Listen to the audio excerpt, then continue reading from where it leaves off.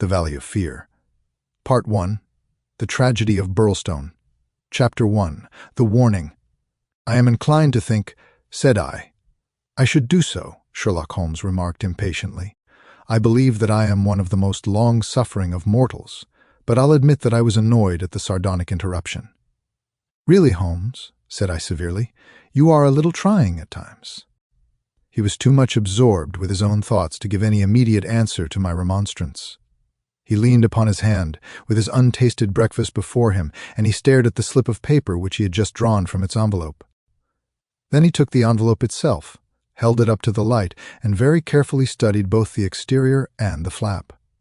"It is Porlock's writing," said he thoughtfully. "I can hardly doubt that it is Porlock's writing, though I have seen it only twice before.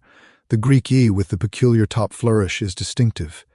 But if it is Porlock, then it must be something of the very first importance." He was speaking to himself rather than to me, but my vexation disappeared in the interest which the words awakened. "Who then is Porlock?" I asked. "Porlock, Watson, is a nom de plume, a mere identification mark, but behind it lies a shifty and evasive personality. In a former letter he frankly informed me that the name was not his own, and defied me ever to trace him among the teeming millions of this great city. Porlock is important, not for himself, but for the great man with whom he is in touch. Picture to yourself the pilot fish with the shark, the jackal with the lion.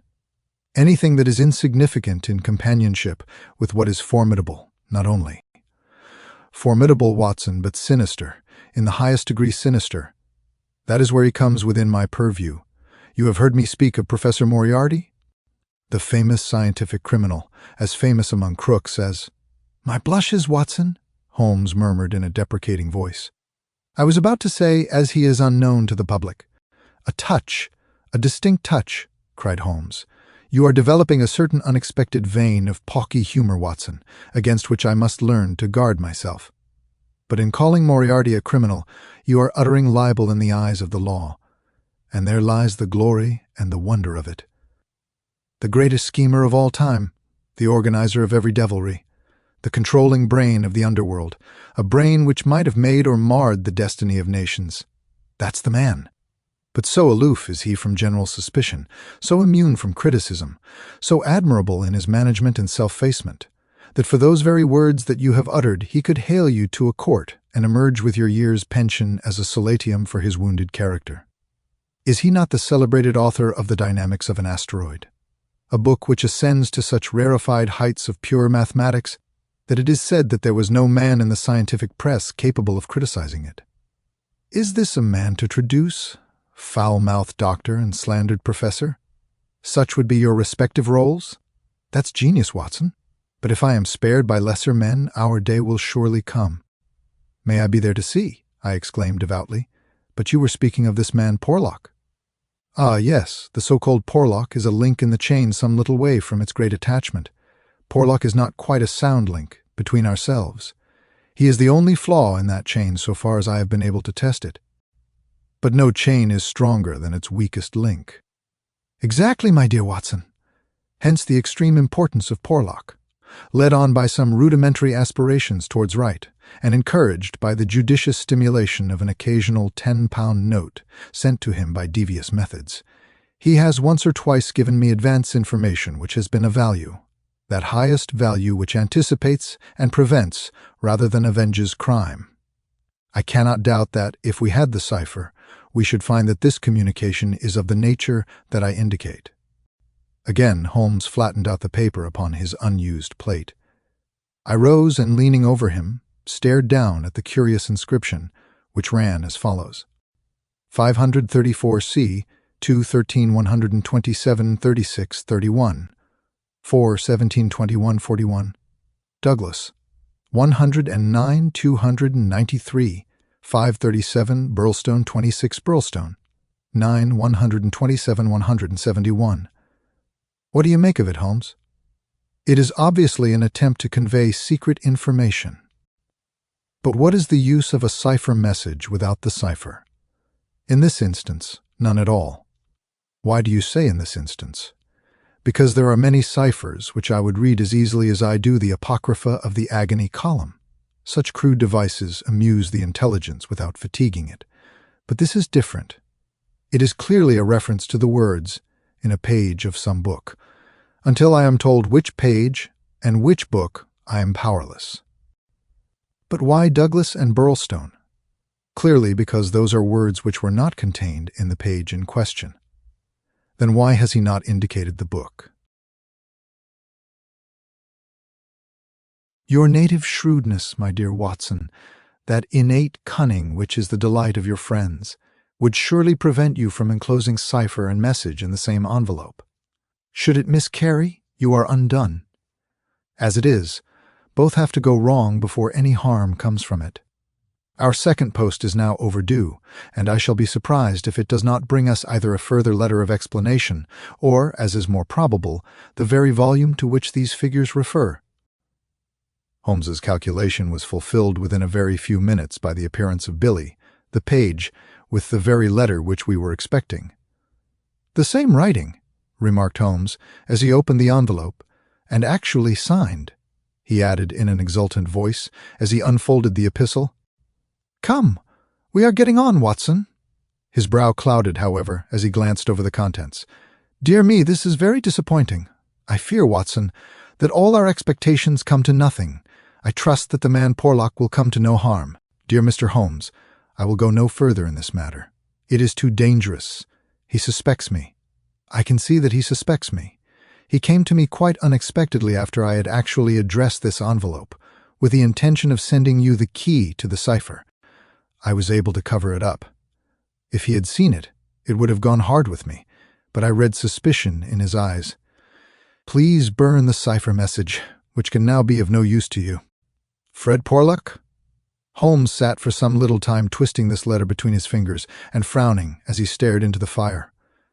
"After all," he said at last, "there may be nothing in it. It may be only his guilty conscience. Knowing himself to be a traitor, he may have read the accusation in the other's eyes." "The other being, I presume, Professor Moriarty." "No less. When any of that party talk about he, you know whom they mean. There is one predominant he for all of them. But what can he do? That's a large question. When you have one of the first brains of Europe up against you and all the powers of darkness at his back, there are infinite possibilities. Anyhow, friend Porlock is evidently scared out of his senses. Kindly compare the writing in the note to that upon its envelope, which was done, he tells us, before this ill-omened visit. The one is clear and firm, the other hardly legible. Why did he write it all? Why did he not simply drop it? Because he feared I would make some inquiry after him in that case, and possibly bring trouble on him. "No doubt," said I. "Of course." I had picked up the original cipher message and was bending my brows over it. It's pretty maddening to think that an important secret may lie here on this slip of paper, and that it is beyond human power to penetrate it. Sherlock Holmes had pushed away his untasted breakfast and lit the unsavory pipe which was the companion of his deepest meditations.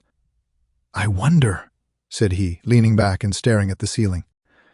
"Perhaps there are points which have escaped your Machiavellian intellect. Let us consider the problem in the light of pure reason. This man's reference is to a book. That is our point of departure. A somewhat vague one. Let us see, then, if we can narrow it down. As I focus my mind upon it, it seems rather less impenetrable. What indications have we as to this book?" "None." Well, it is surely not quite so bad as that. The cipher message begins with a large 534, does it not? We may take it as a working hypothesis that 534 is the particular page to which the cipher refers. So our book has already become a large book, which is surely something gained. What other indications have we as to the nature of this large book? The next sign is C2. What do you make of that, Watson? Chapter the second, no doubt. Hardly that, Watson. You will, I am sure, agree with me that if the page be given, the number of the chapter is immaterial. Also that if page 534 finds us only in the second chapter, the length of the first one must have been really intolerable. "Column!" I cried. "Brilliant, Watson. You are scintillating this morning. If it is not column, then I am very much deceived. So now you see we begin to visualize a large book, printed in double columns, which are each of a considerable length, since one of the words is numbered in the document as the 293rd. Have we reached the limits of what reason can supply? I fear that we have. Surely you do yourself an injustice. One more coruscation, my dear Watson, yet another brainwave. Had the volume been an unusual one, he would have sent it to me. Instead of that, he had intended, before his plans were nipped, to send me the clue in this envelope. He says so in his note. This would seem to indicate that the book is one which he thought I would have no difficulty in finding for myself. He had it, and he imagined that I would have it too. In short, Watson, it is a very common book. What you say certainly sounds plausible. So we have contracted our field of search to a large book, printed in double columns and in common use. The Bible, I cried triumphantly. Good, Watson, good, but not, if I may say so, quite good enough. Even if I accepted the compliment from myself, I could hardly name any volume which would be less likely to lie at the elbow of one of Moriarty's associates. Besides, the editions of Holy Writ are so numerous that he could hardly suppose that two copies would have the same pagination. This is clearly a book which is standardized.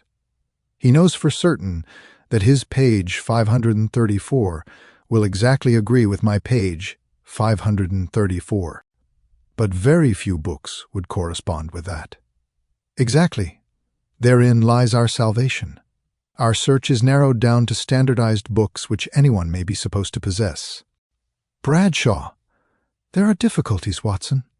The vocabulary of Bradshaw is nervous and terse, but limited. The selection of words would hardly lend itself to the sending of general messages. We will eliminate Bradshaw. The dictionary is, I fear, inadmissible for the same reason. What then is left? An almanac. Excellent, Watson. I am very much mistaken if you have not touched the spot. An almanac. Let us consider the claims of Whitaker's Almanac. It is in common use. It has the requisite number of pages. It is in double column. Though reserved in its earlier vocabulary, it becomes, if I remember right, quite garrulous towards the end. He picked the volume from his desk. Here is page 534, column 2. A substantial block of print dealing, I perceive, with the trade and resources of British India.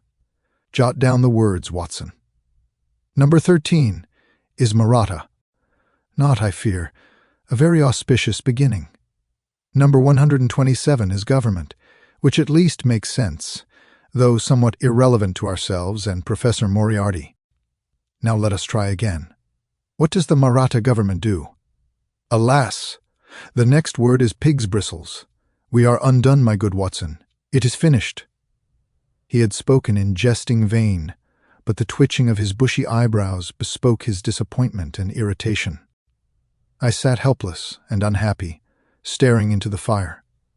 A long silence was broken by a sudden exclamation from Holmes, who dashed at a cupboard from which he emerged with a second yellow-covered volume in his hand. "We pay the price, Watson, for being too up-to-date," he cried. "We are before our time and suffer the usual penalties. Being the 7th of January, we have very properly laid in the new almanac. It is more than likely that Porlock took his message from the old one. No doubt he would have told us so had his letter of explanation been written. Now let us see what page 534 has in store for us. Number 13 is there, which is much more promising. Number 127 is. Holmes's eyes were gleaming with excitement, and his thin, nervous fingers twitched as he counted the words. Danger. Ha, ha, capital, put that down, Watson. There is danger. May come very soon. 1. Then we have the name Douglas. Rich.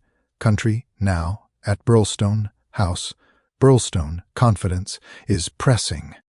There, Watson, what do you think of pure reason and its fruit? If the greengrocer had such a thing as a laurel wreath, I should send Billy round for it. I was staring at the strange message, which I had scrawled, as he deciphered it, upon a sheet of foolscap on my knee. What a queer, scrambling way of expressing his meaning, said I. On the contrary, he has done quite remarkably well, said Holmes. When you search a single column for words with which to express your meaning, you can hardly expect to get everything you want. You are bound to leave something to the intelligence of your correspondent. The purport is perfectly clear. Some devilry is intended against one Douglas, whoever he may be, residing as stated, a rich country gentleman, he is sure confidence was as near as he could get to confident that it is pressing. There is our result, and a very workmanlike little bit of analysis it was. Holmes had the impersonal joy of the true artist in his better work, even as he mourned darkly when it fell below the high level to which he aspired. He was still chuckling over his success when Billy swung open the door and Inspector MacDonald of Scotland Yard was ushered into the room. Those were the early days at the end of the 1880s, when Alec MacDonald was far from having attained the national fame which he has now achieved. He was a young but trusted member of the detective force, who had distinguished himself in several cases which had been entrusted to him. His tall, bony figure gave promise of exceptional physical strength, while his great cranium and deep-set, lustrous eyes spoke no less clearly of the keen intelligence which twinkled out from behind his bushy eyebrows. He was a silent, precise man with a dour nature and a hard Aberdonian accent. Twice already in his career had Holmes helped him to attain success, his own sole reward being the intellectual joy of the problem. For this reason, the affection and respect of the Scotchman for his amateur colleague were profound, and he showed them by the frankness with which he consulted Holmes in every difficulty. Mediocrity knows nothing higher than itself, but talent instantly recognizes genius, and MacDonald had talent enough for his profession to enable him to perceive that there was no humiliation in seeking the assistance of one who already stood alone in Europe, both in his gifts and in his experience. Holmes was not prone to friendship, but he was tolerant of the big Scotchman, and smiled at the sight of him. "You are an early bird, Mr. Mac," said he. "I wish you luck with your worm.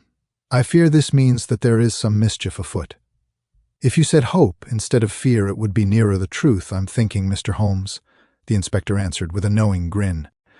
"Well, maybe a wee nip would keep out the raw morning chill. No, I won't smoke, I thank you. I'll have to be pushing on my way, for the early hours of a case are the precious ones, as no man knows better than your own self. But... The inspector had stopped suddenly, and was staring with a look of absolute amazement at a paper upon the table. It was the sheet upon which I had scrawled the enigmatic message. "Douglas!" he stammered. "Burlstone! What's this, Mr. Holmes? Man, it's witchcraft. Where in the name of all that is wonderful did you get those names?" "It is a cipher that Dr. Watson and I have had occasion to solve. But why? What's amiss with the names?" The inspector looked from one to the other of us in dazed astonishment. "Just this," said he, "that Mr. Douglas of Burlstone Manor House was horribly murdered last night." Chapter 2.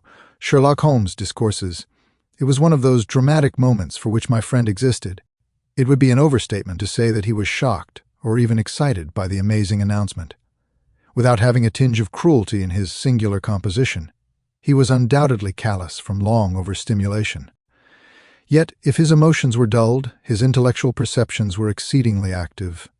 There was no trace then of the horror which I had myself felt at this curt declaration, but his face showed rather the quiet and interested composure of the chemist, who sees the crystals falling into position from his oversaturated solution. "Remarkable," said he. "Remarkable. You don't seem surprised. Interested, Mr. Mac, but hardly surprised. Why should I be surprised? I receive an anonymous communication from a quarter which I know to be important, warning me that danger threatens a certain person. Within an hour I learn that this danger has actually materialized, and that the person is dead. I am interested, but, as you observe, I am not surprised." In a few short sentences he explained to the inspector the facts about the letter and the cipher.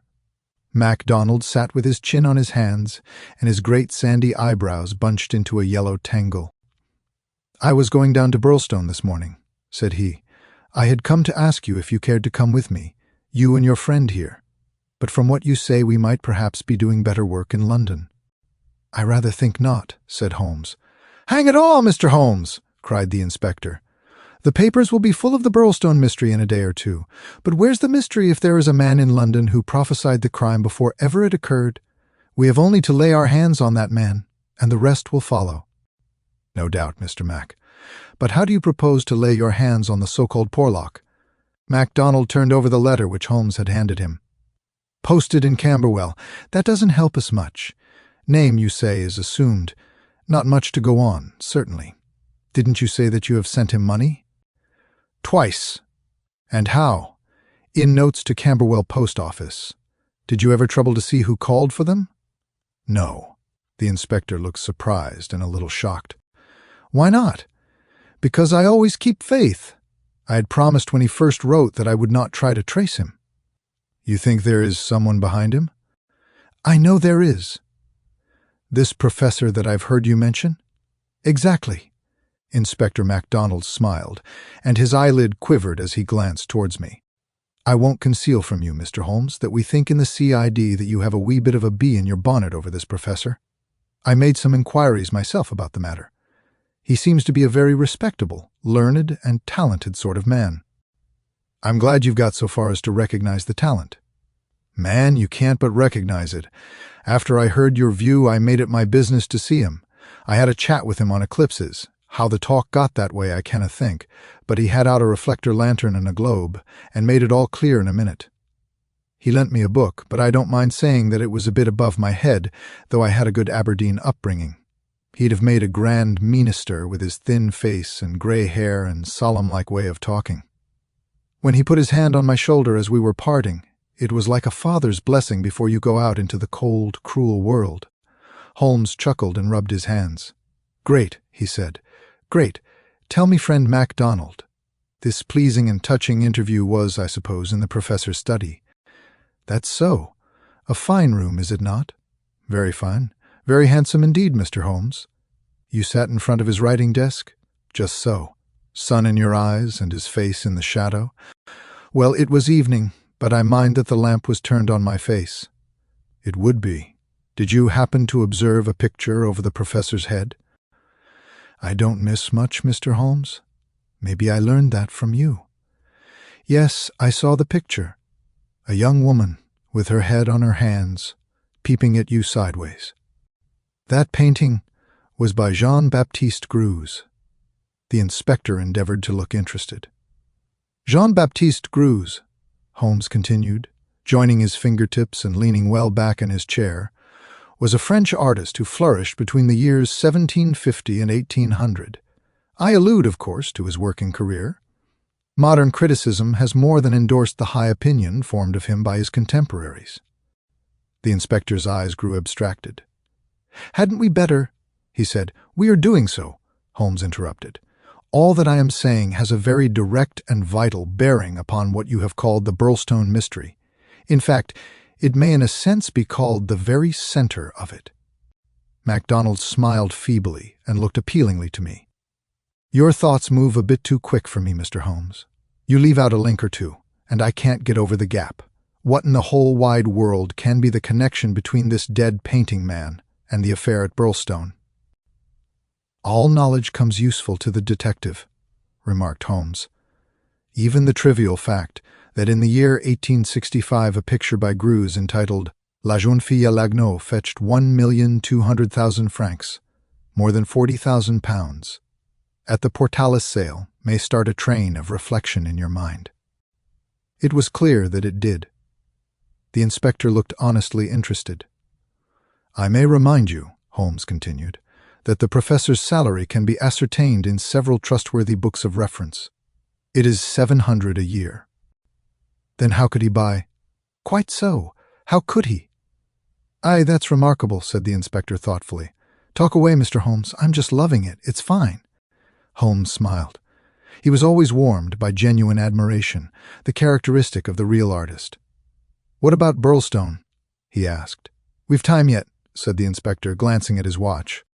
I've a cab at the door, and it won't take us 20 minutes to Victoria. But about this picture, I thought you told me once, Mr. Holmes, that you had never met Professor Moriarty. No, I never have. Then how do you know about his rooms? Ah, that's another matter. I have been 3 times in his rooms, twice waiting for him under different pretexts and leaving before he came. Once, well, I can hardly tell about the once to an official detective. It was on the last occasion that I took the liberty of running over his papers, with the most unexpected results. You found something compromising. Absolutely nothing. That was what amazed me.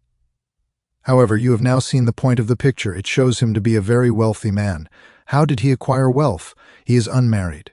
His younger brother is a station master in the west of England. His chair is worth 700 a year, and he owns a Greuze. Well? Surely the inference is plain. You mean that he has a great income, and that he must earn it in an illegal fashion? Exactly. Of course, I have other reasons for thinking so. Dozens of exiguous threads which lead vaguely up towards the center of the web, where the poisonous, motionless creature is lurking. I only mention the Greuze because it brings the matter within the range of your own observation. Well, Mr. Holmes, I admit that what you say is interesting. It's more than interesting. It's just wonderful. But let us have it a little clearer if you can. Is it forgery, coining, burglary? Where does the money come from? Have you ever read of Jonathan Wild? Well, the name has a familiar sound. Someone in a novel, was he not? I don't take much stock of detectives in novels, chaps that do things and never let you see how they do them. That's just inspiration, not business. Jonathan Wild wasn't a detective, and he wasn't in a novel.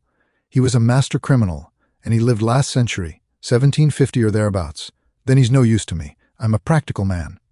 Mr. Mack, the most practical thing that you ever did in your life would be to shut yourself up for 3 months and read 12 hours a day at the annals of crime. Everything comes in circles, even Professor Moriarty. Jonathan Wild was the hidden force of the London criminals, to whom he sold his brains and his organization on a 15% commission. The old wheel turns, and the same spoke comes up. It's all been done before, and will be again. I'll tell you 1 or 2 things about Moriarty which may interest you. You'll interest me, right enough. I happen to know who is the first link in his chain, a chain with this Napoleon gone wrong at one end, and 100 broken fighting men, pickpockets, blackmailers, and card sharpers at the other, with every sort of crime in between. His chief of staff is Colonel Sebastian Moran, as aloof and guarded and inaccessible to the law as himself. What do you think he pays him? I'd like to hear. 6,000 a year. That's paying for brains, you see. The American business principle. I learned that detail quite by chance. It's more than the Prime Minister gets. That gives you an idea of Moriarty's gains and of the scale on which he works. Another point, I made it my business to hunt down some of Moriarty's checks lately. Just common innocent checks that he pays his household bills with. They were drawn on 6 different banks. Does that make any impression on your mind? Queer, certainly, but what do you gather from it? That he wanted no gossip about his wealth. No single man should know what he had. I have no doubt that he has 20 banking accounts, the bulk of his fortune abroad in the Deutsche Bank or the Credit Lyonnais as likely as not. Sometime when you have a year or 2 to spare, I commend to you the study of Professor Moriarty. Inspector MacDonald had grown steadily more impressed as the conversation proceeded. He had lost himself in his interest. Now his practical Scotch intelligence brought him back with a snap to the matter in hand. "He can keep, anyhow," said he. "You've got us sidetracked with your interesting anecdotes, Mr. Holmes. What really counts is your remark that there is some connection between the professor and the crime, that you get from the warning received through the man Porlock. Can we, for our present practical needs, get any further than that? We may form some conception as to the motives of the crime. It is, as I gather from your original remarks, an inexplicable, or at least an unexplained, murder. Now, presuming that the source of the crime is as we suspect it to be, there might be 2 different motives. In the first place, I may tell you that Moriarty rules with a rod of iron over his people. His discipline is tremendous. There is only one punishment in his code. It is death. Now we might suppose that this murdered man, this Douglas, whose approaching fate was known by one of the arch-criminal's subordinates, had in some way betrayed the chief. His punishment followed, and would be known to all, if only to put the fear of death into them. Well, that is one suggestion, Mr. Holmes. The other is that it has been engineered by Moriarty in the ordinary course of business. Was there any robbery? I have not heard. If so, it would of course be against the first hypothesis and in favor of the second. Moriarty may have been engaged to engineer it on a promise of part spoils, or he may have been paid so much down to manage it. Either is possible, but whichever it may be, or if it is some third combination, it is down at Burlstone that we must seek the solution. I know our man too well to suppose that he has left anything up here which may lead us to him. Then to Burlstone we must go, cried MacDonald, jumping from his chair. "My word! It's later than I thought. I can give you, gentlemen, 5 minutes for preparation, and that is all." "And ample for us both," said Holmes, as he sprang up and hastened to change from his dressing gown to his coat. "While we are on our way, Mr. Mac, I will ask you to be good enough to tell me all about it." All about it proved to be disappointingly little, and yet there was enough to assure us that the case before us might well be worthy of the expert's closest attention. He brightened and rubbed his thin hands together as he listened to the meager but remarkable details. A long series of sterile weeks lay behind us, and here at last there was a fitting object for those remarkable powers which, like all special gifts, become irksome to their owner when they are not in use. That razor brain blunted and rusted with inaction. Sherlock Holmes's eyes glistened, his pale cheeks took a warmer hue, and his whole eager face shone with an inward light when the call for work reached him. Leaning forward in the cab, he listened intently to MacDonald's short sketch of the problem which awaited us in Sussex. The inspector was himself dependent, as he explained to us, upon a scribbled account forwarded to him by the milk train in the early hours of the morning. White Mason, the local officer, was a personal friend, and hence MacDonald had been notified much more promptly than is usual at Scotland Yard when provincials need their assistance. It is a very cold scent upon which the metropolitan expert is generally asked to run. "Dear Inspector MacDonald, official requisition for your services is in separate envelope. This is for your private eye. Wire me what train in the morning you can get for Burlstone, and I will meet it, or have it met if I am too occupied. This case is a snorter. Don't waste a moment in getting started. If you can bring Mr. Holmes, please do so, for he will find something after his own heart. We would think the whole had been fixed up for theatrical effect if there wasn't a dead man in the middle of it. My word, it is a snorter." "Your friend seems to be no fool," remarked Holmes. "No, sir. White Mason is a very live man, if I am any judge. Well, have you anything more?"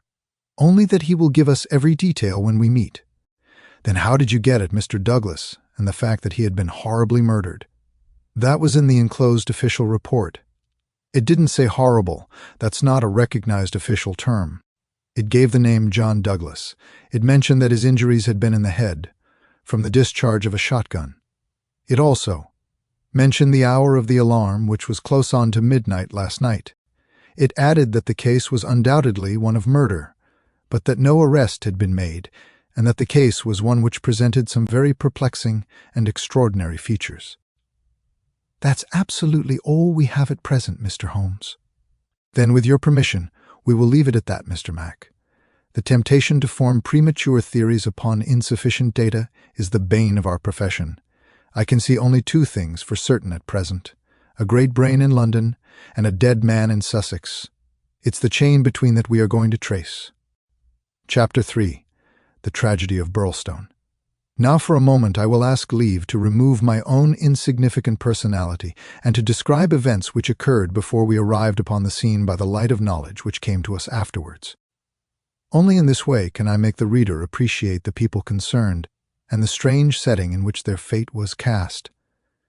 The village of Burlstone is a small and very ancient cluster of half-timbered cottages on the northern border of the county of Sussex.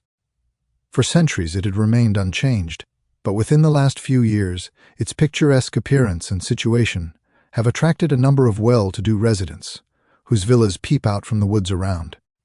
These woods are locally supposed to be the extreme fringe of the great Weald Forest, which thins away until it reaches the northern chalk downs. A number of small shops have come into being to meet the wants of the increased population, so there seems some prospect that Burlstone may soon grow from an ancient village into a modern town. It is the center for a considerable area of country, since Tunbridge Wells, the nearest place of importance, is 10 or 12 miles to the eastward, over the borders of Kent. About half a mile from the town, standing in an old park famous for its huge beech trees, is the ancient manor house of Burlstone. Part of this venerable building dates back to the time of the First Crusade, when Hugo de Capu built a fortalice in the center of the estate, which had been granted to him by the Red King. This was destroyed by fire in 1543, and some of its smoke-blackened corner stones were used when, in Jacobean times, A brick country house rose upon the ruins of the feudal castle.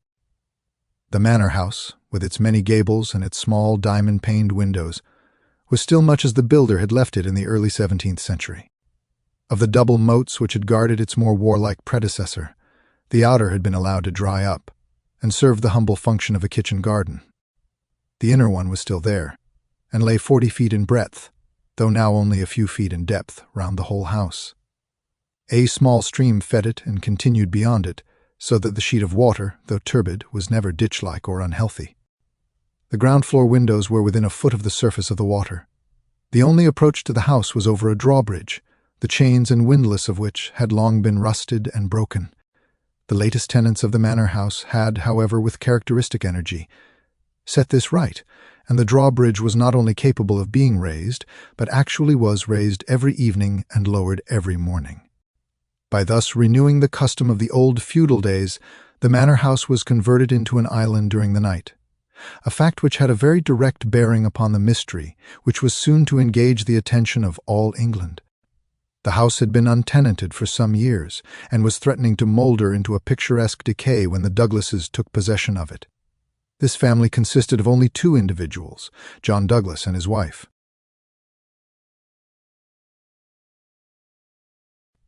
Douglas was a remarkable man, both in character and in person. In age he may have been about 50, with a strong-jawed, rugged face, a grizzling mustache, peculiarly keen gray eyes, and a wiry, vigorous figure which had lost nothing of the strength and activity of youth. He was cheery and genial to all, but somewhat offhand in his manners, giving the impression that he had seen life in social strata on some far lower horizon than the county society of Sussex. Yet, though looked at with some curiosity and reserve by his more cultivated neighbors, he soon acquired a great popularity among the villagers, subscribing handsomely to all local objects, and attending their smoking concerts and other functions, where, having a remarkably rich tenor voice, he was always ready to oblige with an excellent song. He appeared to have plenty of money, which was said to have been gained in the Californian goldfields, and it was clear from his own talk and that of his wife that he had spent a part of his life in America. The good impression which had been produced by his generosity and by his democratic manners was increased by a reputation gained for utter indifference to danger. Though a wretched rider, he turned out at every meet, and took the most amazing falls in his determination to hold his own with the best. When the vicarage caught fire, he distinguished himself also by the fearlessness with which he re-entered the building to save property, after the local fire brigade had given it up as impossible. Thus it came about that John Douglas of the manor house had within 5 years won himself quite a reputation in Burlstone. His wife, too, was popular with those who had made her acquaintance, though, after the English fashion, the callers upon a stranger who settled in the county without introductions were few and far between. This mattered the less to her, as she was retiring by disposition, and very much absorbed, to all appearance, in her husband and her domestic duties. It was known that she was an English lady who had met Mr. Douglas in London, he being at that time a widower.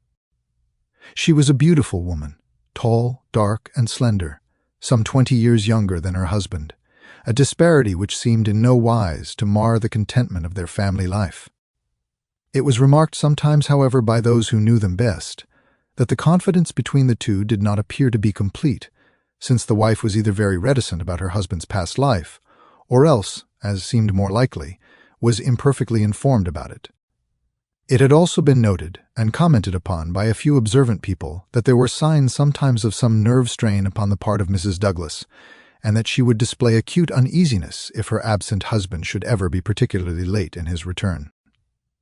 On a quiet countryside where all gossip is welcome, this weakness of the lady of the manor house did not pass without remark, and it bulked larger upon people's memory when the events arose which gave it a very special significance. There was yet another individual whose residence under that roof was, it is true, only an intermittent one, but whose presence at the time of the strange happenings which will now be narrated brought his name prominently before the public. This was Cecil James Barker, of Hales Lodge, Hampstead. Cecil Barker's tall, loose-jointed figure was a familiar one in the main street of Burlstone village, for he was a frequent and welcome visitor at the manor house. He was the more noticed as being the only friend of the past unknown life of Mr. Douglas who was ever seen in his new English surroundings. Barker was himself an undoubted Englishman, but by his remarks, it was clear that he had first known Douglas in America, and had. They lived on intimate terms with him. He appeared to be a man of considerable wealth, and was reputed to be a bachelor. In age he was rather younger than Douglas, 45 at the most, a tall, straight, broad-chested fellow with a clean-shaved prize-fighter face, thick, strong, black eyebrows, and a pair of masterful black eyes which might, even without the aid of his very capable hands, clear a way for him through a hostile crowd. He neither rode nor shot, but spent his days in wandering round the old village with his pipe in his mouth, or in driving with his host, or in his absence with his hostess, over the beautiful countryside. "An easy-going, free-handed gentleman," said Ames, the butler, "but my word, I had rather not be the man that crossed him." He was cordial and intimate with Douglas, and he was no less friendly with his wife, a friendship which more than once seemed to cause some irritation to the husband, so that even the servants were able to perceive his annoyance. Such was the third person who was one of the family when the catastrophe occurred. As to the other denizens of the old building, it will suffice out of a large household to mention the prim, respectable, and capable Ames, and Mrs. Allen, a buxom and cheerful person, who relieved the lady of some of her household cares. The other 6 servants in the house bear no relation to the events of the night of January 6th. It was at 11:45 that the first alarm reached the small local police station, in charge of Sergeant Wilson of the Sussex Constabulary. Cecil Barker, much excited, had rushed up to the door and pealed furiously upon the bell. A terrible tragedy had occurred at the manor house, and John Douglas had been murdered. That was the breathless burden of his message. He had hurried back to the house, followed within a few minutes by the police sergeant, who arrived at the scene of the crime a little after 12 o'clock, after taking prompt steps to warn the county authorities that something serious was afoot. On reaching the manor house, the sergeant had found the drawbridge down, the windows lighted up, and the whole household in a state of wild confusion and alarm. The white-faced servants were huddling together in the hall, with the frightened butler wringing his hands in the doorway. Only Cecil Barker seemed to be master of himself and his emotions. He had opened the door which was nearest to the entrance, and he had beckoned to the sergeant to follow him. At that moment, there arrived Dr. Wood, a brisk and capable general practitioner from the village. The 3 men entered the fatal room together, while the horror-stricken butler followed at their heels, closing the door behind him to shut out the terrible scene from the maidservants. The dead man lay on his back, sprawling with outstretched limbs in the center of the room. He was clad only in a pink dressing gown, which covered his nightclothes. There were carpet slippers on his bare feet. The doctor knelt beside him and held down the hand lamp which had stood on the table. One glance at the victim was enough to show the healer that his presence could be dispensed with. The man had been horribly injured. Lying across his chest was a curious weapon, a shotgun with the barrel sawn off a foot in front of the triggers. It was clear that this had been fired at close range, and that he had received the whole charge in the face, blowing his head almost to pieces. The triggers had been wired together so as to make the simultaneous discharge more destructive. The country policeman was unnerved and troubled by the tremendous responsibility which had come so suddenly upon him. "We will touch nothing until my superiors arrive," he said in a hushed voice, staring in horror at the dreadful head. "Nothing has been touched up to now," said Cecil Barker. "I'll answer for that. You see it all exactly as I found it." "When was that?"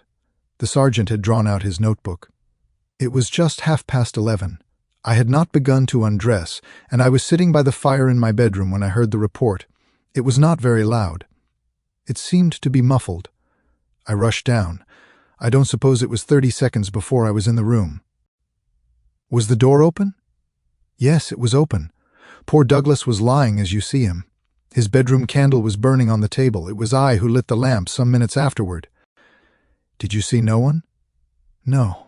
I heard Mrs. Douglas coming down the stairs behind me, and I rushed out to prevent her from seeing this dreadful sight. Mrs. Allen, the housekeeper, came and took her away. Ames had arrived, and we ran back into the room once more." "But surely I have heard that the drawbridge is kept up all night." "Yes, it was up until I lowered it. Then how could any murderer have got away? It is out of the question. Mr. Douglas must have shot himself. That was our first idea. But see." Barker drew aside the curtain and showed that the long, diamond-paned window was open to its full extent. "And look at this." He held the lamp down and illuminated a smudge of blood like the mark of a boot sole upon the wooden sill. "Someone has stood there in getting out." "You mean that someone waded across the moat?" "Exactly. Then if you were in the room within half a minute of the crime, he must have been in the water at that very moment." "I have not a doubt of it. I wish to heaven that I had rushed to the window. But the curtain screened it, as you can see, and so it never occurred to me. Then I heard the step of Mrs. Douglas, and I could not let her enter the room. It would have been too horrible." "Horrible enough," said the doctor, looking at the shattered head and the terrible marks which surrounded it. "I've never seen such injuries since the Burlstone railway smash." "But, I say," remarked the police sergeant, whose slow, bucolic common sense was still pondering the open window. "It's all very well your saying that a man escaped by wading this moat, but what I ask you is, how did he ever get into the house at all if the bridge was up?" "Ah, that's the question," said Barker. "At what o'clock was it raised?" "It was nearly 6 o'clock," said Ames, the butler. "Would be nearer 4:30 than 6 at this time of year." "I've heard," said the sergeant, "that it was usually raised at sunset." "That. Mrs. Douglas had visitors to tea," said Ames. "I couldn't raise it until they went. Then I wound it up myself." "Then it comes to this," said the sergeant. "If anyone came from outside, if they did, they must have got in across the bridge before 6 and been in. Hiding ever since, until Mr. Douglas came into the room after 11. "That is so. Mr. Douglas went round the house every night the last thing before he turned in to see that the lights were right. That brought him in here. The man was waiting and shot him. Then he got away through the window and left his gun behind him. That's how I read it, for nothing else will fit the facts." The sergeant picked up a card which lay beside the dead man on the floor. The initials 5th, and under them the number 341 were rudely scrawled in ink upon it. "What's this?" he asked, holding it up. Barker looked at it with curiosity. "I never noticed it before," he said. "The murderer must have left it behind him. VV 341. I can make no sense of that." The sergeant kept turning it over in his big fingers. "What's VV? Somebody's initials, maybe. What have you got there, Dr. Wood?" It was a good-sized hammer which had been lying on the rug in front of the fireplace. A substantial, workmanlike hammer. Cecil Barker pointed to a box of brass-headed nails upon the mantelpiece. "Mr. Douglas was altering the pictures yesterday," he said. "I saw him myself, standing upon that chair and fixing the big picture above it. That accounts for the hammer." "We'd best put it back on the rug where we found it," said the sergeant, scratching his puzzled head in his perplexity. "It will want the best brains in the force to get to the bottom of this thing. It will be a London job before it is finished." He raised the hand lamp and walked slowly round the room. "Hullo!" he cried excitedly, drawing the window curtain to one side. "What o'clock were those curtains drawn?" "When the lamps were lit," said the butler. "It would be shortly after 4. Someone has been hiding here, sure enough." He held down the light, and the marks of muddy boots were very visible in the corner.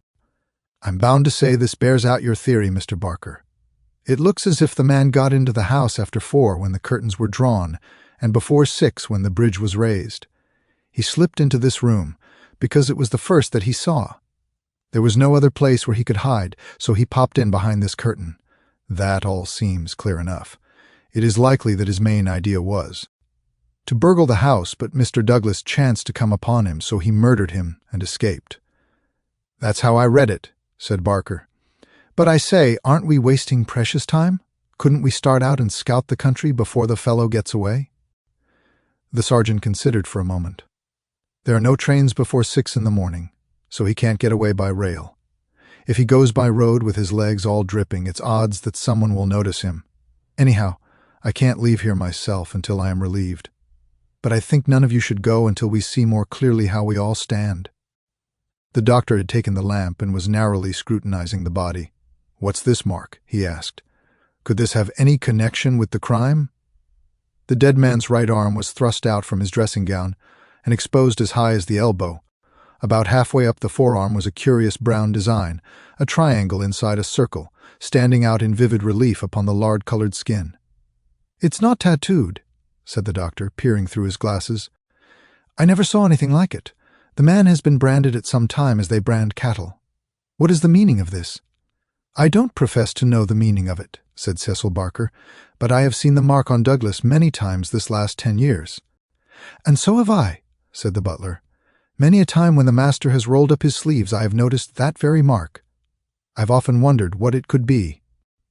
"Then it has nothing to do with the crime anyhow," said the sergeant. "But it's a rum thing all the same. Everything about this case is rum. Well, what is it now?" The butler had given an exclamation of astonishment and was pointing at the dead man's outstretched hand. "They've taken his wedding ring," he gasped. "What?" "Yes, indeed. Master always wore his plain gold wedding ring on the little finger of his left hand. That ring with the rough nugget on it was above it. And the twisted snake ring on the third finger. There's the nugget and there's the snake, but the wedding ring is gone."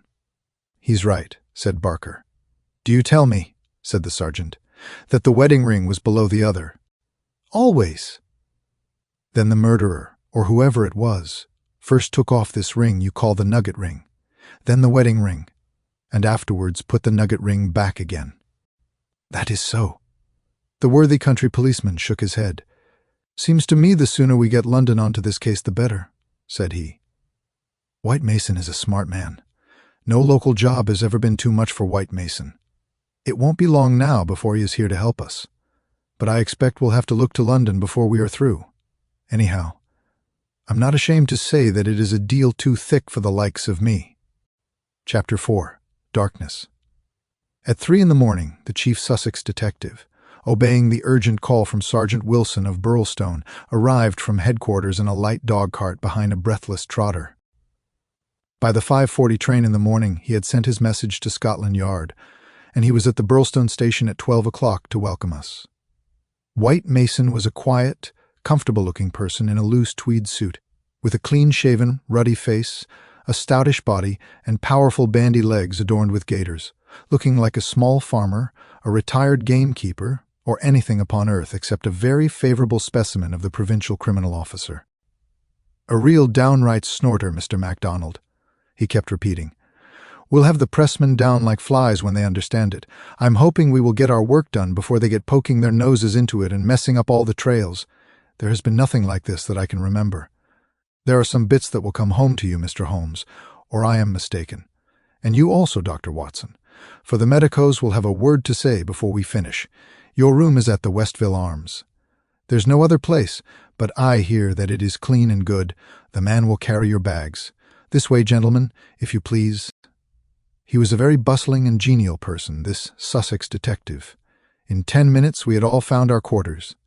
In 10 more we were seated in the parlor of the inn and being treated to a rapid sketch of those events which have been outlined in the previous chapter. MacDonald made an occasional note, while Holmes sat absorbed, with the expression of surprised and reverent admiration with which the botanist surveys the rare and precious bloom. "Remarkable," he said, when the story was unfolded. "Most remarkable. I can hardly recall any case where the features have been more peculiar." "I thought you would say so, Mr. Holmes," said White Mason in great delight. "We're well up with the times in Sussex. I've told you now how matters were up to the time when I took over from Sergeant Wilson. Between 3 and 4 this morning. My word, I made the old mare go. But I need not have been in such a hurry, as it turned out, for there was nothing immediate that I could do. Sergeant Wilson had all the facts. I checked them and considered them and maybe added a few of my own." "What were they?" asked Holmes eagerly. "Well, I first had the hammer examined. There was Dr. Wood there to help me. We found no signs of violence upon it. I was hoping that if Mr. Douglas defended himself with the hammer, he might have left his mark upon the murderer before he dropped it on the mat. But there was no stain." "That, of course, proves nothing at all," remarked Inspector MacDonald. "There has been many a hammer murder, and no trace on the hammer. Quite so, it doesn't prove it wasn't used, but there might have been stains, and that would have helped us. As a matter of fact, there were none. Then I examined the gun. They were buckshot cartridges, and, as Sergeant Wilson pointed out, the triggers were wired together so that if you pulled on the hinder one, both barrels were discharged." Whoever fixed that up had made up his mind that he was going to take no chances of missing his man. The sawn gun was not more than 2 foot long. One could carry it easily under one's coat. There was no complete maker's name, but the printed letters pen were on the fluting between the barrels, and the rest of the name had been cut off by the saw. A big P with a flourish above it, E and N smaller, asked Holmes. Exactly. Pennsylvania's Small Arms Company. Well-known American firm, said Holmes. White Mason gazed at my friend as the little village practitioner looks at the Harley Street specialist, who by a word can solve the difficulties that perplex him. That is very helpful, Mr. Holmes. No doubt you are right. Wonderful, wonderful. Do you carry the names of all the gun makers in the world in your memory? Holmes dismissed the subject with a wave. No doubt it is an American shotgun, White Mason continued. I seem to have read that a sawn-off shotgun is a weapon used in some parts of America. Apart from the name upon the barrel, the idea had occurred to me. There is some evidence, then, that this man who entered the house and killed its master was an American. MacDonald shook his head. Man, you are surely traveling over fast, said he. I have heard no evidence yet that any stranger was ever in the house at all. The open window, the blood on the sill, the queer card, the marks of boots in the corner, the gun. Nothing there that could not have been arranged. Mr. Douglas was an American, or had lived long in America. So had Mr. Barker. You don't need to import an American from outside in order to account for American doings. Ames, the butler. What about him? Is he reliable? 10 years with Sir Charles Chandos, as solid as a rock. He has been with Douglas ever since he took the manor house 5 years ago. He has never seen a gun of this sort in the house. The gun was made to conceal. That's why the barrels were sawn. It would fit into any box. How could he swear there was no such gun in the house? Well, anyhow, he had never seen one. MacDonald shook his obstinate Scotch head. I'm not convinced yet that there was ever anyone in the house, said he. I'm asking you to consider. I'm asking you to consider what it involves if you suppose that this gun was ever brought into the house, and that all these strange things were done by a person from outside. Oh, man, it's just inconceivable.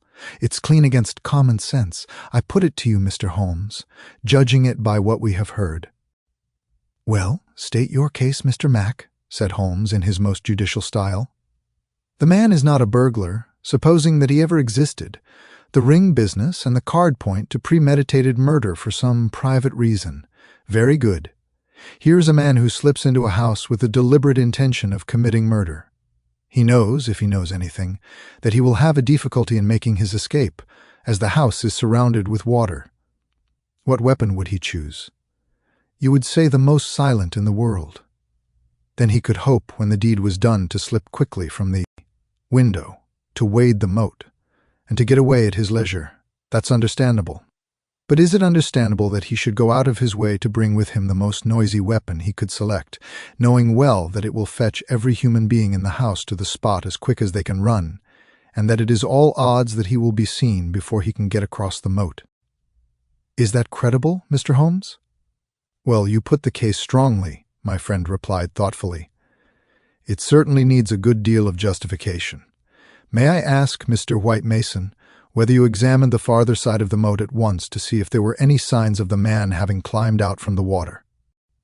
There were no signs, Mr. Holmes, but it is a stone ledge and one could hardly expect them. No tracks or marks? None. Ha! Would there be any objection, Mr. White Mason, to our going down to the house at once? There may possibly be some small point which might be suggestive. I was going to propose it, Mr. Holmes, but I thought it well to put you in touch with all the facts before we go. I suppose if anything should strike you— White Mason looked doubtfully at the amateur. I have worked with Mr. Holmes before, said Inspector MacDonald. He plays the game. My own idea of the game at any rate, said Holmes with a smile. I go into a case to help the ends of justice and the work of the police. If I have ever separated myself from the official force, it is because they have first separated themselves from me. I have no wish ever to score at their expense. At the same time, Mr. White Mason, I claim the right to work in my own way and give my results at my own time, complete rather than in stages. I am sure we are honored by your presence, and to show you all we know, said White Mason cordially. "Come along, Dr. Watson, and when the time comes we'll all hope for a place in your book." We walked down the quaint village street with a row of pollarded elms on each side of it. Just beyond were two ancient stone pillars, weather-stained and lichen-blotched, bearing upon their summits a shapeless something, which had once been the rampant lion of Capus of Burlstone. A short walk along the winding drive, with such sward and oaks around it as one only sees in rural England, then a sudden turn, and the long, low Jacobean house of dingy, liver-colored brick lay before us, with an old-fashioned garden of cut yews on each side of it. As we approached it, there was the wooden drawbridge and the beautiful broad moat as still and luminous as quicksilver in the cold winter sunshine. 3 centuries had flowed past the old manor house, centuries of births and of homecomings, of country dances and of the meetings of fox hunters. Strange that now in its old age this dark business should have cast its shadow upon the venerable walls. And yet those strange peaked roofs and quaint overhung gables were a fitting covering to grim and terrible intrigue. As I looked at the deep-set windows and the long sweep of the dull-colored, water-lapped front, I felt that no more fitting scene could be set for such a tragedy. "That's the window," said White Mason. "That one on the immediate right of the drawbridge. It's open just as it was found last night. It looks rather narrow for a man to pass." "Well, it wasn't a fat man anyhow. We don't need your deductions, Mr. Holmes, to tell us that. But you or I could squeeze through all right." Holmes walked to the edge of the moat and looked across. Then he examined the stone ledge and the grass border beyond it. "I've had a good look, Mr. Holmes," said White Mason. "There is nothing there, no sign that anyone has landed. But why should he leave any sign?" "Exactly. Why should he? Is the water always turbid?" "How deep is it?" "About 2 feet at each side and 3 in the middle. So we can put aside all idea of the man having been drowned in crossing." "No, a child could not be drowned in it." We walked across the drawbridge and were admitted by a quaint, gnarled, dried-up person who was the butler, Ames. The poor old fellow was white and quivering from the shock. The village sergeant, a tall, formal, melancholy man, still held his vigil in the room of fate. The doctor had departed. "No, sir." "Then you can go home. You've had enough. We can send for you if we want you." "The butler had better wait outside. Tell him to warn Mr. Cecil Barker, Mrs. Douglas, and the housekeeper that we may want a word with them presently. Now, gentlemen, perhaps you will allow me to give you the views I have formed first, and then you will be able to arrive at your own." He impressed me, this country specialist. He had a solid grip of fact and a cool, clear, common-sense brain, which should take him some way in his profession. Holmes listened to him intently, with no sign of that impatience which the official exponent too often produced. "Is it suicide, or is it murder? That's our first question, gentlemen, is it not? If it were suicide, then we have to believe that this man began by taking off his wedding ring and concealing it, that he then came down here in his dressing gown, trampled mud into a corner behind the curtain in order to give the idea someone had waited for him, opened the window, put blood on the—" "We can surely dismiss that," said MacDonald. "So I think suicide is out of the question. Then a murder has been done. What we have to determine is whether it was done by someone outside or inside the house." "Well, let's hear the argument." "There are considerable difficulties both ways, and yet one or the other it must be. We will suppose first that some person or persons inside the house did the crime. They got this man down here at a time when everything was still, and yet no one was asleep. They then did the deed with the queerest and noisiest weapon in the world so as to tell everyone what had happened. A weapon that was never seen in the house before. That does not seem a very likely start, does it?" "No, it does not." "Well, then everyone is agreed that after the alarm was given only a minute at the most had passed before the whole household. Not Mr. Cecil Barker alone, though he claims to have been the first, but Ames and all of them were on the spot. Do you tell me that in that time the guilty person managed to make footmarks in the corner, open the window, mark the sill with blood, take the wedding ring off the dead man's finger, and all the rest of it? It's impossible." "You put it very clearly," said Holmes. "I am inclined to agree with you." "Well, then, we are driven back to the theory that it was done by someone from outside. We are still faced with some big difficulties, but anyhow they have ceased to be impossibilities." The man got into the house between 4:30 and 6, that is to say, between dusk and the time when the bridge was raised. There had been some visitors, and the door was open, so there was nothing to prevent him. He may have been a common burglar, or he may have had some private grudge against Mr. Douglas, since Mr. Douglas has spent most of his life in America, and this shotgun seems to be an American weapon. It would seem that the private grudge is the more likely theory. He slipped into this room because it was the first he came to, and he hid behind the curtain. There he remained until past 11 at night. At that time, Mr. Douglas entered the room. It was a short interview, if there were any interview at all, for Mrs. Douglas declares that her husband had not left her more than a few minutes when she heard the shot. "The candle shows that," said Holmes. "Exactly. The candle, which was a new one, is not burned more than half an inch. He must have placed it on the table before he was attacked. Otherwise, of course, it would have fallen when he fell. This shows that he was not attacked the instant that he entered the room. When Mr. Barker arrived, the candle was lit, and the lamp was out. That's all clear enough. Well, now we can reconstruct things on those lines. Mr. Douglas enters the room. He puts down the candle. A man appears from behind the curtain. He is armed with this gun. He demands the wedding ring. Heaven only knows why, but so it must have been. Mr. Douglas gave it up. Then, either in cold blood or in the course of a struggle, Douglas may have gripped the hammer that was found upon the mat. He shot Douglas in this horrible way. He dropped his gun, and also, it would seem, this queer card, 5th, 341, whatever that may mean, and he made his escape through the window and across the moat at the very moment when Cecil Barker was discovering the crime. How's that, Mr. Holmes?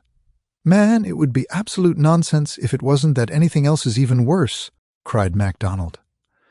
Somebody killed the man, and whoever it was, I could clearly prove to you that he should have done it some other way. What does he mean by allowing his retreat to be cut off like that? What does he mean by using a shotgun when silence was his one chance of escape? Come, Mr. Holmes, it's up to you to give us a lead, since you say Mr. White Mason's theory is unconvincing. Holmes had sat intently observant during this long discussion, missing no word that was said, with his keen eyes darting to right and to left, and his forehead wrinkled with speculation. "I should like a few more facts before I get so far as a theory, Mr. Mac," said he, kneeling down beside the body. "Dear me, these injuries are really appalling. Can we have the butler in for a moment? Ames, I understand that you have often seen this very unusual mark, a branded triangle inside a circle, upon Mr. Douglas's forearm." "Frequently, sir." "You never heard any speculation as to what it meant?" "No, sir. It must have caused great pain when it was inflicted. It is undoubtedly a burn. Now I observe, Ames, that there is a small piece of plaster at the angle of Mr. Douglas's jaw. Did you observe that in life?" "Yes, sir. He cut himself in shaving yesterday morning." "Did you ever know him to cut himself in shaving before?" "Not for a very long time, sir." "Suggestive," said Holmes. "It may, of course, be a mere coincidence, or it may point to some nervousness which would indicate that he had reason to apprehend danger. Had you noticed anything unusual in his conduct yesterday, Ames?" "It struck me that he was a little restless and excited, sir." "Ha! The attack may not have been entirely unexpected. We do seem to make a little progress, do we not? Perhaps you would rather do the questioning, Mr. Mac." "No, Mr. Holmes, it's in better hands than mine." "Well, then, we will pass to this card. 5th, 341. It is rough cardboard. Have you any of the sort in the house?" "I don't think so." Holmes walked across to the desk and dabbed a little ink from each bottle onto the blotting paper. "It was not printed in this room," he said. "This is black ink and the other purplish. It was done by a thick pen, and these are fine. No, it was done elsewhere, I should say. Can you make anything of the inscription, Ames?" "No, sir, nothing." "What do you think, Mr. Mac?" "It gives me the impression of a secret society of some sort, the same with his badge upon the forearm." "That's my idea, too," said White Mason. "Well, we can adopt it as a working hypothesis, and then see how far our difficulties disappear.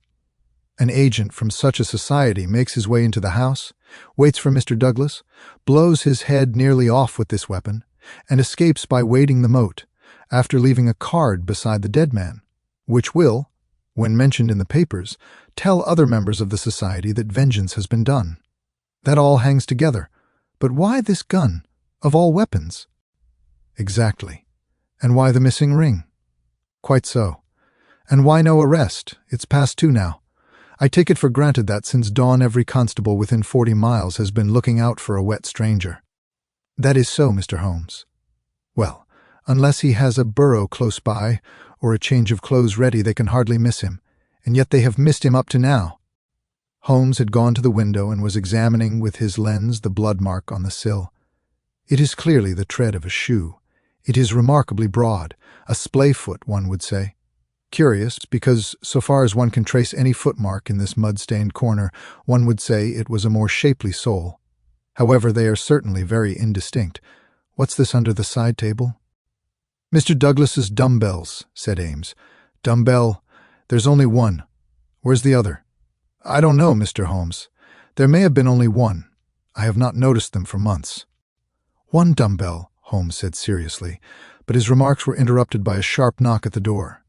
A tall, sunburned, capable-looking, clean-shaven man looked in at us. I had no difficulty in guessing that it was the Cecil Barker of whom I had heard. His masterful eyes traveled quickly with a questioning glance from face to face. "Sorry to interrupt your consultation," said he, "but you should hear the latest news. An arrest? No such luck, but they found his bicycle. The fellow left his bicycle behind him. Come and have a look. It is within 100 yards of the hall door." We found 3 or 4 grooms and idlers standing in the drive inspecting a bicycle which had been drawn out from a clump of evergreens in which it had been concealed. It was a well-used Rudge Whitworth, splashed as from a considerable journey. There was a saddlebag with spanner and oilkin, but no clue as to the owner. "It would be a grand help to the police," said the inspector, "if these things were numbered and registered. But we must be thankful for what we've got. If we can't find where he went to, at least we are likely to get where he came from. But what in the name of all that is wonderful made the fellow leave it behind? And how in the world has he got away without it? We don't seem to get a gleam of light in the case, Mr. Holmes." "Don't we?" my friend answered thoughtfully. "I wonder." Chapter 5, The People of the Drama. "Have you seen all you want of the study?" asked White Mason as we re-entered the house. "For the time," said the inspector, and Holmes nodded. "Then perhaps you would now like to hear the evidence of some of the people in the house. We could use the dining room, Ames. Please come yourself first and tell us what you know." The butler's account was a simple and a clear one, and he gave a convincing impression of sincerity. He had been engaged 5 years before, when Douglas first came to Burlstone. He understood that Mr. Douglas was a rich gentleman who had made his money in America. He had been a kind and considerate employer. Not quite what Ames was used to, perhaps, but one can't have everything. He never saw any signs of apprehension in Mr. Douglas. On the contrary, he was the most fearless man he had ever known. He ordered the drawbridge to be pulled up every night because it was the ancient custom of the old house, and he liked to keep the old ways up. Mr. Douglas seldom went to London or left the village, but on the day before the crime he had been shopping at Tunbridge Wells. He had observed some restlessness and excitement on the part of Mr. Douglas that day, for he had seemed impatient and irritable, which was unusual with him. He had not gone to bed that night, but was in the pantry at the back of the house, putting away the silver when he heard the bell ring violently. He heard no shot, but it was hardly possible he would, as the pantry and kitchens were at the very back of the house, and there were several closed doors and a long passage between. The housekeeper had come out of her room, attracted by the violent ringing of the bell. They had gone to the front of the house together. As they reached the bottom of the stairs, he had seen Mrs. Douglas coming down them. No, she was not hurrying. It did not seem to him that she was particularly agitated. Just as she reached the bottom of the stairs, Mr. Barker had rushed out of the study. He had stopped Mrs. Douglas and begged her to go back. "For God's sake, go back to your room," he cried. "Poor Jack is dead. You can do nothing. For God's sake, go back." After some persuasion upon the stairs, Mrs. Douglas had gone back. She did not scream. She made no outcry whatever. Mrs. Allen, the housekeeper, had taken her upstairs and stayed with her in the bedroom. Ames and Mr. Barker had then returned to the study, where they had found everything exactly as the police had seen it. The candle was not lit at that time, but the lamp was burning. They had looked out of the window, but the night was very dark, and nothing could be seen or heard. They had then rushed out into the hall, where Ames had turned the windlass which lowered the drawbridge. Mr. Barker had then hurried off to get the police. Such, in its essentials, was the evidence of the butler. The account of Mrs. Allen, the housekeeper, was, so far as it went, a corroboration of that of her fellow servant. The housekeeper's room was rather nearer to the front of the house than the pantry in which Ames had been working. She was preparing to go to bed when the loud ringing of the bell had attracted her attention. She was a little hard of hearing. Perhaps that was why she had not heard the shot, but in any case the study was a long way off. She remembered hearing some sound which she imagined to be the slamming of a door. That was a good deal earlier, half an hour at least before the ringing of the bell. When Mr. Ames ran to the front, she went with him.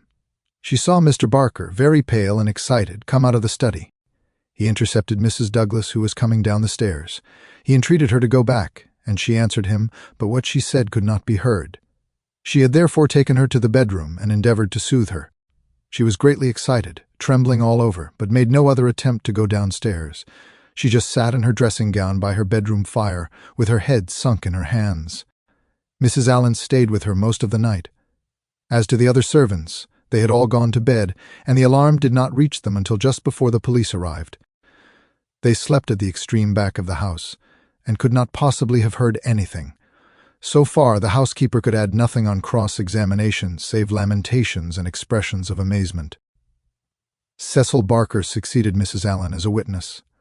As to the occurrences of the night before, he had very little to add to what he had already told the police. Personally, he was convinced that the murderer had escaped by the window. The bloodstain was conclusive, in his opinion, on that point. Besides, as the bridge was up, there was no other possible way of escaping. He could not explain what had become of the assassin or why he had not taken his bicycle. If it were indeed his, he could not possibly have been drowned in the moat, which was at no place more than 3 feet deep. In his own mind, he had a very definite theory about the murder. Douglas was a reticent man, and there were some chapters in his life of which he never spoke. He had emigrated to America when he was a very young man. He had prospered well, and Barker had first met him in California, where they had become partners in a successful mining claim at a place called Benito Canyon. They had done very well, but Douglas had suddenly sold out and started for England. He was a widower at that time. Barker had afterwards realized his money and come to live in London.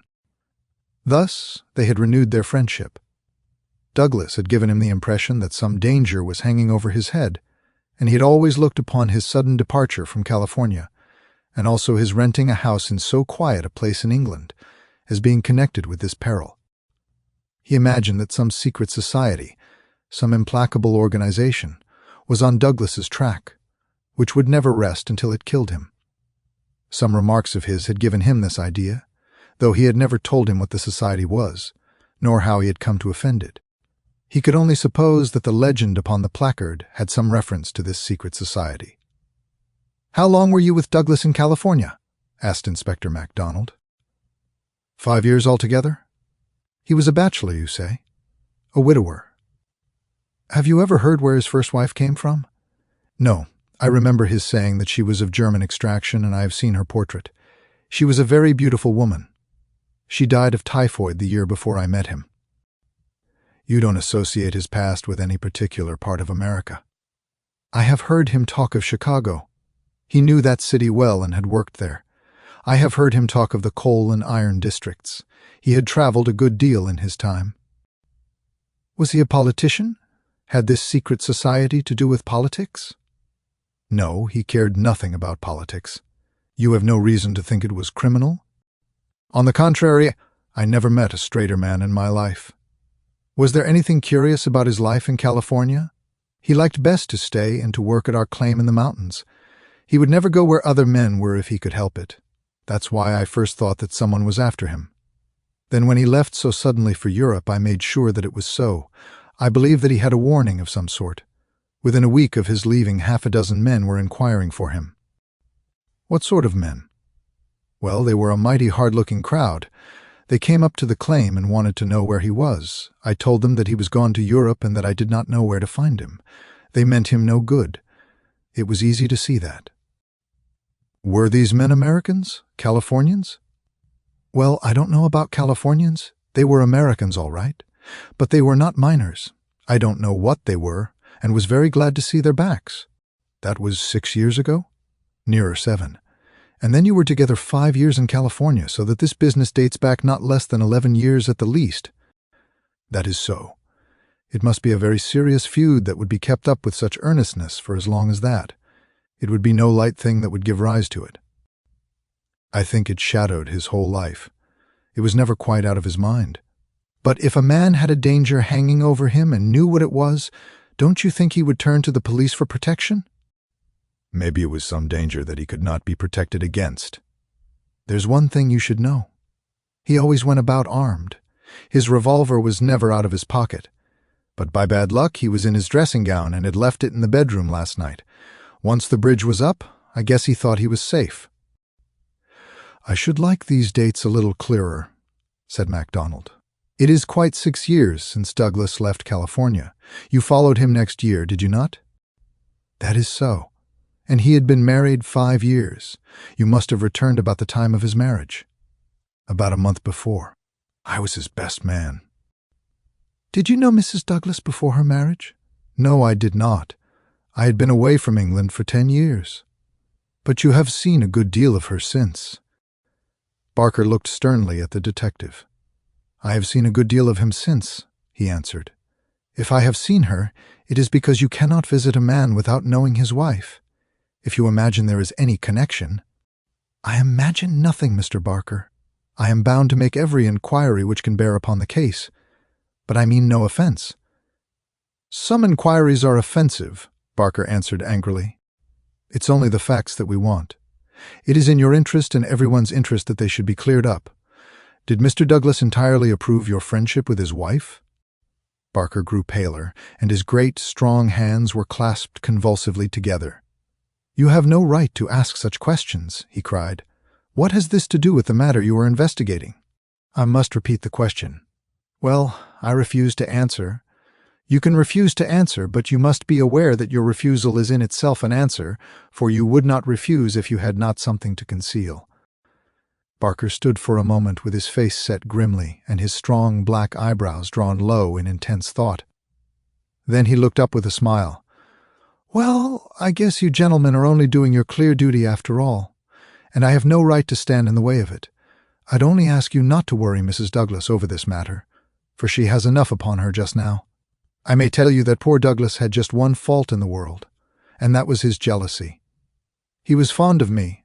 No man could be fonder of a friend, and he was devoted to his wife. He loved me to come here and was forever sending for me. And yet if his wife and I talked together, or there seemed any sympathy between us, a kind of wave of jealousy would pass over him, and he would be off the handle and saying the wildest things in a moment. More than once I've sworn off coming for that reason, and then he would write me such penitent, imploring letters that I just had to. But you can take it from me, gentlemen, if it was my last word, that no man ever had a more loving, faithful wife, and I can say also, no friend could be more loyal than I. It was spoken with fervor and feeling, and yet Inspector MacDonald could not dismiss the subject. You are aware, said he, that the dead man's wedding ring has been taken from his finger. So it appears, said Barker. What do you mean by appears? You know it as a fact. The man seemed confused and undecided. When I said appears, I meant that it was conceivable that he had himself taken off the ring. The mere fact that the ring should be absent, whoever may have removed it, would suggest to anyone's mind, would it not, that the marriage and the tragedy were connected? Barker shrugged his broad shoulders. I can't profess to say what it means, he answered, but if you mean to hint that it could reflect in any way upon this lady's honor— His eyes blazed for an instant, and then with an evident effort he got a grip upon his own emotions. Well, you are on the wrong track, that's all. I don't know that I've anything else to ask you at present, said MacDonald coldly. There was one small point, remarked Sherlock Holmes. When you entered the room there was only a candle lighted on the table, was there not? Yes, that was so. By its light you saw that some terrible incident had occurred? Exactly. You at once rang for help? Yes. And it arrived very speedily? Within a minute or so. And yet when they arrived, They found that the candle was out and that the lamp had been lighted. That seems very remarkable. Again, Barker showed some signs of indecision. I don't see that it was remarkable, Mr. Holmes, he answered after a pause. The candle threw very bad light. My first thought was to get a better one. The lamp was on the table, so I lit it. And blew out the candle? Exactly. Holmes asked no further question, and Barker, with a deliberate look from one to the other of us, which had, as it seemed to me, something of defiance in it, turned and left the room. Inspector MacDonald had sent up a note to the effect that he would wait upon Mrs. Douglas in her room, but she had replied that she would meet us in the dining room. She entered now, a tall and beautiful woman of 30, reserved and self-possessed to a remarkable degree, very different from the tragic and distracted figure I had pictured. It is true that her face was pale and drawn, like that of one who has endured a great shock, but her manner was composed, and the finely molded hand which she rested upon the edge of the table was as steady as my own. Her sad, appealing eyes traveled from one to the other of us with a curiously inquisitive expression. That questioning gaze transformed itself suddenly into abrupt speech. "Have you found anything out yet?" she asked. Was it my imagination that there was an undertone of fear rather than of hope in the question? "We have taken every possible step, Mrs. Douglas," said the inspector. "You may rest assured that nothing will be neglected." "Spare no money," she said in a dead, even tone. "It is my desire that every possible effort should be made. Perhaps you can tell us something which may throw some light upon the matter." "I fear not, but all I know is at your service." "We have heard from Mr. Cecil Barker that you did not actually see, that you were never in the room where the tragedy occurred." "No, he turned me back upon the stairs. He begged me to return to my room." "Quite so. You had heard the shot, and you had at once come down." "I put on my dressing gown and then came down." "How long was it after hearing the shot that you were stopped on the stairs by Mr. Barker?" "It may have been a couple of minutes. It is so hard to reckon time at such a moment. He implored me not to go on. He assured me that I could do nothing. Then Mrs. Allen, the housekeeper, led me upstairs again. It was all like some dreadful dream." "Can you give us any idea how long your husband had been downstairs before you heard the shot?" "No, I cannot say. He went from his dressing room, and I did not hear him go. He did the round of the house every night, for he was nervous of fire. It is the only thing that I have ever known him nervous of." "That is just the point which I want to come to, Mrs. Douglas. You have known your husband only in England, have you not?" "Yes, we have been married 5 years." "Have you heard him speak of anything which occurred in America and might bring some danger upon him?" Mrs. Douglas thought earnestly before she answered. "Yes," she said at last. "I have always felt that there was a danger hanging over him. He refused to discuss it with me. It was not from want of confidence in me. There was the most complete love and confidence between us. But it was out of his desire to keep all alarm away from me. He thought I should brood over it if I knew all, and so he was silent." "How did you know it then?" Mrs. Douglas's face lit with a quick smile. "Can a husband ever carry about a secret all his life, and a woman who loves him have no suspicion of it? I knew it by his refusal to talk about some episodes in his American life. I knew it by certain precautions he took. I knew it by certain words he let fall. I knew it by the way he looked at unexpected strangers. I was perfectly certain that he had some powerful enemies, that he believed they were on his track, and that he was always on his guard against them. I was so sure of it that for years I have been terrified if ever he came home later than was expected." "Might I ask," asked Holmes, "what the words were which attracted your attention?" "The Valley of Fear," the lady answered. "That was an expression he has used when I questioned him." "I have been in the Valley of Fear. I am not out of it yet. Are we never to get out of the Valley of Fear?" I have asked him when I have seen him more serious than usual. "Sometimes I think that we never shall," he has answered. "Surely you asked him what he meant by the Valley of Fear?" I did, but his face would become very grave, and he would shake his head. "It is bad enough that one of us should have been in its shadow," he said. "Please God, it shall never fall upon you." It was some real valley in which he had lived, and in which something terrible had occurred to him. Of that I am certain, but I can tell you no more. "And he never mentioned any names?" "Yes, He was delirious with fever once when he had his hunting accident 3 years ago. Then I remember that there was a name that came continually to his lips. He spoke it with anger and a sort of horror. MacGinty was the name. Bodymaster MacGinty. I asked him, when he recovered, who Bodymaster MacGinty was, and whose body he was master of. "Never of mine, thank God," he answered with a laugh, and that was all I could get from him. But there is a connection between Bodymaster MacGinty and the Valley of Fear. "There is one other point," said Inspector MacDonald. "You met Mr. Douglas in a boarding house in London, did you not, and became engaged. To him was there any romance, anything secret or mysterious about the wedding?" "There was romance. There was always romance. There was nothing mysterious." "He had no rival?" "No, I was quite free." "You have heard, no doubt, that his wedding ring has been taken. Does that suggest anything to you? Suppose that some enemy of his old life had tracked him down and committed this crime. What possible reason could he have for taking his wedding ring?" For an instant I could have sworn that the faintest shadow of a smile flickered over the woman's lips. "I really cannot tell," she answered. "It is certainly a most extraordinary thing." "Well, we will not detain you any longer, and we are sorry to have put you to this trouble at such a time," said the inspector. "There are some other points, no doubt, but we can refer to you as they arise." She rose, and I was again conscious of that quick, questioning glance with which she had just surveyed us. "What impression has my evidence made upon you?" The question might as well have been spoken. Then with a bow she swept from the room. "She's a beautiful woman, a very beautiful woman," said MacDonald thoughtfully, after the door had closed behind her. "This man Barker has certainly been down here a good deal. He is a man who might be attractive to a woman. He admits that the dead man was jealous, and maybe he knew best himself what cause he had for jealousy. Then there's that wedding ring. You can't get past that. The man who tears a wedding ring off a dead man's. What do you say to it, Mr. Holmes?" My friend had sat with his head upon his hands, sunk in the deepest thought. Now he rose and rang the bell. "Ames," he said when the butler entered, "where is Mr. Cecil Barker now?" "I'll see, sir." He came back in a moment to say that Barker was in the garden. "Can you remember, Ames, what Mr. Barker had on his feet last night when you joined him in the study?"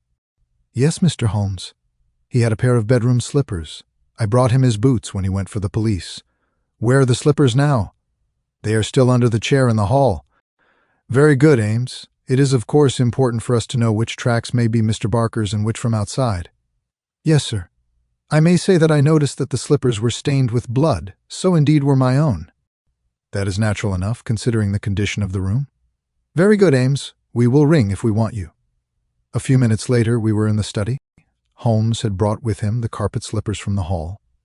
As Ames had observed, the soles of both were dark with blood. "Strange," murmured Holmes as he stood in the light of the window and examined them minutely. "Very strange indeed." Stooping with one of his quick feline pounces, he placed the slipper upon the blood mark on the sill. It exactly corresponded. He smiled in silence at his colleagues. The inspector was transfigured with excitement. His native accent rattled like a stick upon railings. "Man," he cried, "there's not a doubt of it. Barker has just marked the window himself. It's a good deal broader than any boot mark. I mind that you said it was a splay foot, and here's the explanation. But what's the game, Mr. Holmes? What's the game?" "Aye, what's the game?" my friend repeated thoughtfully. White Mason chuckled and rubbed his fat hands together in his professional satisfaction. "I said it was a snorter," he cried, "and a real snorter it is." Chapter 6. A Dawning Light. The three detectives had many matters of detail into which to inquire, so I returned alone to our modest quarters at the village inn. But before doing so I took a stroll in the curious old-world garden which flanked the house. Rows of very ancient yew trees cut into strange designs girded it round.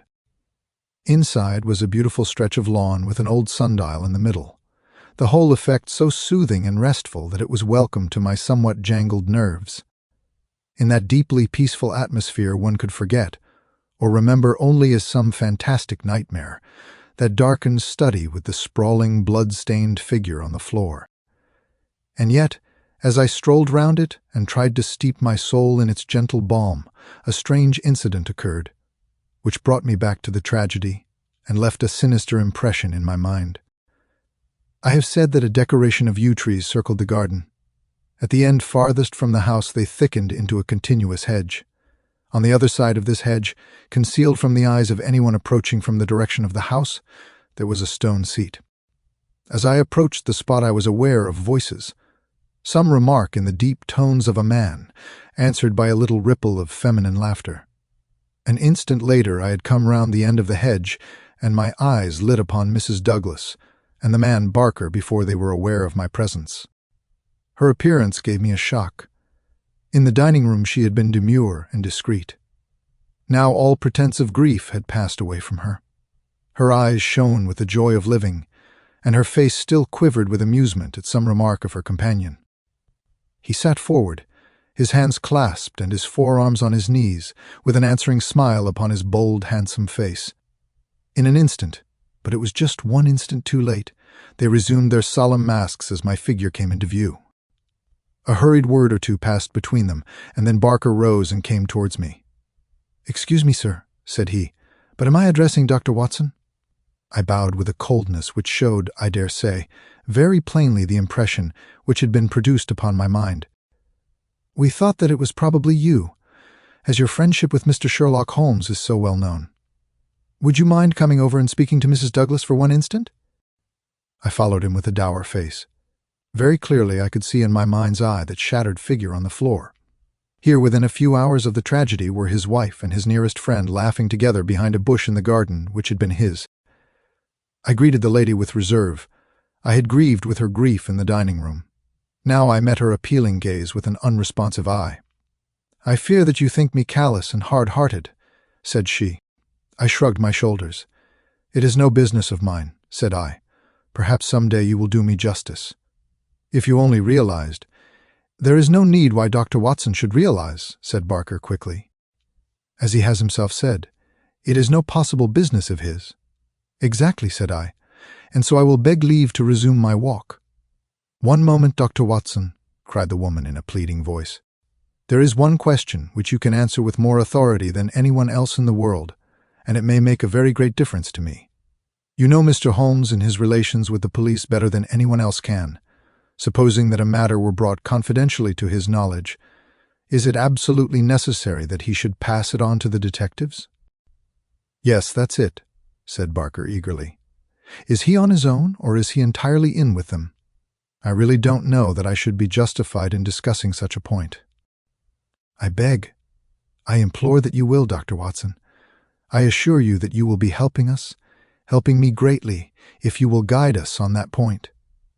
There was such a ring of sincerity in the woman's voice that for the instant I forgot all about her levity and was moved only to do her will. "Mr. Holmes is an independent investigator," I said. "He is his own master and would act as his own judgment directed. At the same time, he would naturally feel loyalty towards the officials who were working on the same case, and he would not conceal from them anything which would help them in bringing a criminal to justice. Beyond this I can say nothing, and I would refer you to Mr. Holmes himself if you wanted fuller information." So saying, I raised my hat and went upon my way, leaving them still seated behind that concealing hedge. I looked back as I rounded the far end of it, and saw that they were still talking very earnestly together, and as they were gazing after me, it was clear that it was our interview that was the subject of their debate. "I wish none of their confidences," said Holmes, when I reported to him what had occurred. He had spent the whole afternoon at the manor house in consultation with his two colleagues, and returned about 5 with a ravenous appetite for a high tea which I had ordered for him. "No confidences, Watson, for they are mighty awkward if it comes to an arrest for conspiracy and murder." "You think it will come to that?" He was in his most cheerful and debonair humor. "My dear Watson, when I have exterminated that 4th egg, I shall be ready to put you in touch with the whole situation. I don't say that we have fathomed it, far from it, but when we have traced the missing dumbbell—" "The dumbbell! Dear me, Watson, is it possible that you have not penetrated the fact that the case hangs upon the missing dumbbell? Well, you need not be downcast, For between ourselves, I don't think that either Inspector Mack or the excellent local practitioner has grasped the overwhelming importance of this incident. 1 dumbbell, Watson. Consider an athlete with 1 dumbbell. Picture to yourself the unilateral development, the imminent danger of a spinal curvature. Shocking, Watson, shocking. He sat with his mouth full of toast, and his eyes sparkling with mischief, watching my intellectual entanglement.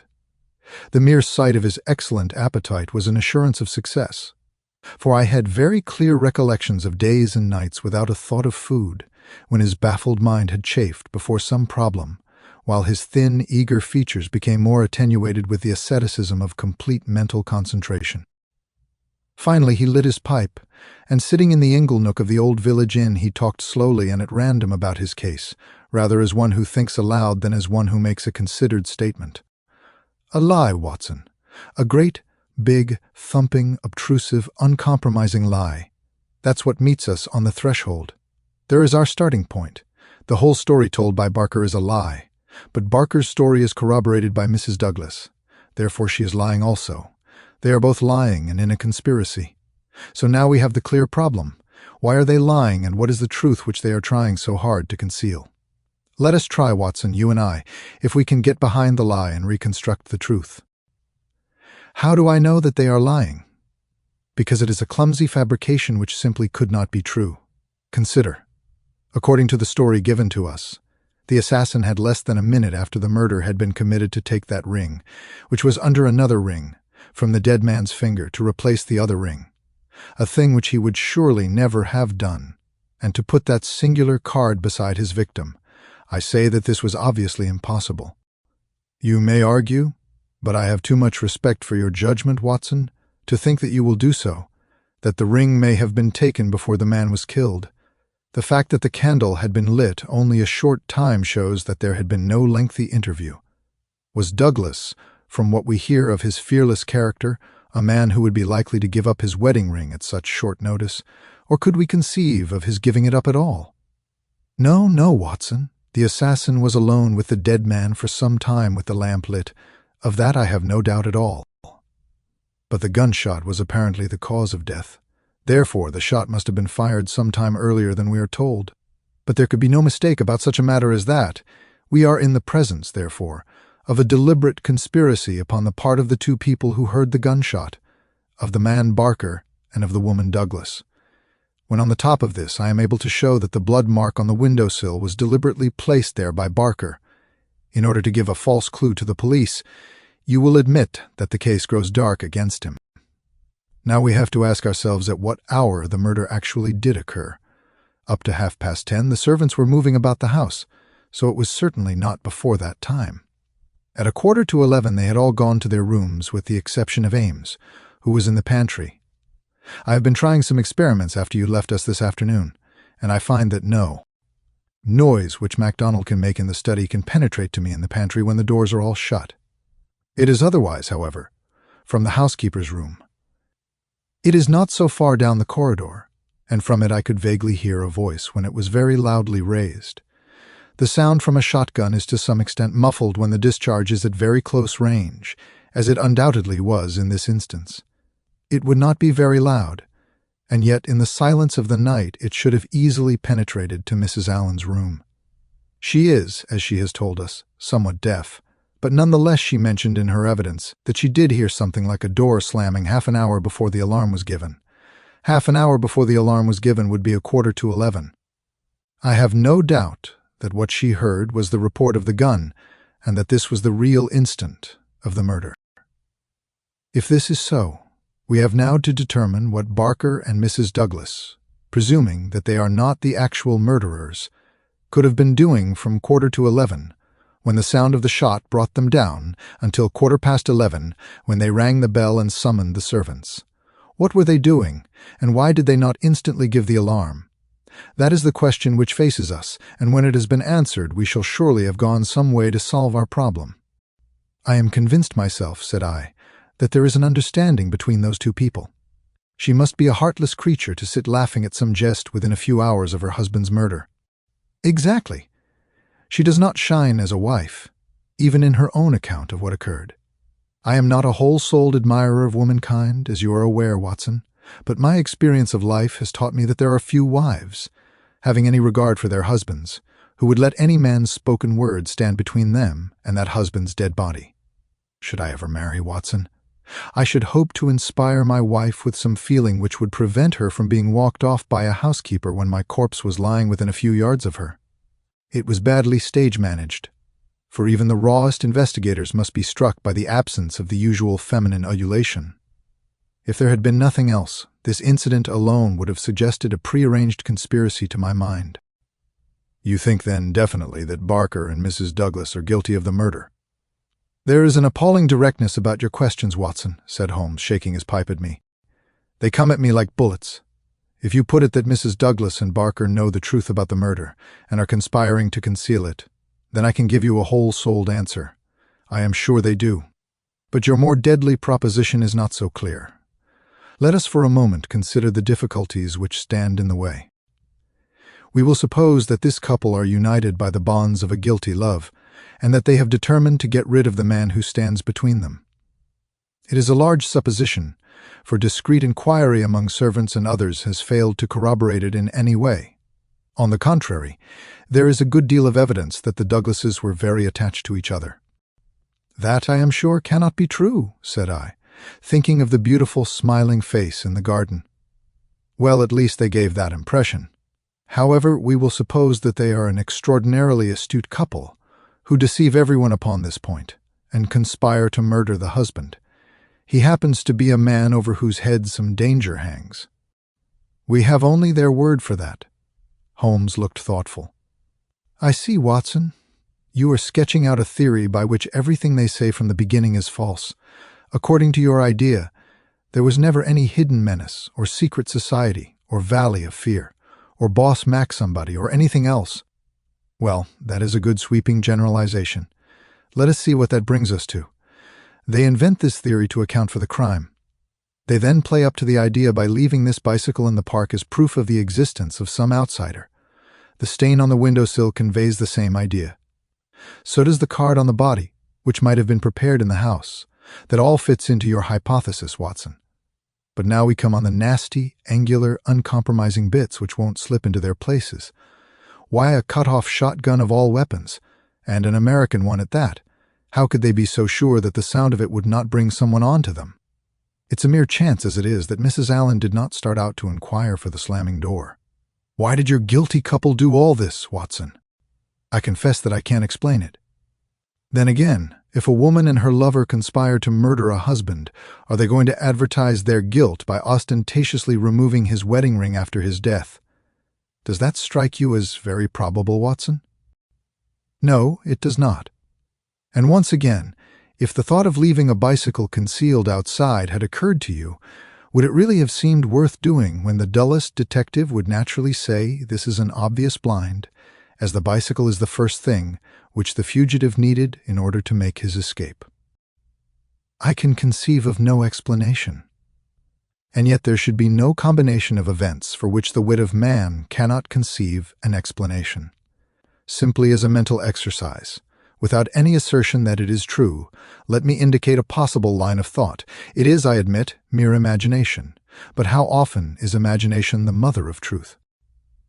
We will suppose that there was a guilty secret, a really shameful secret in the life of this man Douglas. This leads to his murder by someone who is, we will suppose, an avenger, someone from outside. This avenger, for some reason which I confess I am still at a loss to explain, took the dead man's wedding ring. The vendetta might conceivably date back to the man's first marriage, and the ring be taken for some such reason. Before this avenger got away, Barker and the wife had reached the room. The assassin convinced them that any attempt to arrest him would lead to the publication of some hideous scandal. They were converted to this idea, and preferred to let him go. For this purpose they probably lowered the bridge, which can be done quite noiselessly, and then raised it again. He made his escape, and for some reason thought that he could do so more safely on foot than on the bicycle. He therefore left his machine where it would not be discovered until he had got safely away. So far we are within the bounds of possibility, are we not? Well, it is possible, no doubt, said I with some reserve. We have to remember, Watson, that whatever occurred is certainly something very extraordinary. Well now, to continue our supposititious case, the couple, not necessarily a guilty couple, realize after the murderer is gone that they have placed themselves in a position in which it may be difficult for them to prove that they did not themselves either do the deed or connive at it. They rapidly and rather clumsily met the situation. The mark was put by Barker's blood-stained slipper upon the windowsill to suggest how the fugitive got away. They obviously were the two who must have heard the sound of the gun, so they gave the alarm exactly as they would have done, but a good half-hour after the event. And how do you propose to prove all this? Well, if there were an outsider, he may be traced and taken. That would be the most effective of all proofs. But if not, well, the resources of science are far from being exhausted. I think that an evening alone in that study would help me much. An evening alone. I propose to go up there presently. I have arranged it with the estimable Ames, who is by no means wholehearted about Barker. I shall sit in that room and see if its atmosphere brings me inspiration. I'm a believer in the genius loci. You smile, friend Watson. Well, we shall see. By the way, you have that big umbrella of yours, have you not? It is here. Well, I'll borrow that if I may. Certainly, but what a wretched weapon. If there is danger. Nothing serious, my dear Watson, or I should certainly ask for your assistance, but I'll take the umbrella. At present, I am only awaiting the return of our colleagues from Tunbridge Wells, where they are at present engaged in trying for a likely owner to the bicycle. It was nightfall before Inspector MacDonald and White Mason came back from their expedition, and they arrived exultant, reporting a great advance in our investigation. Man, I'll admit that I had my doubts if there was ever an outsider, said MacDonald, but that's all past now. We've had the bicycle identified, and we have a description of our man, so that's a long step on our journey. It sounds to me like the beginning of the end, said Holmes. I'm sure I congratulate you both with all my heart. Well, I started from the fact that Mr. Douglas had seemed disturbed since the day before, when he had been at Tunbridge Wells. It was at Tunbridge Wells, then, that he had become conscious of some danger. It was clear, therefore, that if a man had come over with a bicycle, it was from Tunbridge Wells that he might be expected to have come. We took the bicycle over with us and showed it at the hotels. It was identified at once by the manager of the Eagle Commercial as belonging to a man named Hargrave, who had taken a room there 2 days before. This bicycle and a small valise were his whole belongings. He had registered his name as coming from London, but had given no address. The valise was London-made, and the contents were British, but the man himself was undoubtedly an American. "Well, well," said Holmes gleefully, "you have indeed done some solid work while I have been sitting spinning theories with my friend. It's a lesson in being practical, Mr. Mac." "Aye, it's just that, Mr. Holmes," said the inspector with satisfaction. "But this may all fit in with your theories," I remarked. "That may or may not be. But let us hear the end, Mr. Mac. Was there nothing to identify this man?" "So little that it was evident that he had carefully guarded himself against identification. There were no papers or letters and no marking upon the clothes. A cycle map of the county lay on his bedroom table. He had left the hotel after breakfast yesterday morning on his bicycle, and no more was heard of him until our inquiries." "That's what puzzles me, Mr. Holmes," said White Mason. "If the fellow did not want the hue and cry raised over him, one would imagine that he would have returned and remained at the hotel as an inoffensive tourist. As it is, he must know that he will be reported to the police by the hotel manager, and that his disappearance will be connected with the murder." "So one would imagine. Still, he has been justified of his wisdom up to date, at any rate, since he has not been taken. But his description, what of that?" MacDonald referred to his notebook. "Here we have it so far as they could give it. They don't seem to have taken any very particular stock of him, but still the porter, the clerk, and the chambermaid are all agreed that this about covers the points. He was a man about 5'9" in height, 50 or so years of age, his hair slightly grizzled, a grayish mustache, a curved nose, and a face which all of them described as fierce and forbidding. "Well, bar the expression, that might almost be a description of Douglas himself," said Holmes. "He is just over 50, with grizzled hair and mustache, and about the same height. Did you get anything else?" "He was dressed in a heavy gray suit with a reefer jacket, and he wore a short yellow overcoat and a soft cap." "What about the shotgun?" "It is less than 2 feet long. It could very well have fitted into his valise. He could have carried it inside his overcoat without difficulty. And how do you consider that all this bears upon the general case? Well, Mr. Holmes, said MacDonald, when we have got our man, and you may be sure that I had his description on the wires within 5 minutes of hearing it, we shall be better able to judge. But even as it stands, we have surely gone a long way. We know that an American calling himself Hargrave came to Tunbridge Wells 2 days ago, with bicycle and valise. In the latter was a sawn-off shotgun, so he came with the deliberate purpose of crime. Yesterday morning he set off for this place on his bicycle, with his gun concealed in his overcoat. No one saw him arrive, so far as we can learn. But he need not pass through the village to reach the park gates, and there are many cyclists upon the road. Presumably, he at once concealed his cycle among the laurels where it was found, and possibly lurked there himself, with his eye on the house, waiting for Mr. Douglas to come out. The shotgun is a strange weapon to use inside a house, but he had intended to use it outside, and there it has very obvious advantages, as it would be impossible to miss with it, and the sound of shots is so common in an English sporting neighborhood that no particular notice would be taken. That is all very clear, said Holmes. Well, Mr. Douglas did not appear. What was he to do next? He left his bicycle and approached the house in the twilight. He found the bridge down and no one about. He took his chance, intending, no doubt, to make some excuse if he met anyone. He met no one. He slipped into the first room that he saw and concealed himself behind the curtain. Thence he could see the drawbridge go up, and he knew that his only escape was through the moat. He waited until 11:15 when Mr. Douglas, upon his usual nightly round, came into the room. He shot him and escaped, as arranged. He was aware that the bicycle would be described by the hotel people and be a clue against him, so he left it there and made his way by some other means to London, or to some safe hiding place which he had already arranged. How is that, Mr. Holmes? Well, Mr. Mac, it is very good and very clear so far as it goes. That is your end of the story. My end is that the crime was committed half an hour earlier than reported. That Mrs. Douglas and Barker are both in a conspiracy to conceal something. That they aided the murderer's escape, or at least that they reached the room before he escaped, and that they fabricated evidence of his escape through the window, whereas in all probability they had themselves let him go by lowering the bridge. That's my reading of the first half. The two detectives shook their heads. Well, Mr. Holmes, if this is true, we only tumble out of one mystery into another, said the London inspector. And in some ways a worse one, added White Mason. The lady has never been in America in all her life. What possible connection could she have with an American assassin which would cause her to shelter him? I freely admit the difficulties, said Holmes. I propose to make a little investigation of my own tonight, and it is just possible that it may contribute something to the common cause.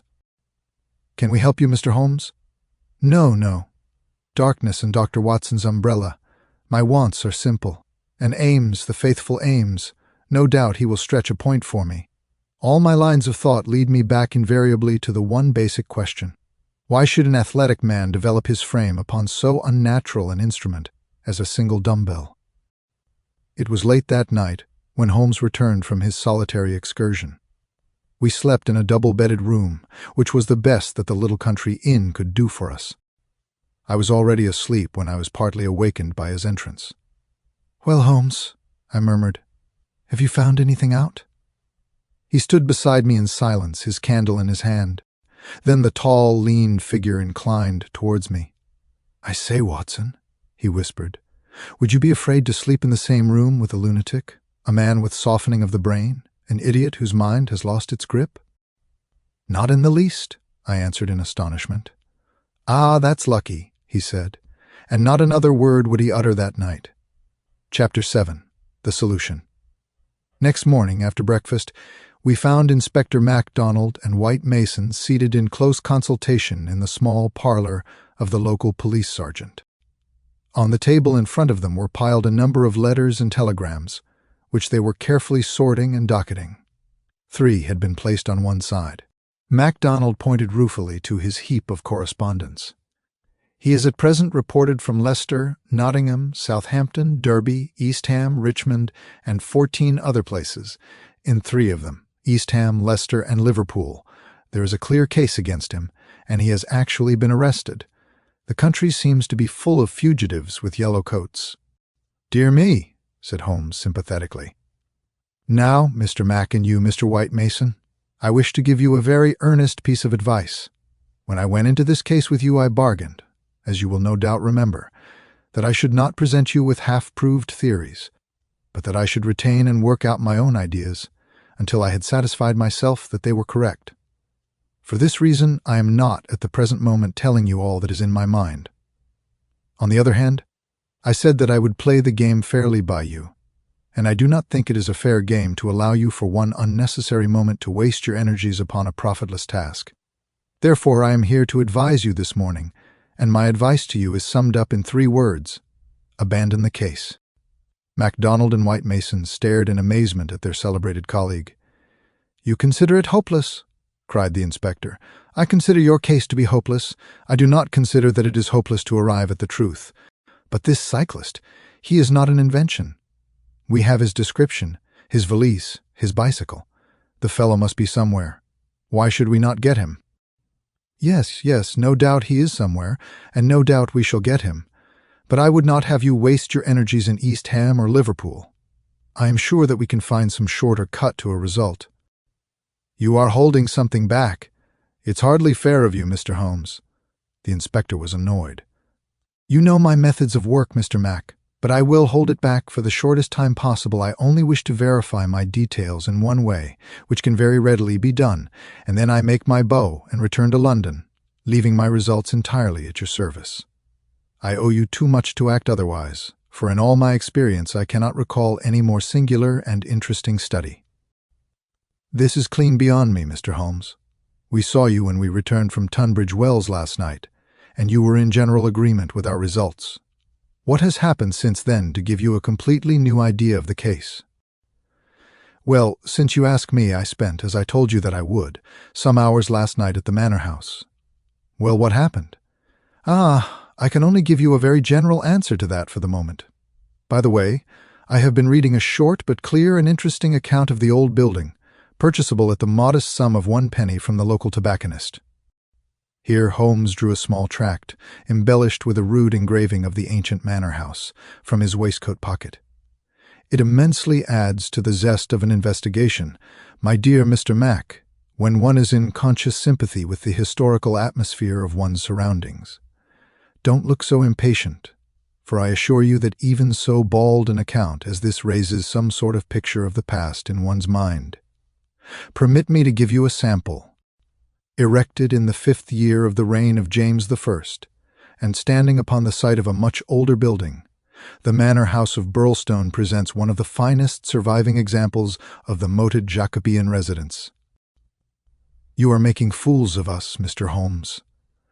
"Tut, Mr. Mack, the first sign of temper I have detected in you." "Well, I won't read it verbatim, since you feel so strongly upon the subject.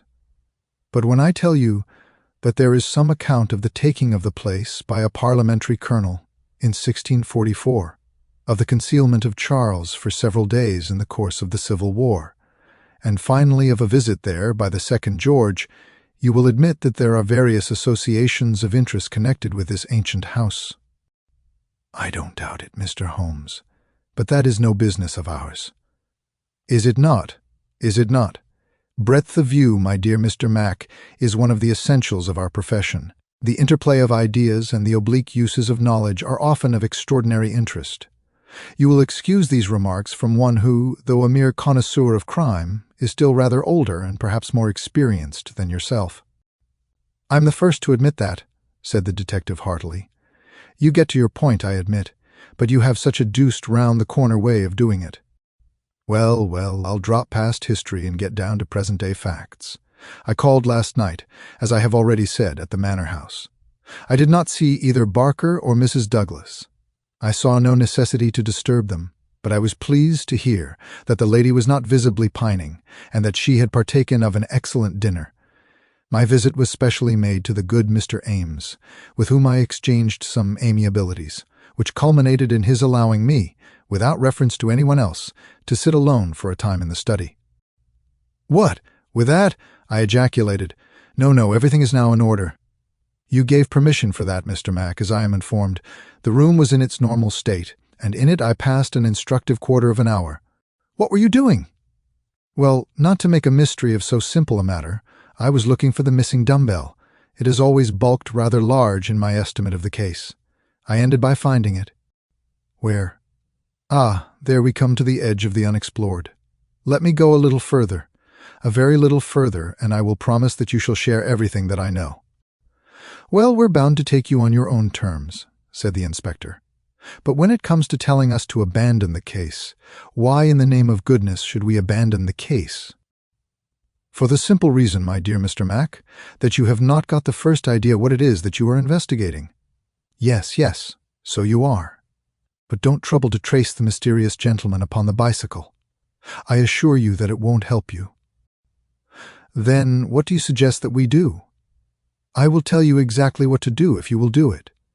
And you, Mr. White Mason? The country detective looked helplessly from one to the other. Holmes and his methods were new to him. Well, if it is good enough for the inspector, it is good enough for me, he said at last. Capital, said Holmes. Well, then I should recommend a nice, cheery country walk for both of you. They tell me that the views from Burlstone Ridge over the Weald are very remarkable. No doubt lunch could be got at some suitable hostelry, though my ignorance of the country prevents me from recommending one. In the evening, tired but happy. Man, this is getting past a joke, cried MacDonald, rising angrily from his chair. Well, spend the day as you like, said Holmes, patting him cheerfully upon the shoulder. Do what you like, and go where you will, but meet me here before dusk without fail. Without fail, Mr. Mack. That sounds more like sanity. All of it was excellent advice, but I don't insist, so long as you are here when I need you. But now, before we part, I want you to write a note to Mr. Barker. Well, I'll dictate it if you like. Ready? We are investigating the murder of Mr. John Douglas of Burlstone Manor. Well, I'm bound to say I've always found you had reason behind all your queer ways. I'll do what you advise. Hope that we may find some. Dear sir, it has struck me that it is our duty to drain the moat. In the... Tut, my dear sir, please do what I ask you. Well, go on. In the hope that we may find something which may bear upon our investigation. I have made arrangements, and the workmen will be at work early tomorrow morning diverting the stream. Impossible. Diverting the stream, so I thought it best to explain matters beforehand. Now sign that, and send it by hand about 4 o'clock. At that hour we shall meet again in this room. Until then we may each do what we like, for I can assure you that this inquiry has come to a definite pause. Evening was drawing in when we reassembled. Holmes was very serious in his manner, myself curious, and the detectives obviously critical and annoyed. Well, gentlemen, said my friend gravely, I am asking you now to put everything to the test with me, and you will judge for yourselves whether the observations I have made justify the conclusions to which I have come. It is a chill evening, and I do not know how long our expedition may last, so I beg that you will wear your warmest coats. It is of the first importance that we should be in our places before it grows dark, so with your permission we shall get started at once. We passed along the outer bounds of the Manor House Park until we came to a place where there was a gap in the rails which fenced it. Through this we slipped, and then in the gathering gloom we followed Holmes until we had reached a shrubbery which lies nearly opposite to the main door and the drawbridge. The latter had not been raised.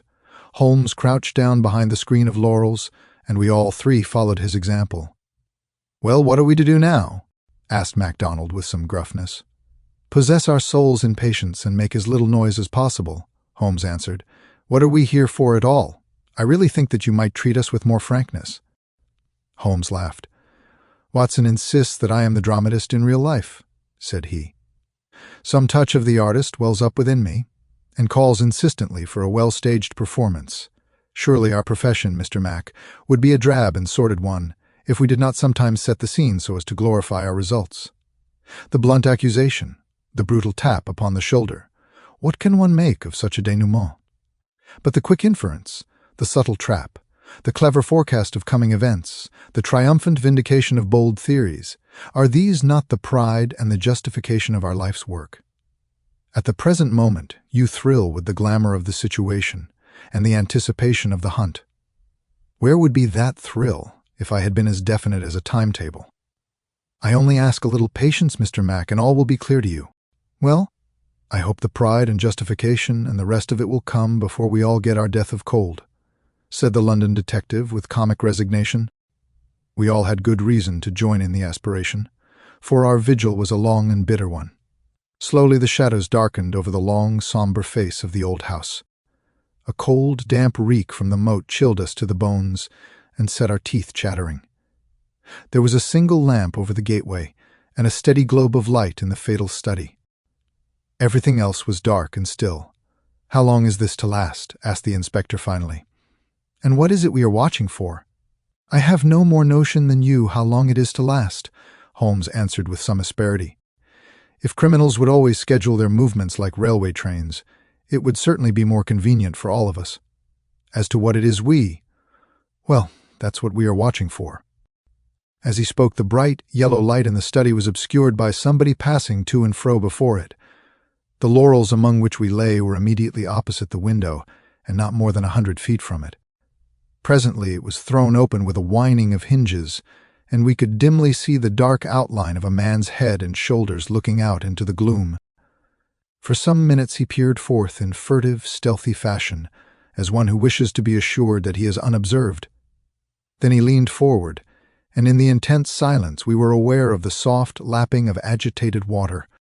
He seemed to be stirring up the moat with something, which he held in his hand. Then suddenly he hauled something in as a fisherman lands a fish, some large round object which obscured the light as it was dragged through the open casement. "Now!" cried Holmes. "Now!" We were all upon our feet, staggering after him with our stiffened limbs, while he ran swiftly across the bridge and rang violently at the bell. There was the rasping of bolts from the other side, and the amazed Ames stood in the entrance. Holmes brushed him aside without a word and, followed by all of us, rushed into the room which had been occupied by the man whom we had been watching. The oil lamp on the table represented the glow which we had seen from outside. It was now in the hand of Cecil Barker, who held it towards us as we entered. Its light shone upon his strong, resolute, clean-shaven face and his menacing eyes. "What the devil is the meaning of all this?" he cried. "What are you after, anyhow?" Holmes took a swift glance round, and then pounced upon a sodden bundle tied together with cord, which lay where it had been thrust under the writing-table. "This is what we are after, Mr. Barker. This bundle, weighted with a dumbbell, which you have just raised from the bottom of the moat." Barker stared at Holmes with amazement in his face. "How in thunder came you to know anything about it?" he asked. "Simply that I put it there." "You put it there? You?" "Perhaps I should have said replaced it there," said Holmes. "You will remember, Inspector MacDonald, that I was somewhat struck by the absence of a dumbbell. I drew your attention to it, but with the pressure of other events you had hardly the time to give it the consideration which would have enabled you to draw deductions from it. When water is near, and a weight is missing, it is not a very far-fetched supposition that something has been sunk in the water. The idea was at least worth testing. So, with the help of Ames, who admitted me to the room, and the crook of Dr. Watson's umbrella, I was able last night to fish up and inspect this bundle. It was of the first importance, however, that we should be able to prove who placed it there. This we accomplished by the very obvious device of announcing that the moat would be dried tomorrow, which had, of course, the effect that whoever had hidden the bundle would most certainly withdraw it the moment that darkness enabled him to do so. We have no less than 4 witnesses as to who it was who took advantage of the opportunity. And so, Mr. Barker, I think the word lies now with you." Sherlock Holmes put the sopping bundle upon the table beside the lamp and undid the cord which bound it. From within he extracted a dumbbell, which he tossed down to its fellow in the corner. Next he drew forth a pair of boots. "American, as you perceive," he remarked, pointing to the toes. Then he laid upon the table a long, deadly sheathed knife. Finally he unraveled a bundle of clothing, comprising a complete set of underclothes, socks, a gray tweed suit, and a short yellow overcoat. "The clothes are commonplace," remarked Holmes, "save only the overcoat, which is full of suggestive touches." He held it tenderly towards the light. "Here, as you perceive, is the inner pocket prolonged into the lining in such fashion as to give ample space for the truncated fowling piece. The tailor's tab is on the neck. Neil, outfitter, Vermissa, USA. I have spent an instructive afternoon in the rector's library and have enlarged my knowledge by adding the fact that Vermissa is a flourishing little town at the head of one of the best-known coal and iron valleys in the United States.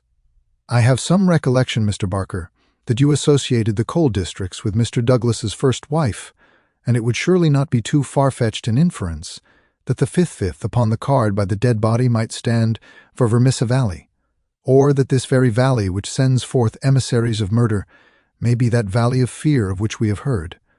So much is fairly clear. And now, Mr. Barker, I seem to be standing rather in the way of your explanation. It was a sight to see Cecil Barker's expressive face during this exposition of the great detective. Anger, amazement, consternation, and indecision swept over it in turn. Finally, he took refuge in a somewhat acrid irony. "You know such a lot, Mr. Holmes. Perhaps you had better tell us some more," he sneered.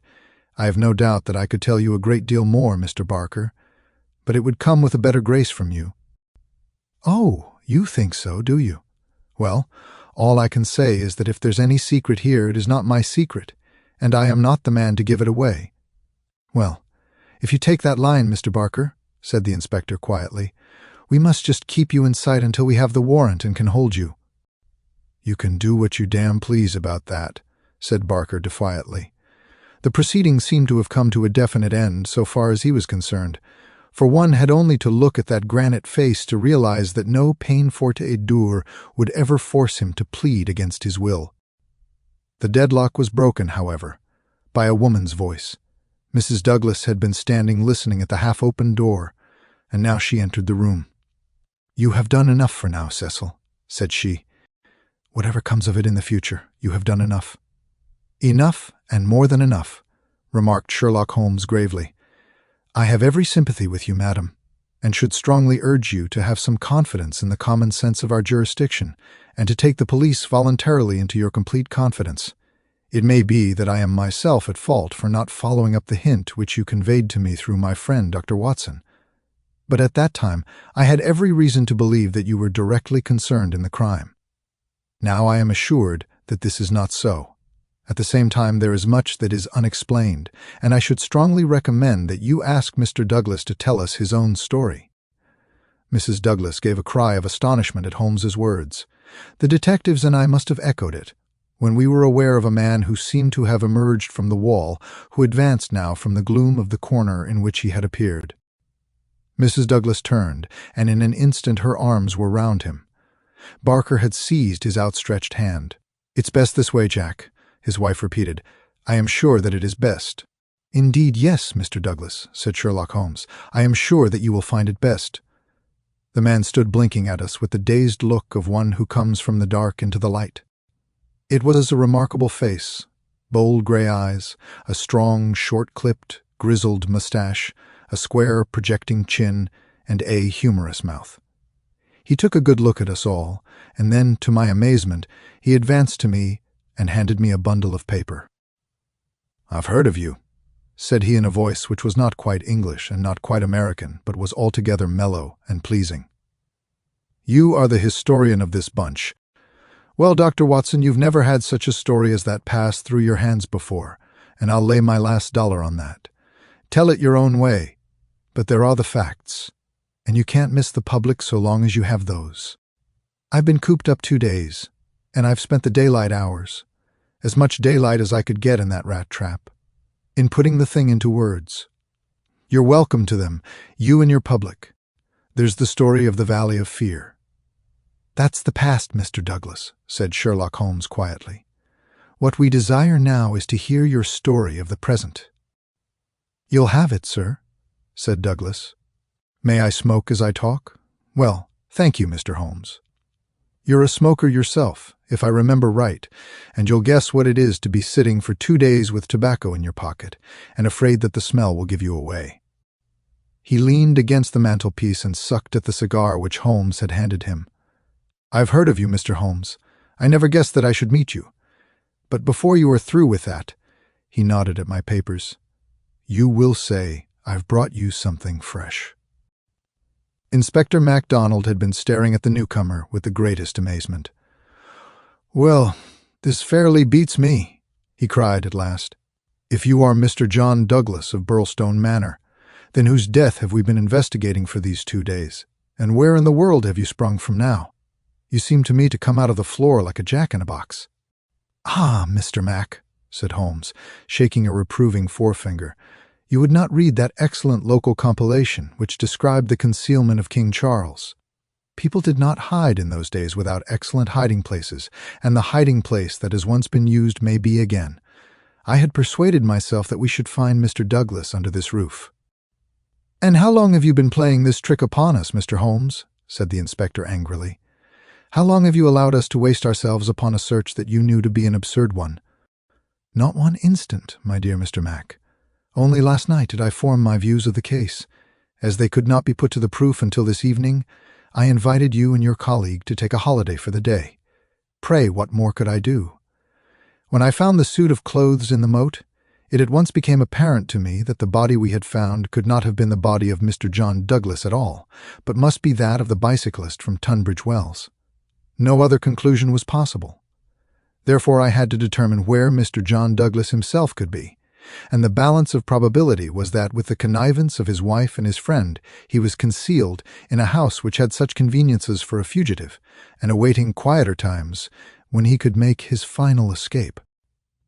"Well, you figured it out about right," said Douglas approvingly. "I thought I'd dodge your British law, for I was not sure how I stood under it, and also I saw my chance to throw these hounds once for all off my track.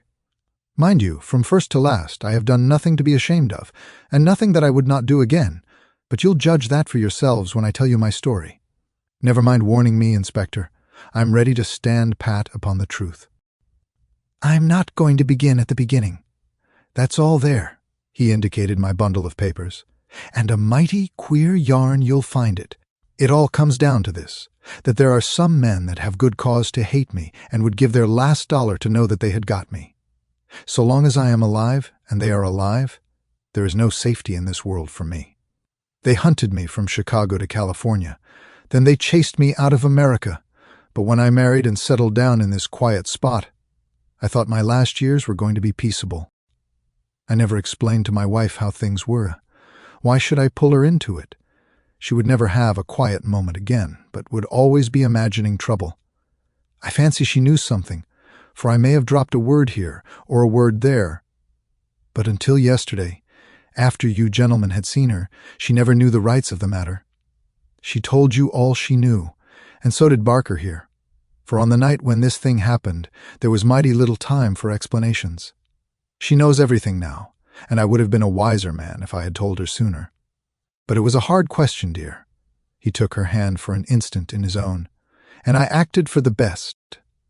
Well, gentlemen, the day before these happenings I was over in Tunbridge Wells, and I got a glimpse of a man in the street. It was only a glimpse, but I have a quick eye for these things, and I never doubted who it was. It was the worst enemy I had among them all. One who has been after me like a hungry wolf after a caribou all these years. I knew there was trouble coming, and I came home and made ready for it. I guessed I'd fight through it all right on my own. My luck was a proverb in the States about 1876. I never doubted that it would be with me still. I was on my guard all that next day, and never went out into the park. It's as well, or he'd have had the drop on me with that buckshot gun of his before ever I could draw on him. After the bridge was up, my mind was always more restful when that bridge was up in the evenings. I put the thing clear out of my head. I never dreamed of his getting into the house and waiting for me. But when I made my round in my dressing gown, as was my habit, I had no sooner entered the study than I scented danger. I guess when a man has had dangers in his life, and I've had more than most in my time, there is a kind of sixth sense that waves the red flag. I saw the signal clear enough, and yet I couldn't tell you why. Next instant I spotted a boot under the window curtain, and then I saw why plain enough. I'd just the one candle that was in my hand, but there was a good light from the hall lamp through the open door. I put down the candle and jumped for a hammer that I'd left on the mantel. At the same moment he sprang at me. I saw the glint of a knife, and I lashed at him with the hammer. I got him somewhere, for the knife tinkled down on the floor. He dodged round the table as quick as an eel, and a moment later he'd got his gun from under his coat. I heard him cock it, but I had got hold of it before he could fire. I had it by the barrel, and we wrestled for it all ends up for a minute or more. It was death to the man that lost his grip. He never lost his grip, but he got it butt downward for a moment too long.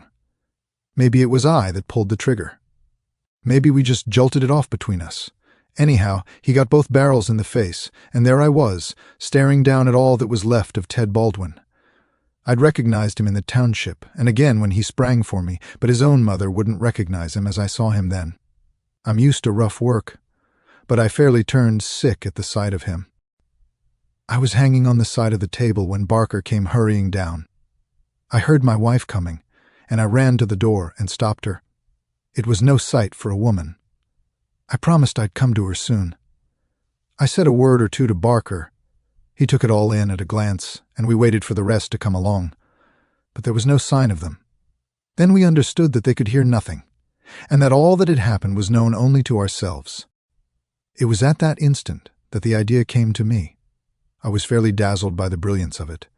The man's sleeve had slipped up, and there was the branded mark of the lodge upon his forearm. "See here!" The man whom we had known as Douglas turned up his own coat and cuff to show a brown triangle within a circle, exactly like that which we had seen upon the dead man. It was the sight of that which started me on it. I seemed to see it all clear at a glance. There were his height and hair and figure, about the same as my own. No one could swear to his face, poor devil. I brought down this suit of clothes, and in a quarter of an hour Barker and I had put my dressing gown on him, and he lay as you found him. We tied all his things into a bundle, and I weighted them with the only weight I could find and put them through the window. The card he had meant to lay upon my body was lying beside his own. My rings were put on his finger, but when it came to the wedding ring, he held out his muscular hand. You can see for yourselves that I had struck the limit. I have not moved it since the day I was married, and it would have taken a file to get it off. I don't know anyhow that I should have cared to part with it, but if I had wanted to, I couldn't. So we just had to leave that detail to take care of itself. On the other hand, I brought a bit of plaster down and put it where I am wearing one myself at this instant. You slipped up there, Mr. Holmes, clever as you are, for if you had chanced to take off that plaster you would have found no cut underneath it. Well, that was the situation. If I could lie low for a while and then get away where I could be joined by my widow, we should have a chance at last of living in peace for the rest of our lives. These devils would give me no rest so long as I was above ground. But if they saw in the papers that Baldwin had got his man, there would be an end of all my troubles. I hadn't much time to make it all clear to Barker and to my wife, but they understood enough to be able to help me. I knew all about this hiding place, so did Ames, but it never entered his head to connect it with the matter. I retired into it, and it was up to Barker to do the rest. I guess you can fill in for yourselves what he did. He opened the window and made the mark on the sill to give an idea of how the murderer escaped. It was a tall order, that, but as the bridge was up, there was no other way. Then, when everything was fixed, he rang the bell for all he was worth. What happened afterward, you know. And so, gentlemen, you can do what you please. But I've told you the truth, and the whole truth, so help me God. What I ask you now is, how do I stand by the English law? There was a silence which was broken by Sherlock Holmes. The English law is in the main a just law. You will get no worse than your deserts from that, Mr. Douglas. But I would ask you, how did this man know that you lived here, or how to get into your house, or where to hide to get you? I know nothing of this. Holmes's face was very white and grave. The story is not over yet, I fear, said he. You may find worse dangers than the English law, or even than your enemies from America. I see trouble before you, Mr. Douglas. You'll take my advice and still be on your guard.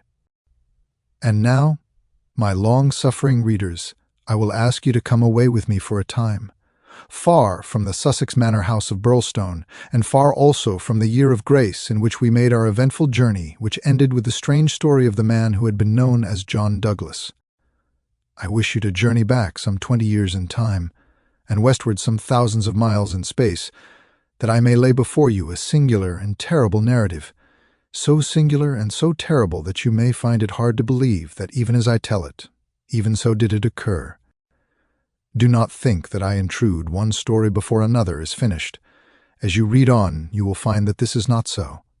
And when I have detailed those distant events and you have solved this mystery of the past, we shall meet once more in those rooms on Baker Street, where this, like so many other wonderful happenings, will find its end. Part 2. The Scourers. Chapter 1. The Man. It was the 4th of February in the year 1875. It had been a severe winter, and the snow lay deep in the gorges of the Gilmerton Mountains. The steam plows had, however, kept the railroad open, and the evening train which connects the long line of coal mining and iron-working settlements was slowly groaning its way up the steep gradients which led from Stagville on the plain to Vermissa, the central township which lies at the head of Vermissa Valley. From this point, the track sweeps downward to Barton's Crossing, Helmdale, and the purely agricultural county of Merton. It was a single-track railroad, but at every siding, and they were numerous.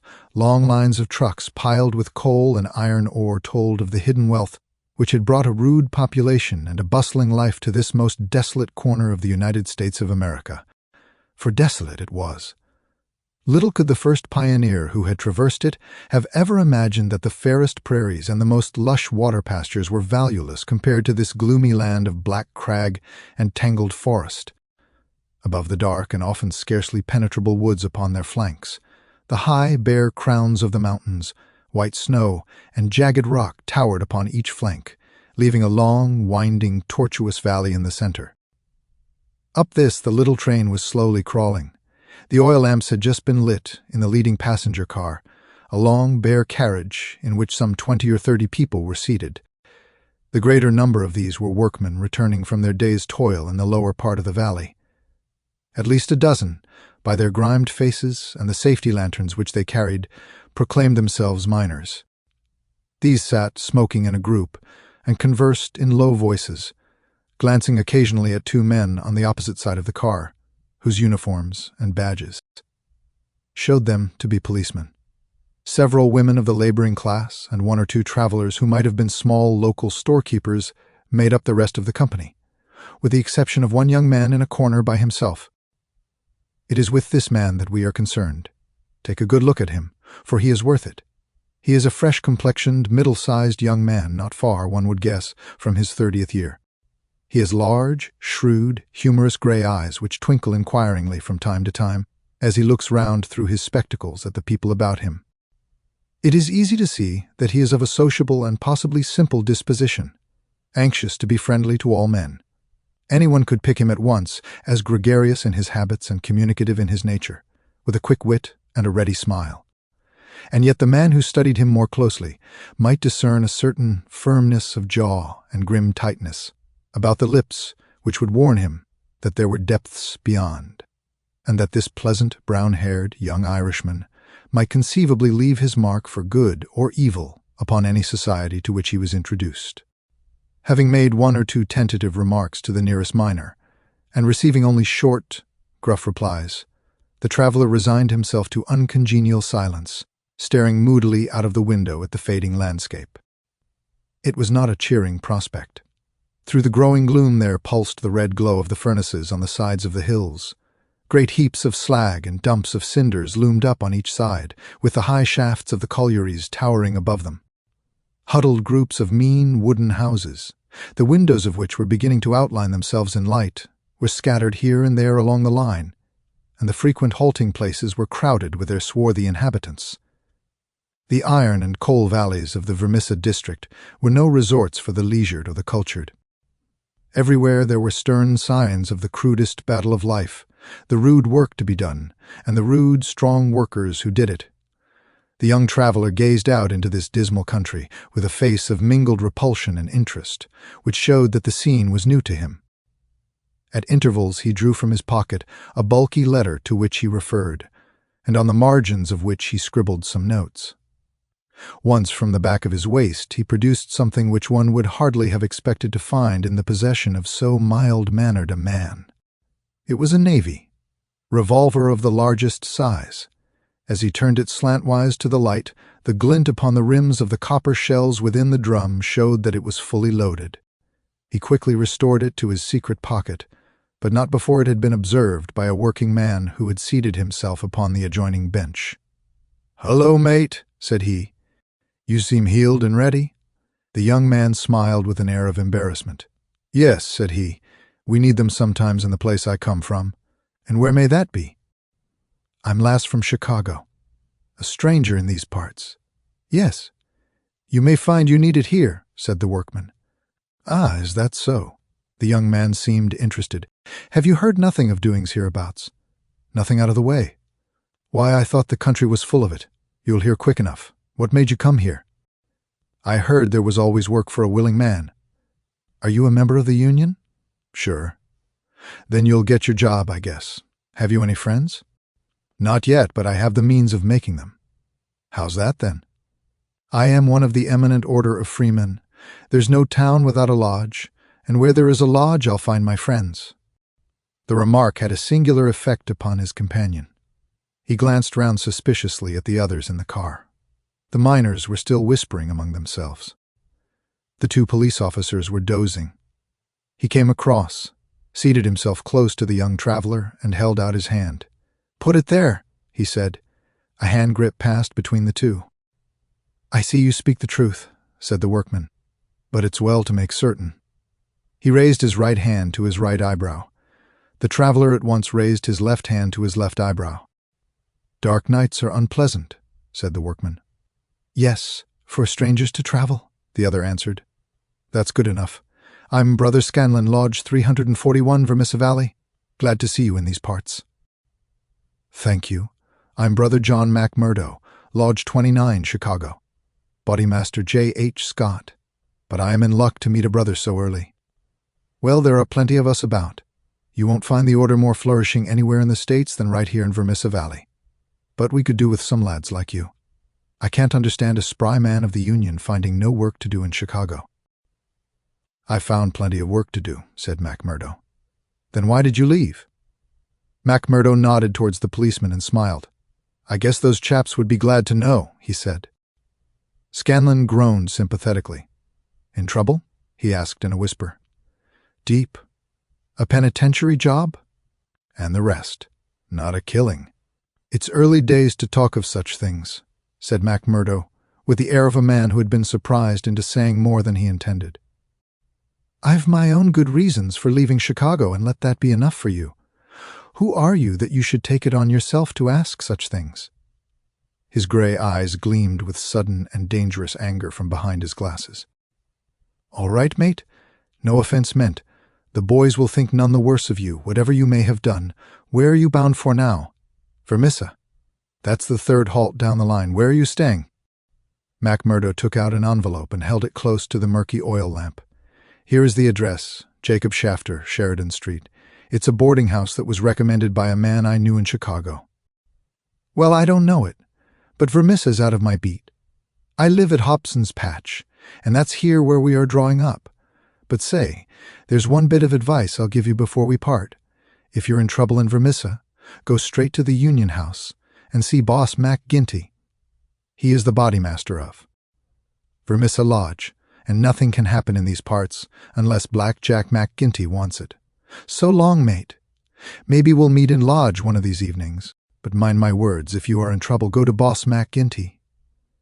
Scanlon descended, and McMurdo was left once again to his thoughts.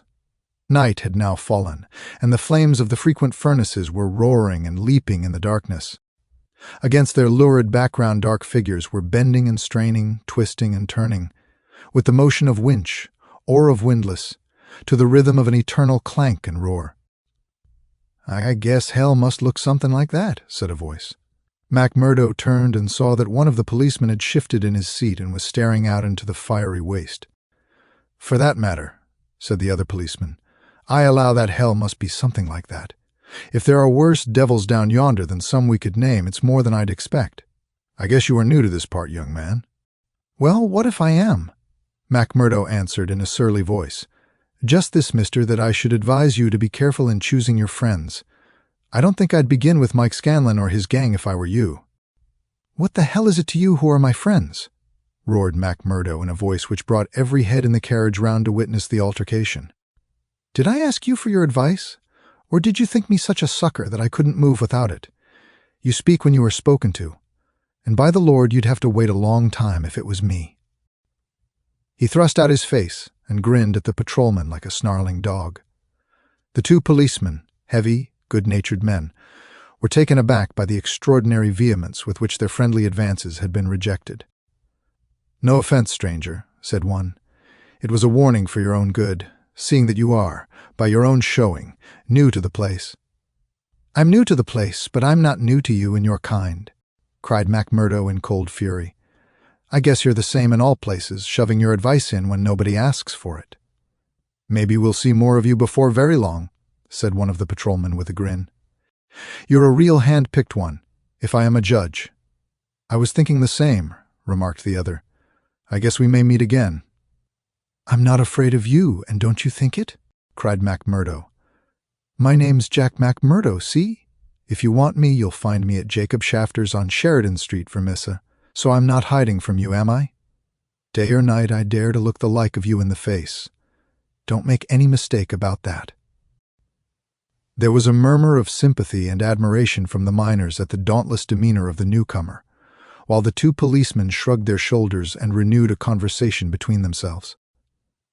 A few minutes later, the train ran into the ill-lit station, and there was a general clearing, for Vermissa was by far the largest town on the line. McMurdo picked up his leather gripsack and was about to start off into the darkness when one of the miners accosted him. "By gosh, mate, you know how to speak to the cops," he said in a voice of awe. "It was grand to hear you. Let me carry your grip and show you the road. I'm passing Shafter's on the way to my own shack." There was a chorus of friendly "good nights" from the other miners as they passed from the platform. Before ever he had set foot in it, McMurdo the Turbulent had become a character in Vermissa. The country had been a place of terror, but the town was in its way even more depressing. Down that long valley there was at least a certain gloomy grandeur in the huge fires and the clouds of drifting smoke, while the strength and industry of man found fitting monuments in the hills which he had spilled by the side of his monstrous excavations. But the town showed a dead level of mean ugliness and squalor. The broad street was churned up by the traffic into a horrible rutted paste of muddy snow. The sidewalks were narrow and uneven. The numerous gas lamps served only to show more clearly a long line of wooden houses, each with its veranda facing the street, unkempt and dirty. As they approached the center of the town, the scene was brightened by a row of well-lit stores, and even more by a cluster of saloons and gaming houses, in which the miners spent their hard-earned but generous wages.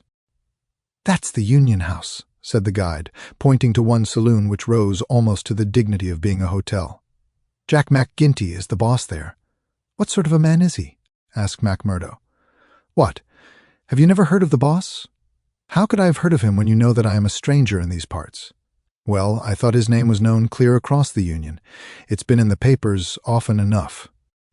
"What for?" "Well," the miner lowered his voice, "over the affairs." "What affairs?" "Good Lord, mister, you are queer, if I may say it without offense. There's only one set of affairs that you'll hear of in these parts, and that's the affairs of the Scourers." "Why, I seem to have read of the Scourers in Chicago. A gang of murderers, are they not?" "Hush, on your life!" cried the miner, standing still in alarm and gazing in amazement at his companion. "Man, you won't live long in these parts if you speak in the open street like that. Many a man has had the life beaten out of him for less." "Well, I know nothing about them. It's only what I have read. And I'm not saying that you have not read the truth." The man looked nervously round him as he spoke, peering into the shadows as if he feared to see some lurking danger. "If killing is murder, then God knows there is murder, and to spare. But don't you dare to breathe the name of Jack McGinty in connection with it, stranger, for every whisper goes back to him, and he is not one that is likely to let it pass. Now that's the house you're after, that one standing back from the street. You'll find old Jacob Shafter that runs it as honest a man as lives in this township." "I thank you," said McMurdo, and shaking hands with his new acquaintance he plodded, gripsack in hand, up the path which led to the dwelling house, at the door of which he gave a resounding knock. It was opened at once by someone very different from what he had expected. It was a woman, young and singularly beautiful. She was of the German type, blonde and fair-haired, with the piquant contrast of a pair of beautiful dark eyes with which she surveyed the stranger with surprise and a pleasing embarrassment which brought a wave of color over her pale face. Framed. In the bright light of the open doorway, it seemed to Mac Murdo that he had never seen a more beautiful picture, the more attractive for its contrast with the sordid and gloomy surroundings. A lovely violet growing upon one of those black slag heaps of the mines would not have seemed more surprising. So entranced was he that he stood staring without a word, and it was she who broke the silence. "I thought it was father," said she with a pleasing little touch of a German accent. "Did you come to see him? He is downtown. I expect him back every minute." Mac Murdo continued to gaze at her in open admiration until her eyes dropped in confusion before this masterful visitor. "No, miss," he said at last. "I'm in no hurry to see him. But your house was recommended to me for board. I thought it might suit me. And now I know it will." "You are quick to make up your mind," said she with a smile. "Anyone but a blind man could do as much," the other answered. She laughed at the compliment. "Come right in, sir," she said. "I'm Miss Etty Shafter, Mr. Shafter's daughter. My mother's dead, and I run the house. You can sit down by the stove in the front room until father comes along. Ah, here he is. So you can fix things with him right away." A heavy, elderly man came plodding up the path. In a few words, Mac Murdo explained his business. A man of the name of Murphy had given him the address in Chicago. He, in turn, had had it from someone else. Old Shafter was quite ready. The stranger made no bones about terms, agreed at once to every condition, and was apparently fairly flush of money. For $7 a week paid in advance, he was to have board and lodging. So it was that Mac Murdo, the self-confessed fugitive from justice, took up his abode under the roof of the Shafters, the first step which was to lead to so long and dark a train of events, ending in a far distant land. Chapter 2. The Bodymaster. Mac Murdo was a man who made his mark quickly. Wherever he was, the folk around soon knew it. Within a week, he had become infinitely the most important person at Shafters. There were 10 or a dozen boarders there. But they were honest foremen or commonplace clerks from the stores, of a very different caliber from the young Irishman. Of an evening when they gathered together, his joke was always the readiest, his conversation the brightest, and his song the best. He was a born boon companion, with a magnetism which drew good humor from all around him. And yet he showed again and again, as he had shown in the railway carriage, a capacity for sudden, fierce anger, which compelled the respect and even the fear of those who met him. For the law, too, and all who were connected with it, he exhibited a bitter contempt which delighted some and alarmed others of his fellow boarders. From the first he made it evident, by his open admiration, that the daughter of the house had won his heart from the instant that he had set eyes upon her beauty and her grace. He was no backward suitor. On the second day he told her that he loved her, and from then onward he repeated the same story with an absolute disregard of what she might say to discourage him. "Someone else," he would cry. "Well, the worse luck for someone else. Let him look out for himself. Am I to lose my life's chance, and all my heart's desire for someone else? You can keep on saying no, Etty. The day will come when you will say yes, and I'm young enough to wait." He was a dangerous suitor, with his glib Irish tongue and his pretty, coaxing ways. There was about him also that glamour of experience and of mystery which attracts a woman's interest, and finally her love. He could talk of the sweet valleys of County Monaghan from which he came, of the lovely distant island, the low hills and green meadows of which seemed the more beautiful when imagination viewed them from this place of grime and snow. Then he was versed in the life of the cities of the north of Detroit, and the lumber camps of Michigan, and finally of Chicago, where he had worked in a planing mill, and afterwards came the hint of romance, the feeling that strange things had happened to him in that great city, so strange and so intimate that they might not be spoken of. He spoke wistfully of a sudden leaving, a breaking of old ties, a flight into a strange world, ending in this dreary valley, and Etty listened, her dark eyes gleaming with pity and with sympathy, those two qualities which may turn so rapidly and so naturally to love. Mac Murdo had obtained a temporary job as bookkeeper, for he was a well-educated man. This kept him out most of the day, and he had not found occasion yet to report himself to the head of the lodge of the Eminent Order of Freemen.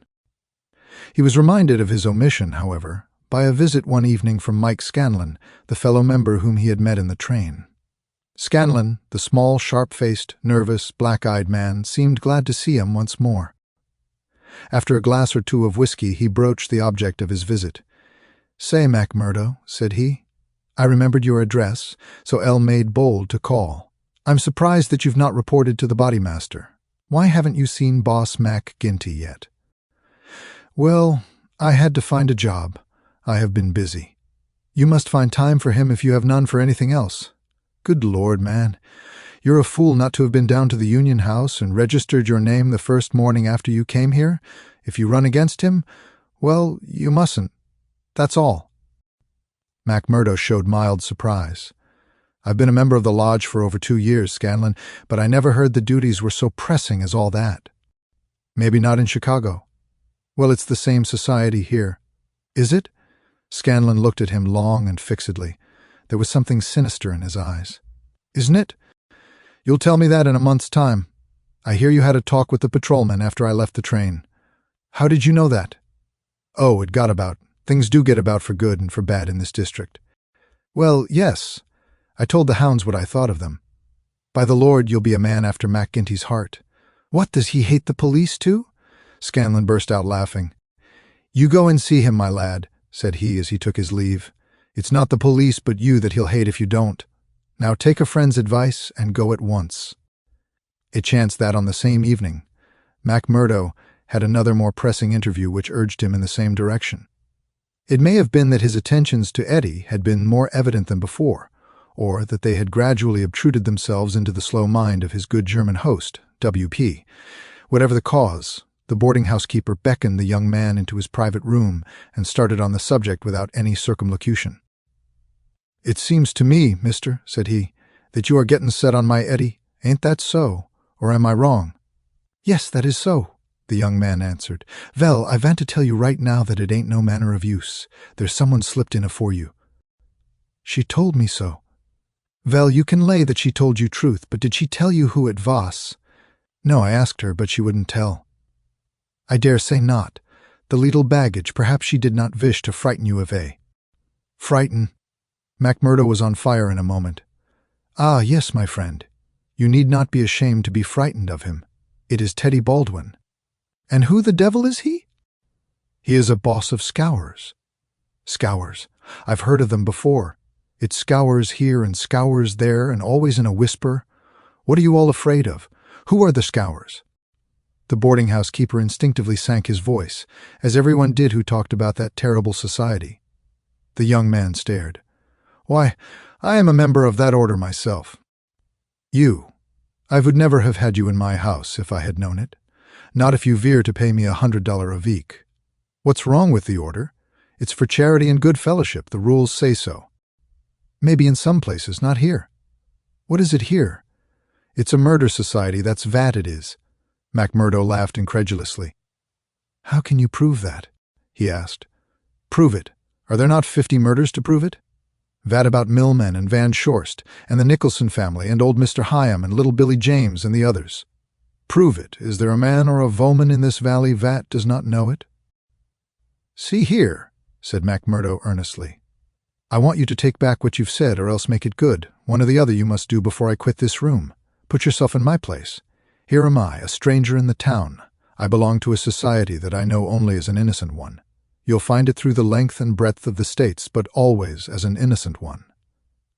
Now, when I am counting upon joining it here, you tell me that it is the same as a murder society called the Scourers. I guess you owe me either an apology or else an explanation, Mr. Shafter." "I can but tell you that the whole world knows, mister. The bosses of the one are the bosses of the other. If you offend the one, it is the other that will strike you. We have proved it too often." "That's just gossip. I want proof," said McMurdo. "If you live here long, you will get your proof. But I forget that you are yourself one of them. You will soon be as bad as the rest, but you will find other lodgings, mister. I cannot have you here. Is it not bad enough that one of these people come courting my Eddie, and that I dare not turn him down, but that I should have another for my boarder?" Yes, indeed, you shall not sleep here after tonight. MacMurdo found himself under sentence of banishment both from his comfortable quarters and from the girl whom he loved. He found her alone in the sitting room that same evening, and he poured his troubles into her ear. "Sure, your father is after giving me notice," he said. "It's little I would care if it was just my room. But indeed, Eddie, though it's only a week that I've known you, you are the very breath of life to me, and I can't live without you."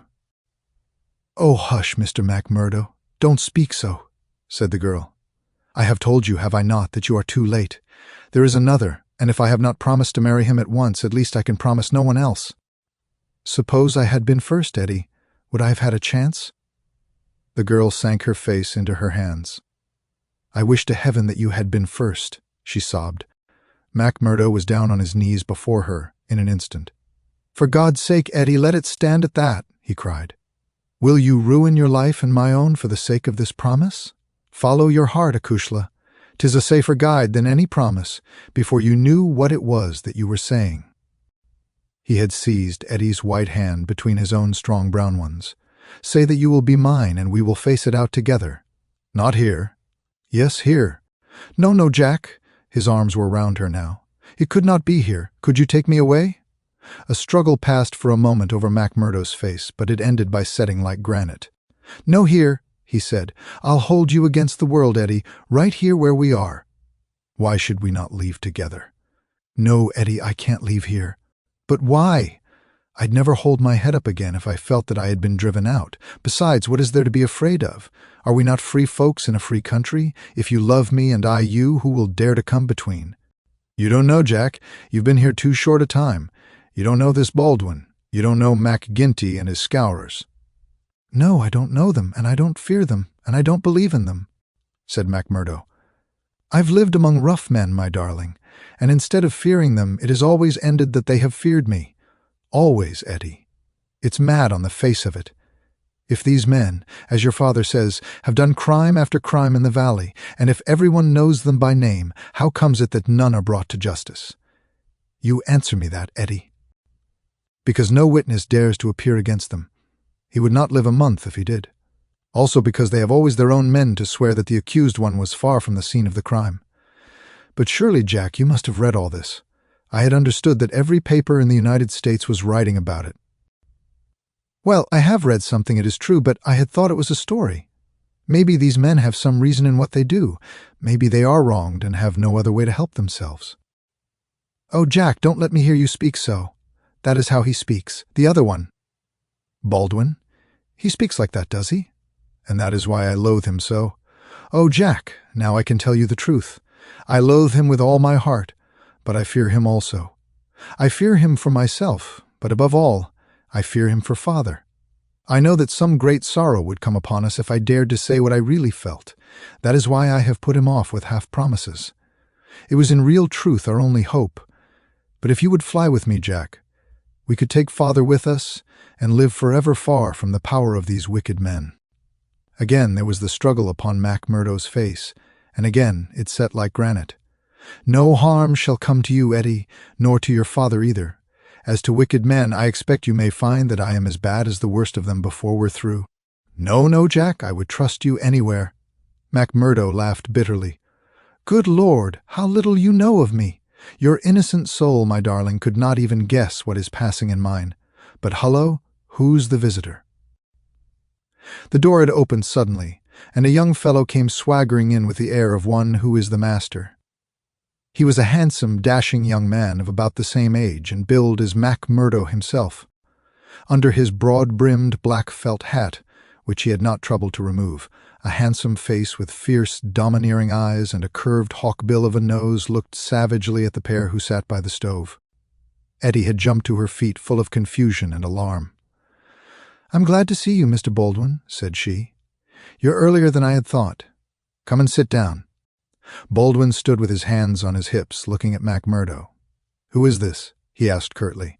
"It's a friend of mine, Mr. Baldwin, a new boarder here. Mr. MacMurdo, may I introduce you to Mr. Baldwin?" The young men nodded in surly fashion to each other. "Maybe Miss Eddie has told you how it is with us," said Baldwin. "I didn't understand that there was any relation between you." "Didn't you? Well, you can understand it now. You can take it from me that this young lady is mine, and you'll find it a very fine evening for a walk." "Thank you.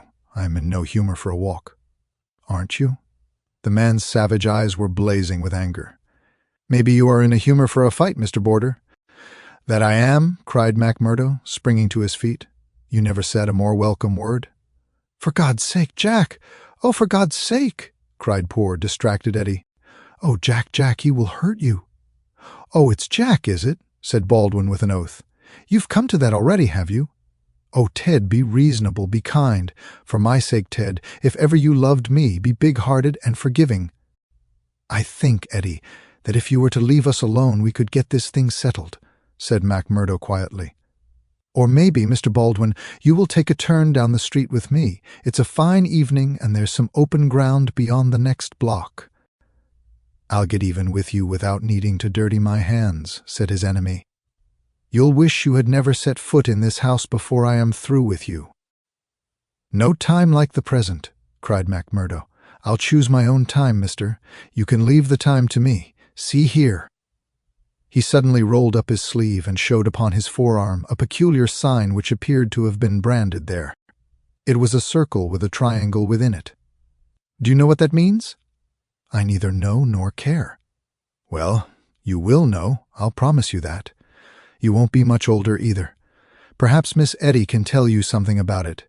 As to you, Eddie, you'll come back to me on your knees. Do you hear, girl? On your knees. And then I'll tell you what your punishment may be. You've sowed, and by the Lord, I'll see that you reap." He glanced at them both in fury. Then he turned upon his heel, and an instant later the outer door had banged behind him. For a few moments McMurdo and the girl stood in silence. Then she threw her arms around him. "Oh, Jack, how brave you were, but it is no use. You must fly. Tonight, Jack! Tonight! It's your only hope. He will have your life." I read it in his horrible eyes. "What chance have you against a dozen of them, with Boss Mac Ginty and all the power of the lodge behind them?" McMurdo disengaged her hands, kissed her, and gently pushed her back into a chair. "There, Acushla, there. Don't be disturbed or fear for me. I'm a freeman myself. I'm after telling your father about it. Maybe I am no better than the others, so don't make a saint of me. Perhaps you hate me too, now that I've told you as much." "Hate you, Jack? While life lasts, I could never do that. I've heard that there is no harm in being a freeman anywhere but here, so why should I think the worse of you for that? But if you are a freeman, Jack, why should you not go down and make a friend of Boss Mac Ginty?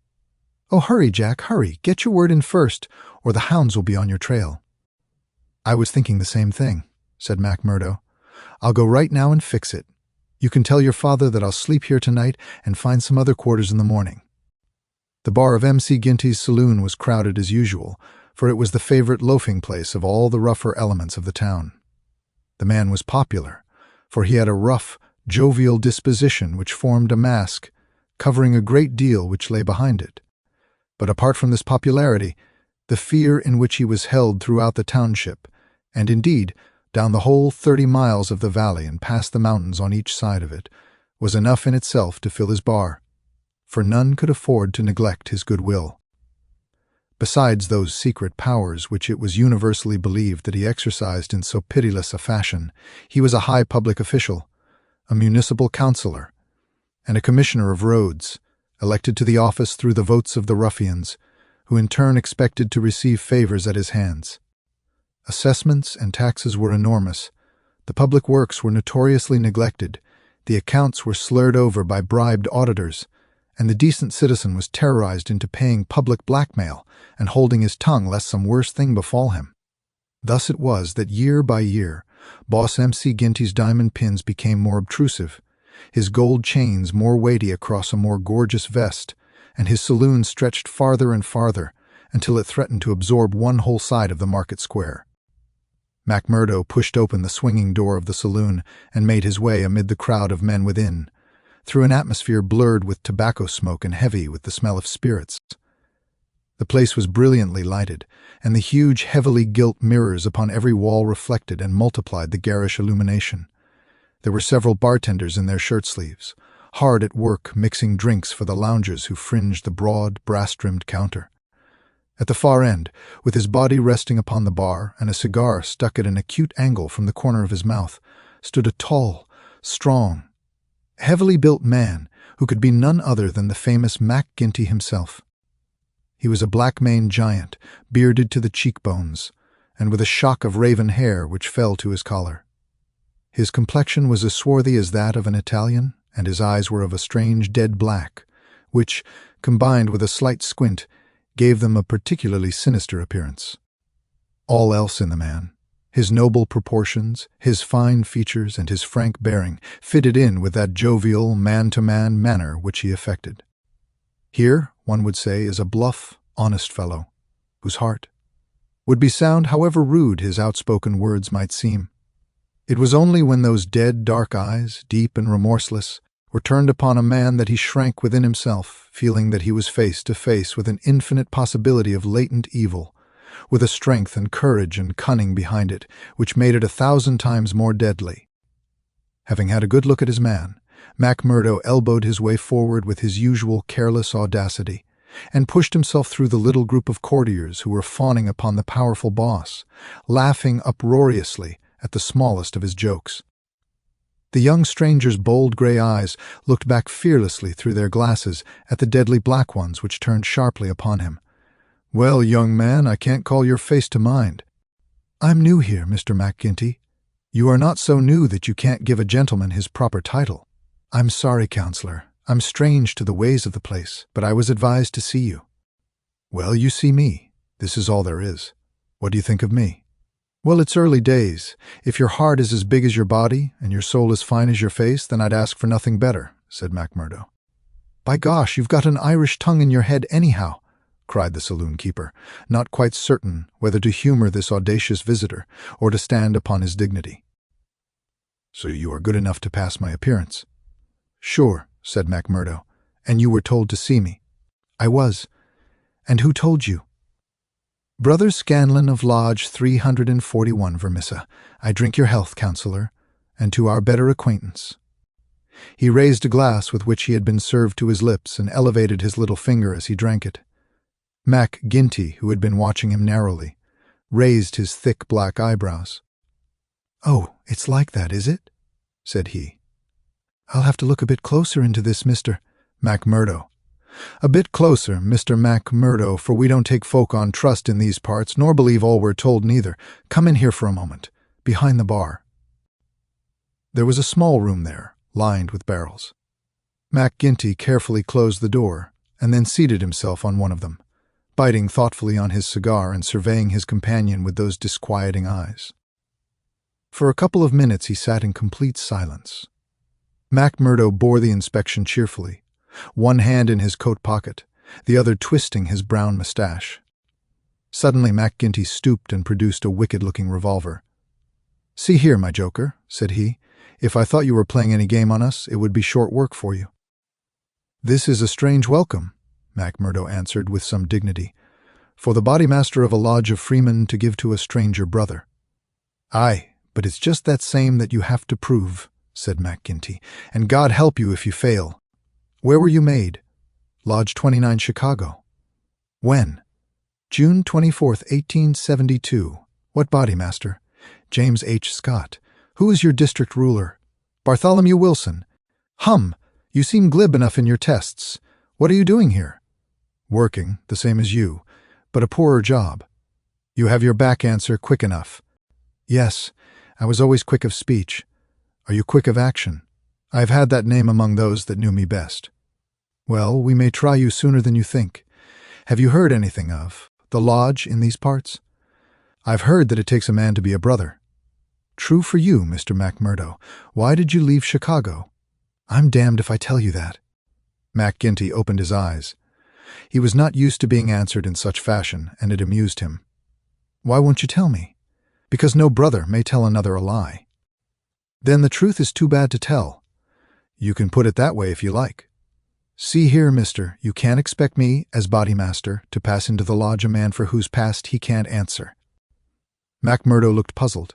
Then he took a worn newspaper cutting from an inner pocket. "You wouldn't squeal on a fellow?" said he. "I'll wipe my hand across your face if you say such words to me," cried Mac Ginty hotly. "You are right, counselor," said McMurdo meekly. "I should apologize. I spoke without thought.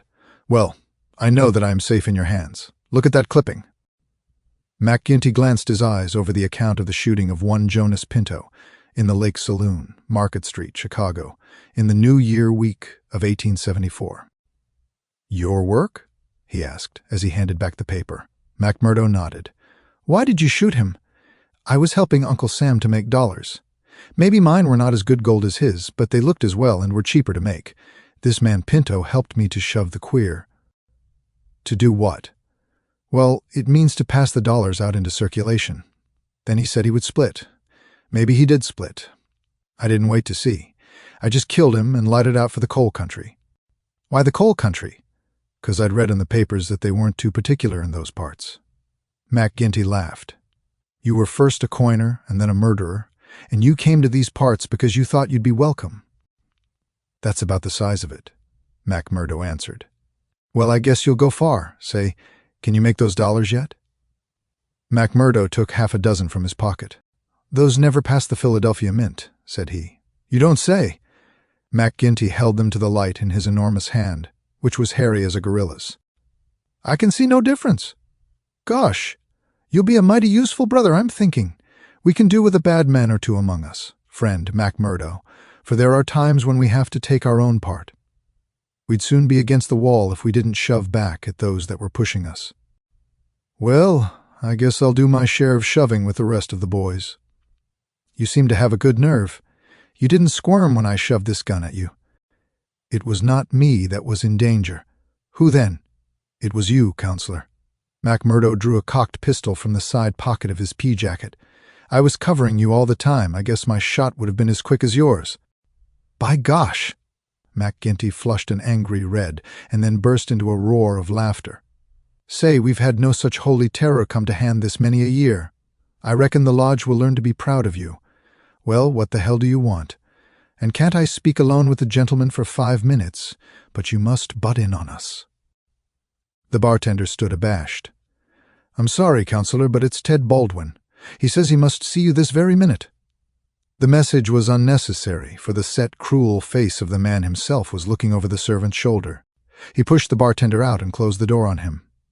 "So," said he with a furious glance at McMurdo, "you got here first, did you? I've a word to say to you, counselor, about this man."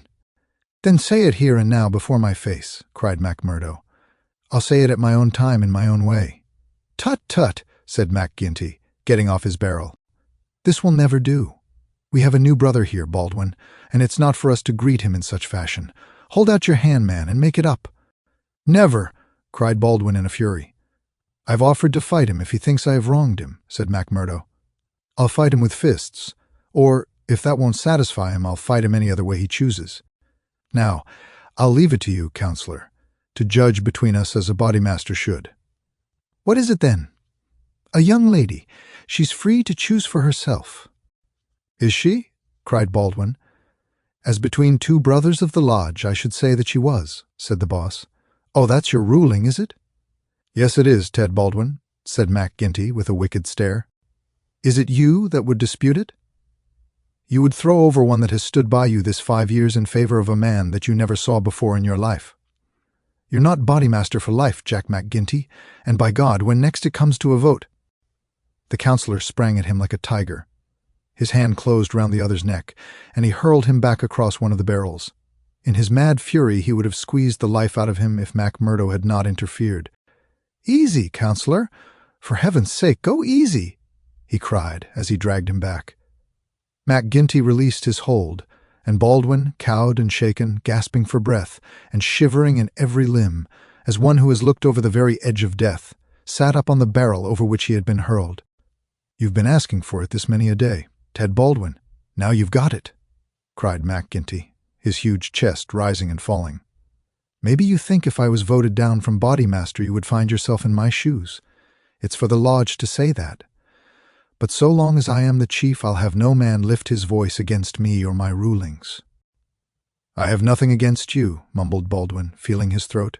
"Well then," cried the other, relapsing in a moment into a bluff joviality, "we are all good friends again, and there's an end of the matter." He took a bottle of champagne down from the shelf, and twisted out the cork. "See now," he continued, as he filled 3 high glasses. "Let us drink the quarreling toast of the lodge.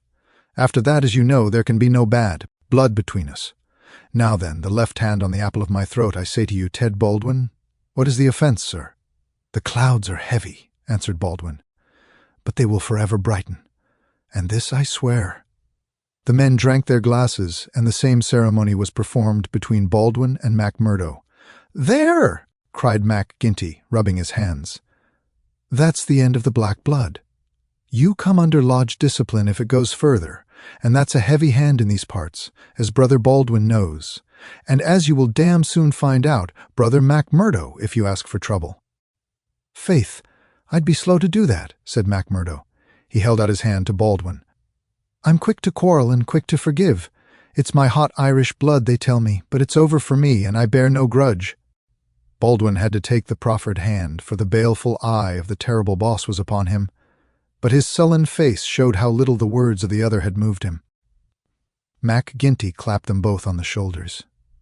"Tut! These girls, he cried. "To think that the same petticoats should come between 2 of my boys. It's the devil's own luck. Well, it's the colleen inside of them that must settle the question, for it's outside the jurisdiction of a bodymaster, and the Lord be praised for that. We have enough on us, without the women as well. You'll have to be affiliated to Lodge 341, Brother MacMurdo. We have our own ways and methods, different from Chicago. Saturday night is our meeting, and if you come then, we'll make you free forever of the Vermissa Valley." Chapter 3. Lodge 341, Vermissa.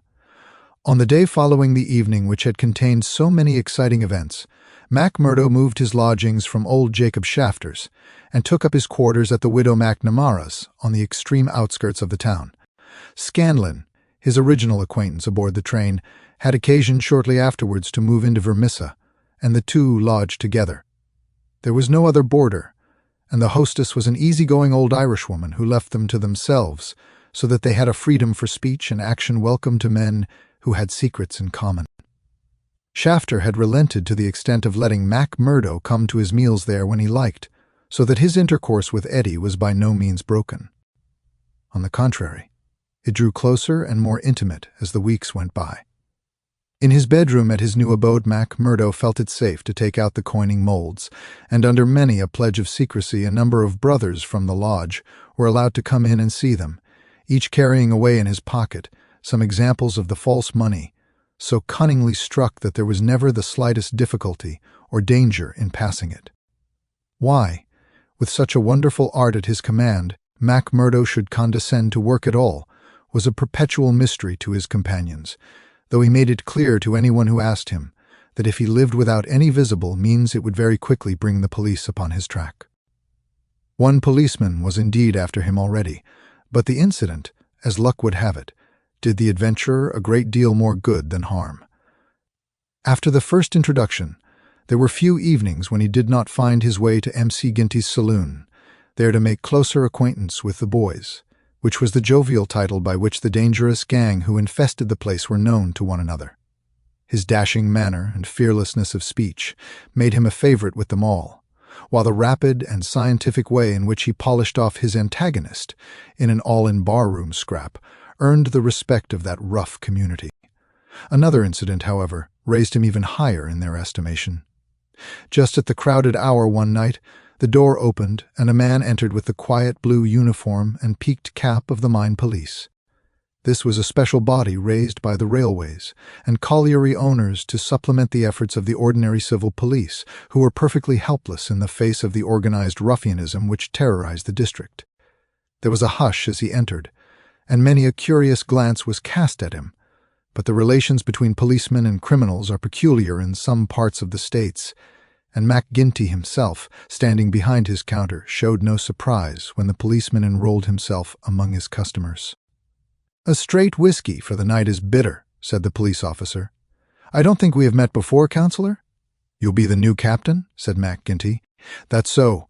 We're looking to you, Counselor, and to the other leading citizens, to help us in upholding law and order in this township. Captain Marvin is my name, of the Coal and Iron." "We'd do better without you, Captain Marvin," said Mac Ginty coldly, "for we have our own police of the township, and no need for any imported goods. What are you but the paid tool of the capitalists, hired by them to club or shoot your poorer fellow citizens?" "Well, well, we won't argue about that," said the police officer good-humoredly. "I expect we all do our duty same as we see it, but we can't all see it the same." He had drunk off his glass and had turned to go, when his eyes fell upon the face of Jack McMurdo, who was scowling at his elbow. "Hello, hello!" he cried, looking him up and down. "Here's an old acquaintance." McMurdo shrank away from him. "I was never a friend to you nor any other cursed copper in my life," said he. "An acquaintance isn't always a friend," said the police captain, grinning. "You're Jack McMurdo of Chicago, right enough, and don't you deny it."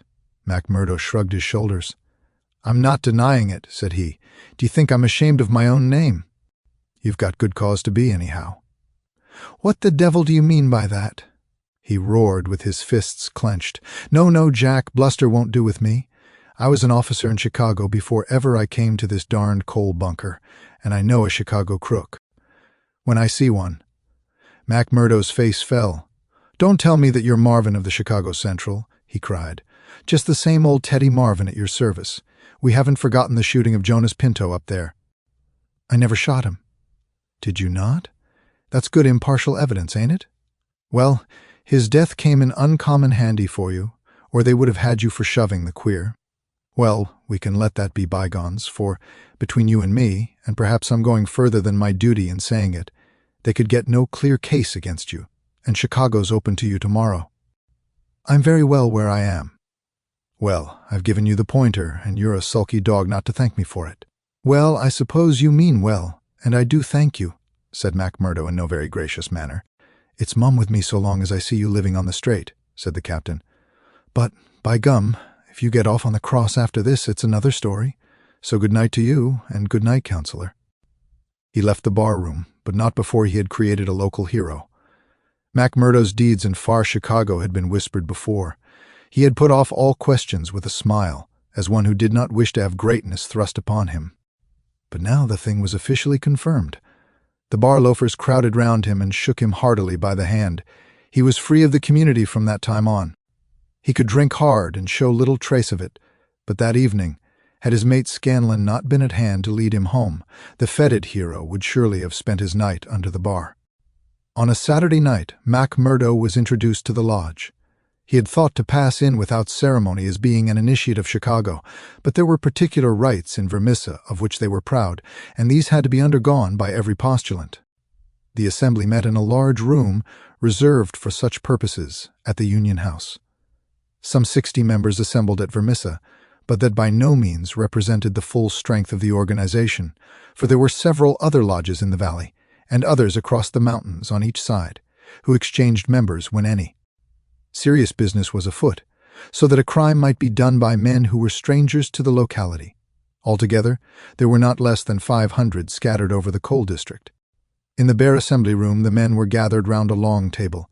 At the side was a second one laden with bottles and glasses, on which some members of the company were already turning their eyes. McGinty sat at the head with a flat black velvet cap upon his shock of tangled black hair, and a colored purple stole round his neck, so that he seemed to be a priest presiding over some diabolical ritual. To right and left of him were the higher lodge officials, the cruel, handsome face of Ted Baldwin among them. Each of these wore some scarf or medallion as emblem of his office. They were, for the most part, men of mature age, but the rest of the company consisted of young fellows from 18 to 25, the ready and capable agents who carried out the commands of their seniors.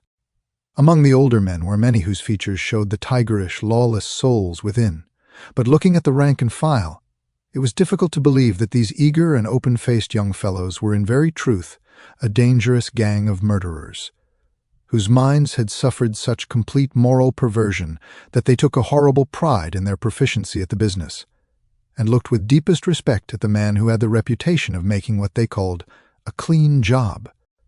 To their contorted natures, it had become a spirited and chivalrous thing to volunteer for service against some man who had never injured them, and whom in many cases they had never seen in their lives. The crime committed, They quarreled as to who had actually struck the fatal blow, and amused one another in the company by describing the cries and contortions of the murdered man.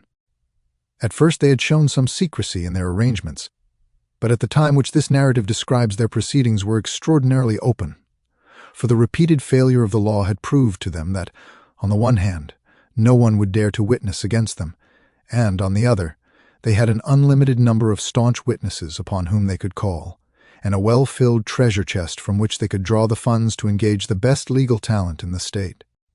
In 10 long years of outrage there had been no single conviction, and the only danger that ever threatened the scourers lay in the victim himself, who, however outnumbered and taken by surprise, might, and occasionally did, leave his mark upon his assailants.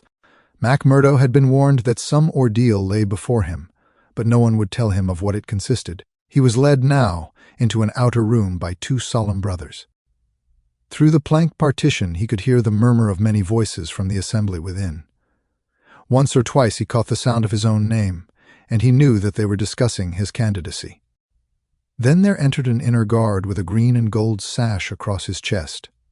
"The bodymaster orders that he shall be trussed, blinded, and entered," said he. The 3 of them removed his coat, turned up the sleeve of his right arm, and finally passed a rope round above the elbows and made it fast. They next placed a thick black cap right over his head and the upper part of his face, so that he could see nothing. He was then led into the assembly hall. It was pitch dark and very oppressive under his hood. He heard the rustle and murmur of the people round him, and then the voice of Mac Ginty sounded dull and distant through the covering of his ears. "John McMurdo," said the voice. "Are you already a member of the ancient order of freemen?" He bowed in assent. "Is your lodge number 29, Chicago?" He bowed again. "Dark nights are unpleasant," said the voice. "Yes, for strangers to travel," he answered. "The clouds are heavy." "Yes, a storm is approaching. Are the brethren satisfied?" asked the bodymaster. There was a general murmur of assent. "We know, brother, by your sign and by your countersign, that you are indeed one of us," said Mac Ginty. "We would have you know, however, that in this county and in other counties of these parts we have certain rights, and also certain duties of our own which call for good men. Are you ready to be tested?" "I am." "Are you of stout heart?" "I am." "Take a stride forward to prove it." As the words were said, he felt 2 hard points in front of his eyes, pressing upon them so that it appeared as if he could not move forward without a danger of losing them. Nonetheless, he nerved himself to step resolutely out, and as he did so, the pressure melted away. There was a low murmur of applause. "He is of stout heart," said the voice. "Can you bear pain?" "As well as another," he answered. "Test him!" It was all he could do to keep himself from screaming out, for an agonizing pain shot through his forearm. He nearly fainted at the sudden shock of it, but he bit his lip and clenched his hands to hide his agony. "I can take more than that," said he. This time there was loud applause. A finer first appearance had never been made in the lodge. Hands clapped him on the back, and the hood was plucked from his head. He stood blinking and smiling amid the congratulations of the brothers. "One last word, Brother McMurdo," said Mac Ginty. "You've already sworn the oath of secrecy and fidelity, and you are aware that the punishment for any breach of it is instant and inevitable death." "I am," said McMurdo. "And you accept the rule of the bodymaster for the time being under all circumstances?" "I do." "Then in the name of Lodge 341 Vermissa, I welcome you to its privileges and debates. You will put the liquor on the table, Brother Scanlon, and we will drink to our worthy brother." McMurdo's coat had been brought to him, but before putting it on he examined his right arm, which still smarted heavily. There, on the flesh of the forearm, was a circle with a triangle within it, deep and red, as the branding iron had left it. 1 or 2 of his neighbors pulled up their sleeves and showed their own lodge marks. "We've all had it," said one, "but not all as brave as you over it." "Tut, it was nothing," said he, but it burned and ached all the same. When the drinks which followed the ceremony of initiation had all been disposed of, the business of the lodge proceeded. McMurdo, accustomed only to the prosaic performances of Chicago, listened with open ears, and more surprised than he ventured to show, to what followed. "The first business on the agenda paper," said Mac Ginty, "is to read the following letter from Division Master Windle of Merton County, Lodge 249. He says, 'Dear Sir, There is a job to be done on Andrew Ray of Ray and Sturmash, coal owners near this place. You will remember that your lodge owes us a return, having had the service of 2 brethren in the matter of the patrolman last fall. If you will send 2 good men, they will be taken charge of by Treasurer Higgins of this lodge, whose address you know. He will show them when to act and where. Yours in freedom, J.W. Windle, DMAOF. Windle has never refused us when we have had occasion to ask for the loan of a man or 2, and it is not for us to refuse him. Mac Ginty paused and looked round the room with his dull, malevolent eyes. Who will volunteer for the job? Several young fellows held up their hands. The bodymaster looked at them with an approving smile. You'll do, Tiger Cormac. If you handle it as well as you did the last, you won't be wrong. And you, Wilson. I've no pistol, said the volunteer, a mere boy in his teens. It's your first, is it not? Well, you have to be blooded sometime. It will be a great start for you. As to the pistol, you'll find it waiting for you, or I'm mistaken. If you report yourselves on Monday, it will be time enough. You'll get a great welcome when you return. Any reward this time? Asked Cormac, a thick-set, dark-faced, brutal-looking young man whose ferocity had earned him the nickname of Tiger. Never mind the reward. You just do it for the honor of the thing. Maybe when it is done, there will be a few odd dollars at the bottom of the box. What has the man done? Asked young Wilson. Sure, it's not for the likes of you to ask what the man has done. He has been judged over there. That's no business of ours. All we have to do is to carry it out for them, same as they would for us. Speaking of that, 2 brothers from the Merton Lodge are coming over to us next week to do some business in this quarter. Who are they? Asked someone. Faith, it is wiser not to ask. If you know nothing, you can testify nothing, and no trouble can come of it. But they are men who will make a clean job when they are about it. And time too, cried Ted Baldwin. Folk are getting out of hand in these parts. It was only last week that 3 of our men were turned off by Foreman Blaker. It's been owing him a long time, and he'll get it full and proper. Get what? McMurdo whispered to his neighbor. The business end of a buckshot cartridge, cried the man with a loud laugh. What think you of our ways, brother? McMurdo's criminal soul seemed to have already absorbed the spirit of the vile association of which he was now a member. I like it well, said he. 'Tis a proper place for a lad of mettle. Several of those who sat around heard his words and applauded them. What's that? Cried the black-maned bodymaster from the end of the table. 'Tis our new brother, sir, who finds our ways to his taste. McMurdo rose to his feet for an instant. I would say, eminent bodymaster, that if a man should be wanted, I should take it as an honor to be chosen to help the lodge. There was great applause at this. It was felt that a new sun was pushing its rim above the horizon. To some of the elders it seemed that the progress was a little too rapid. I would move, said the secretary, Haraway, a vulture-faced old gray beard who sat near the chairman, that Brother McMurdo should wait until it is the good pleasure of the lodge to employ him. Sure, that was what I meant. I'm in your hands, said McMurdo. Your time will come, brother, said the chairman. We have marked you down as a willing man, and we believe that you will do good work in these parts. There is a small matter tonight, in which you may take a hand, if it so please you. I will wait for something that is worthwhile. You can come tonight anyhow, and it will help you to know what we stand for in this community. I will make the announcement later. Meanwhile, he glanced at his agenda paper, I have 1 or 2 more points to bring before the meeting. First of all, I will ask the treasurer as to our bank balance. There is the pension to Jim Carnaway's widow. He was struck down doing the work of the lodge, and it is for us to see that she is not the loser. Jim was shot last month when they tried to kill Chester Wilcox of Marley Creek, McMurdo's neighbor informed him. The funds are good at the moment, said the treasurer, with the bank book in front of him. The firms have been generous of late.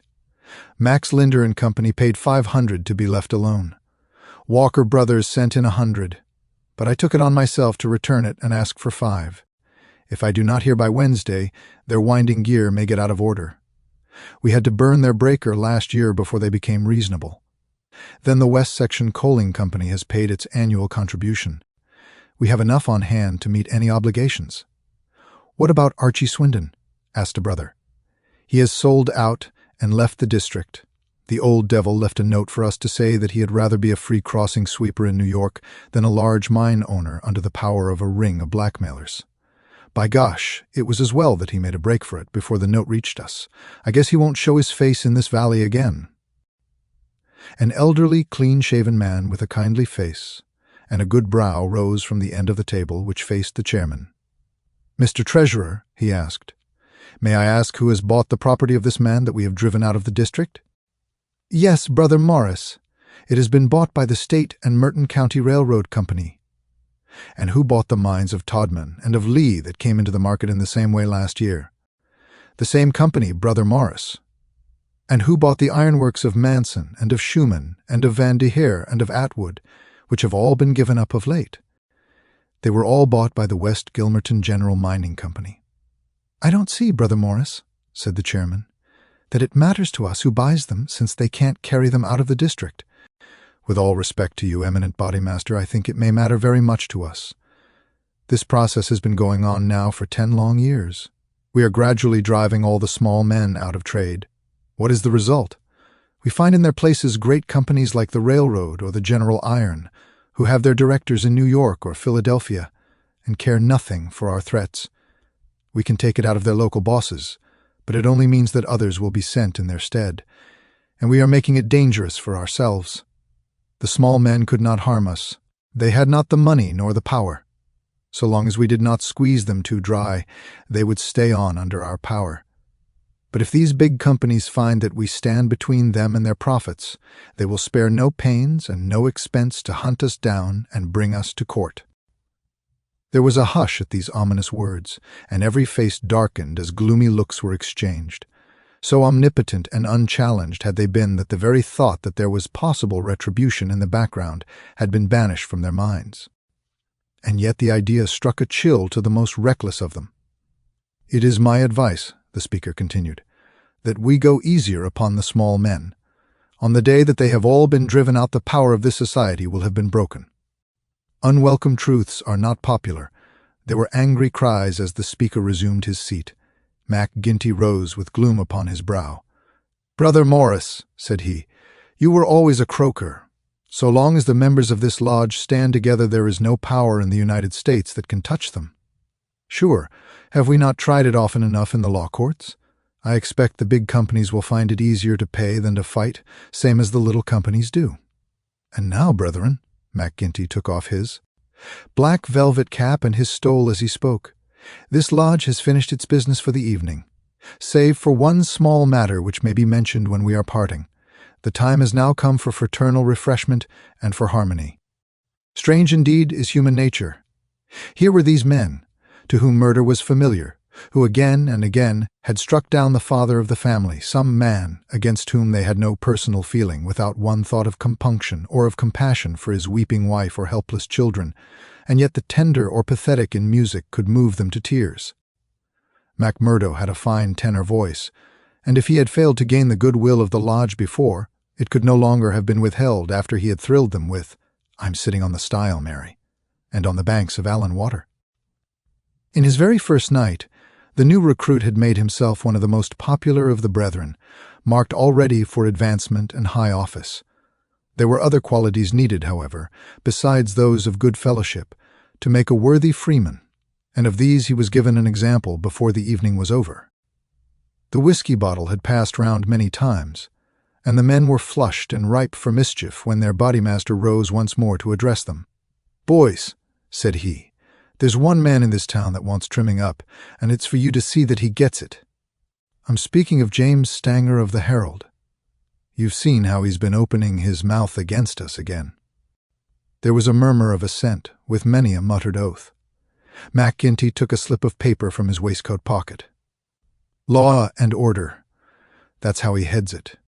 Reign of terror in the coal and iron district.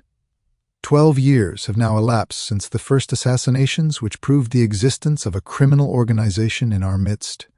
From that day these outrages have never ceased. Until now they have reached a pitch which makes us the opprobrium of the civilized world. Is it for such results as this that our great country welcomes to its bosom the alien who flies from the despotisms of Europe? Is it that they shall themselves become tyrants over the very men who have given them shelter, and that a state of terrorism and lawlessness should be established under the very shadow of the sacred folds of the starry flag of freedom, which would raise horror in our minds if we read of it as existing under the most effete monarchy of the East? The men are known. The organization is patent and public. How long are we to endure it? Can we forever live? Sure, I've read enough of the slush, cried the chairman, tossing the paper down upon the table. That's what he says of us. The question I'm asking you is, what shall we say to him? Kill him, cried a dozen fierce voices. I protest against that, said Brother Morris, the man of the good brow and shaved face. I tell you, brethren, that our hand is too heavy in this valley, and that there will come a point where in self-defense every man will unite to crush us out. James Stanger is an old man. He is respected in the township and the district. His paper stands for all that is solid in the valley. If that man is struck down, there will be a stir through this state that will only end with our destruction. And how would they bring about our destruction, Mr. Standback? Cried McGinty. Is it by the police? Sure, half of them are in our pay and half of them afraid of us. Or is it by the law courts and the judge? Haven't we tried that before now? And whatever came of it? There is a Judge Lynch that might try the case, said Brother Morris. A general shout of anger greeted the suggestion. I have but to raise my finger, cried McGinty, and I could put 200 men into this town that would clear it out from end to end. Then suddenly raising his voice and bending his huge black brows into a terrible frown. See here, Brother Morris, I have my eye on you, and have had for some time. You've no heart yourself, and you try to take the heart out of others.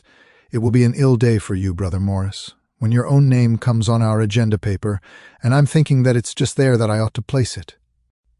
Morris had turned deadly pale, and his knees seemed to give way under him as he fell back into his chair. He raised his glass in his trembling hand and drank before he could answer.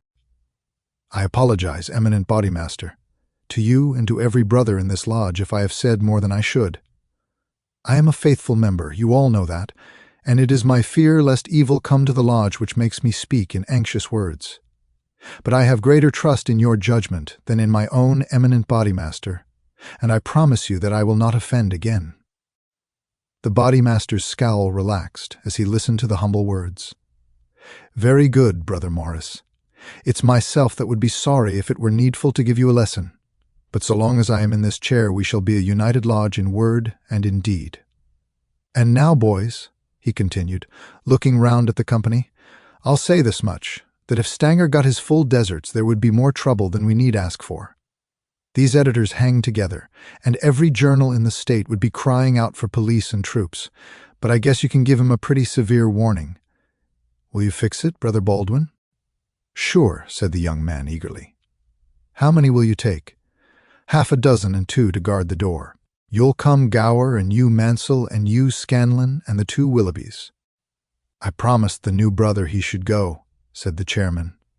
Ted Baldwin looked at McMurdo with eyes which showed that he had not forgotten nor forgiven. Well, he can come if he wants, he said in a surly voice. That's enough. The sooner we get to work, the better. The company broke up with shouts and yells and snatches of drunken song. The bar was still crowded with revelers, and many of the brethren remained there. The little band who had been told off for duty passed out into the street, proceeding in 2s and 3s along the sidewalk so as not to provoke attention. It was a bitterly cold night, with a half-moon shining brilliantly in a frosty, star-spangled sky. The men stopped and gathered in a yard which faced a high building. The words, Vermissa Herald, were printed in gold lettering between the brightly lit windows. From within came the clanking of the printing press. Here, you, said Baldwin to McMurdo. You can stand below at the door and see that the road is kept open for us. Arthur Willoughby can stay with you. You others come with me. Have no fears, boys, for we have 12 witnesses that we are in the Union Bar at this very moment. It was nearly midnight, and the street was deserted save for 1 or 2 revelers upon their way home. The party crossed the road, and, pushing open the door of the newspaper office, Baldwin and his men rushed in and up the stairs which faced them. McMurdo and another remained below. From the room above came a shout, a cry for help, and then the sound of trampling feet and of falling chairs. An instant later a gray-haired man rushed out onto the landing. He was seized before he could get farther, and his spectacles came tinkling down to MacMurdo's feet. There was a thud and a groan. He was on his face, and half a dozen sticks were clattering together as they fell upon him. He writhed, and his long, thin limbs quivered under the blows. The others ceased at last, but Baldwin, his cruel face set in an infernal smile, was hacking at the man's head, which he vainly endeavored to defend with his arms. His white hair was dabbled with patches of blood. Baldwin was still stooping over his victim, putting in a short, vicious blow whenever he could see a part exposed, when MacMurdo dashed up the stairs and pushed him back. "You'll kill the man," said he. "Drop it." Baldwin looked at him in amazement. "Curse you!" he cried. "Who are you to interfere? You that are new to the lodge. Stand back!" He raised his stick, but MacMurdo had whipped his pistol out of his pocket. "Stand back yourself," he cried. "I'll blow your face in if you lay a hand on me. As to the lodge, wasn't it the order of the body master that the man was not to be killed? And what are you doing but killing him?" "It's truth he says," remarked one of the men. "By gosh, you'd best hurry yourselves," cried the man below. "The windows are all lighting up, and you'll have the whole town here inside of 5 minutes." There was indeed the sound of shouting in the street, and a little group of compositors and pressmen was forming in the hall below and nerving itself to action. Leaving the limp and motionless body of the editor at the head of the stair, the criminals rushed down and made their way swiftly along the street. Having reached the Union House, some of them mixed with the crowd in MC Ginty's saloon, whispering across the bar to the boss that the job had been well carried through. Others, and among them MacMurdo, broke away into side streets, and so by devious paths to their own homes. Chapter 4: The Valley of Fear. When MacMurdo awoke next morning, he had good reason to remember his initiation into the lodge. His head ached with the effect of the drink, and his arm, where he had been branded, was hot and swollen. Having his own peculiar source of income, he was irregular in his attendance at his work, so he had a late breakfast, and remained at home for the morning writing a long letter to a friend. Afterwards he read the Daily Herald. In a special column put in at the last moment he read, "Outrage at the Herald office. Editor seriously injured." It was a short account of the facts with which he was himself more familiar than the writer could have been. It ended with the statement, "The matter is now in the hands of the police, but it can hardly be hoped that their exertions will be attended by any better results than in the past." Some of the men were recognized, and there is hope that a conviction may be obtained. The source of the outrage was, it need hardly be said, that infamous society which has held this community in bondage for so long a period, and against which the Herald has taken so uncompromising a stand. Mr. Stanger's many friends will rejoice to hear that, though he has been cruelly and brutally beaten, and though he has sustained severe injuries about the head, there is no immediate danger to his life. Below it stated that a guard of police, armed with Winchester rifles, had been requisitioned for the defense of the office. MacMurdo had laid down the paper and was lighting his pipe with a hand which was shaky from the excesses of the previous evening, when there was a knock outside, and his landlady brought to him a note which had just been handed in by a lad. It was unsigned, and ran thus, "I should wish to speak to you, but would rather not do so in your house. You will find me beside the flagstaff upon Miller Hill, if you will come. There now, I have something which it is important for you to hear and for me to say." MacMurdo read the note twice with the utmost surprise, for he could not imagine what it meant or who was the author of it. Had it been in a feminine hand, he might have imagined that it was the beginning of one of those adventures which had been familiar enough in his past life. But it was the writing of a man, and of a well-educated one too. Finally, after some hesitation, he determined to see the matter through. Miller Hill is an ill-kept public park in the very center of the town. In summer it is a favorite resort of the people, but in winter it is desolate enough. From the top of it one has a view not only of the whole straggling, grimy town, but of the winding valley beneath, with its scattered mines and factories blackening the snow on each side of it, and of the wooded and white-capped ranges flanking it. MacMurdo strolled up the winding path hedged in with evergreens until he reached the deserted restaurant which forms the center of summer gaiety. Beside it was a bare flagstaff, and underneath it a man, his hat drawn down and the collar of his overcoat turned up.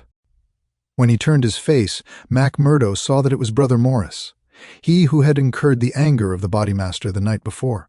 The lodge sign was given and exchanged as they met. "I wanted to have a word with you, Mr. MacMurdo," said the older man, speaking with a hesitation which showed that he was on delicate ground. "It was kind of you to come.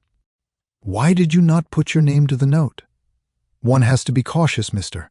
One never knows in times like these how a thing may come back to one. One never knows either who to trust or who not to trust. Surely one may trust brothers of the lodge." "No, no, not always," cried Morris with vehemence. "Whatever we say, even what we think, seems to go back to that man MacGinty." "Look here," said MacMurdo sternly. "It was only last night, as you know well, that I swore good faith to our bodymaster. Would you be asking me to break my oath?" "If that is the view you take," said Morris sadly, "I can only say that I am sorry I gave you the trouble to come and meet me. Things have come to a bad pass when two free citizens cannot speak their thoughts to each other."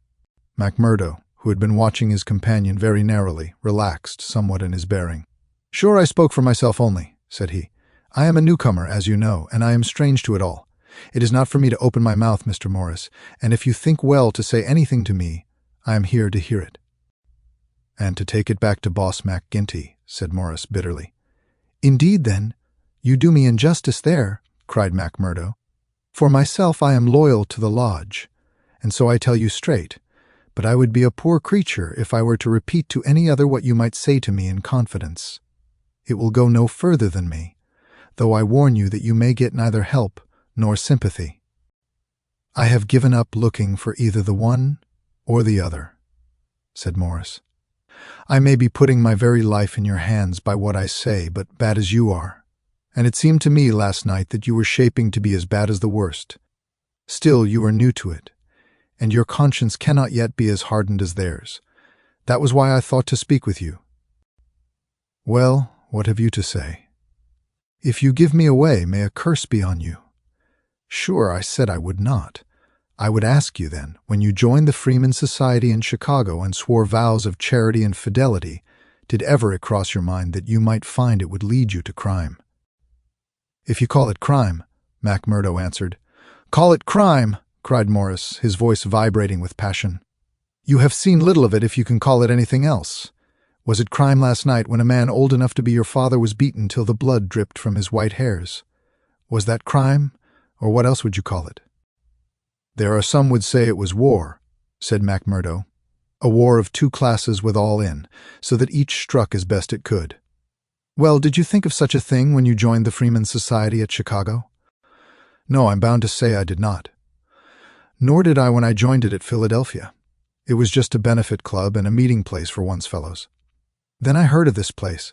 Curse the hour that the name first fell upon my ears, and I came to better myself. My God, to better myself. My wife and 3 children came with me. I started a dry goods store on Market Square, and I prospered well. The word had gone round that I was a freeman, and I was forced to join the local lodge, same as you did last night. I've the badge of shame on my forearm and something worse branded on my heart. I found that I was under the orders of a black villain and caught in a meshwork of crime. What could I do? Every word I said to make things better was taken as treason, same as it was last night. I can't get away, for all I have in the world is in my store. If I leave the society, I know well that it means murder to me, and God knows what to my wife and children. Oh, man, it is awful, awful." He put his hands to his face, and his body shook with convulsive sobs. MacMurdo shrugged his shoulders. "You were too soft for the job," said he. "You are the wrong sort for such work. I had a conscience and a religion, but they made me a criminal among them. I was chosen for a job. If I backed down, I knew well what would come to me. Maybe I'm a coward. Maybe it's the thought of my poor little woman and the children that makes me one. Anyhow, I went. I guess it will haunt me forever." It was a lonely house, 20 miles from here, over the range yonder. I was told off for the door, same as you were last night. They could not trust me with the job. The others went in. When they came out, their hands were crimson to the wrists. As we turned away, a child was screaming out of the house behind us. It was a boy of 5 who had seen his father murdered. I nearly fainted with the horror of it, and yet I had to keep a bold and smiling face. For well I knew that if I did not, it would be out of my house that they would come next with their bloody hands, and it would be my little Fred that would be screaming for his father. But I was a criminal then, part sharer in a murder, lost forever in this world, and lost also in the next.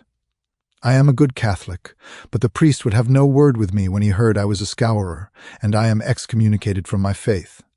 That's how it stands with me. And I see. You going down the same road, and I ask you what the end is to be. Are you ready to be a cold-blooded murderer also, or can we do anything to stop it?"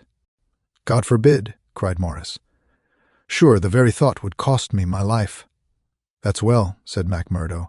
"I'm thinking that you are a weak man and that you make too much of the matter." "Too much? Wait till you have lived here longer. Look down the valley. See the cloud of 100 chimneys that overshadows it. I tell you that the cloud of murder hangs thicker and lower than that over the heads of the people. It is the valley of fear, the valley of death. The terror is in the hearts of the people from the dusk to the dawn. Wait, young man, and you will learn for yourself." "Well, I'll let you know what I think when I have seen more," said McMurdo carelessly. "What is very clear is that you are not the man for the place, and that the sooner you sell out, if you only get a dime a dollar for what the business is worth, the better it will be for you.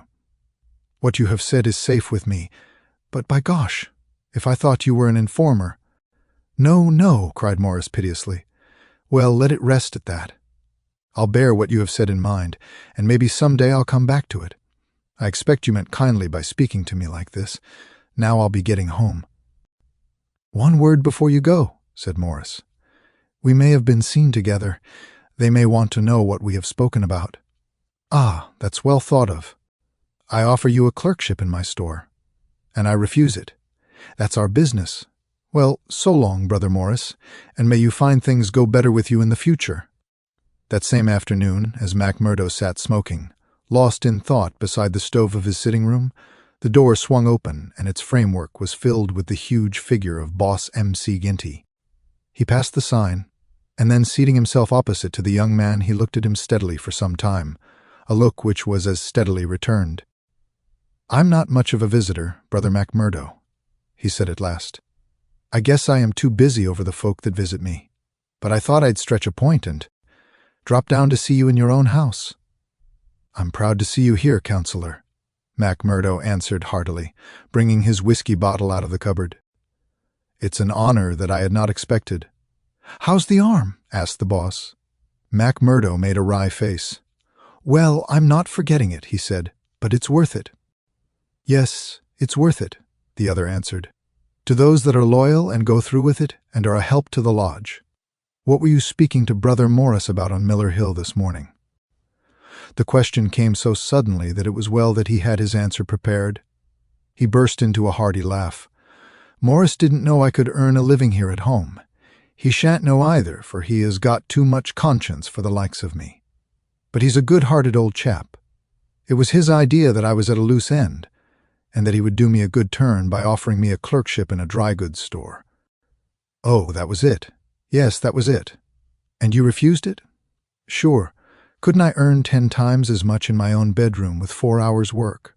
"That's so, but I wouldn't get about too much with Morris." "Why not?" "Well, I guess because I tell you not. That's enough for most folk in these parts." "It may be enough for most folk, but it ain't enough for me, counselor," said McMurdo boldly. "If you are a judge of men, you'll know that." The swarthy giant glared at him, and his hairy paw closed for an instant round the glass as though he would hurl it at the head of his companion. Then he laughed in his loud, boisterous, insincere fashion. "You're a queer card for sure," said he. "Well, if you want reasons, I'll give them. Did Morris say nothing to you against the lodge?" "No." "Nor against me?" "No." "Well, that's because he daren't trust you. But in his heart he is not a loyal brother. We know that well. So we watch him and we wait for the time to admonish him. I'm thinking that the time is drawing near. There's no room for scabby sheep in our pen. But if you keep company with a disloyal man, we might think that you were disloyal too. See?" "There's no chance of my keeping company with him, for I dislike the man," McMurdo answered. "As to being disloyal, if it was any man but you, he would not use the word to me twice." "Well, that's enough," said McGinty, draining off his glass. I came down to give you a word in season, and you've had it." "I'd like to know," said MacMurdo, "how you ever came to learn that I had spoken with Morris at all?" MacGinty laughed. "It's my business to know what goes on in this township," said he. "I guess you'd best reckon on my hearing all that passes. Well, time's up, and I'll just say—" But his leave-taking was cut short in a very unexpected fashion. With a sudden crash, the door flew open, and 3 frowning, intent faces glared in at them from under the peaks of police caps. MacMurdo sprang to his feet and half drew his revolver, but his arms stopped midway as he became conscious that 2 Winchester rifles were leveled at his head. A man in uniform advanced into the room, a 6-shooter in his hand. It was Captain Marvin, once of Chicago, and now of the Mine Constabulary. He shook his head with a half-smile at MacMurdo.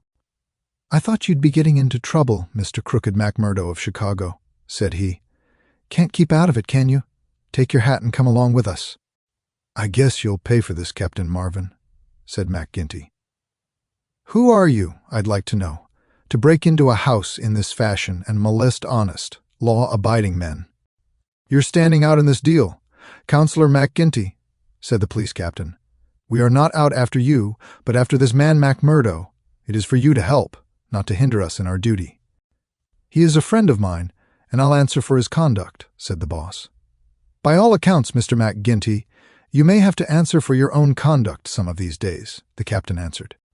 "This man MacMurdo was a crook before ever he came here, and he's a crook still. Cover him, patrolman, while I disarm him." "There's my pistol," said MacMurdo coolly. "Maybe, Captain Marvin, if you and I were alone and face-to-face you would not take me so easily." "Where's your warrant?" asked MacGinty. "By gosh, a man might as well live in Russia as in Vermissa while folk like you are running the police. It's a capitalist outrage, and you'll hear more of it, I reckon." "You do what you think is your duty the best way you can, Counselor. We'll look after ours." "What am I accused of?" asked MacMurdo. "Of being concerned in the beating of old editor Stanger at the Herald office. It wasn't your fault that it isn't a murder charge." "Well, if that's all you have against him," cried MacGinty with a laugh, "you can save yourself a deal of trouble by dropping it right now.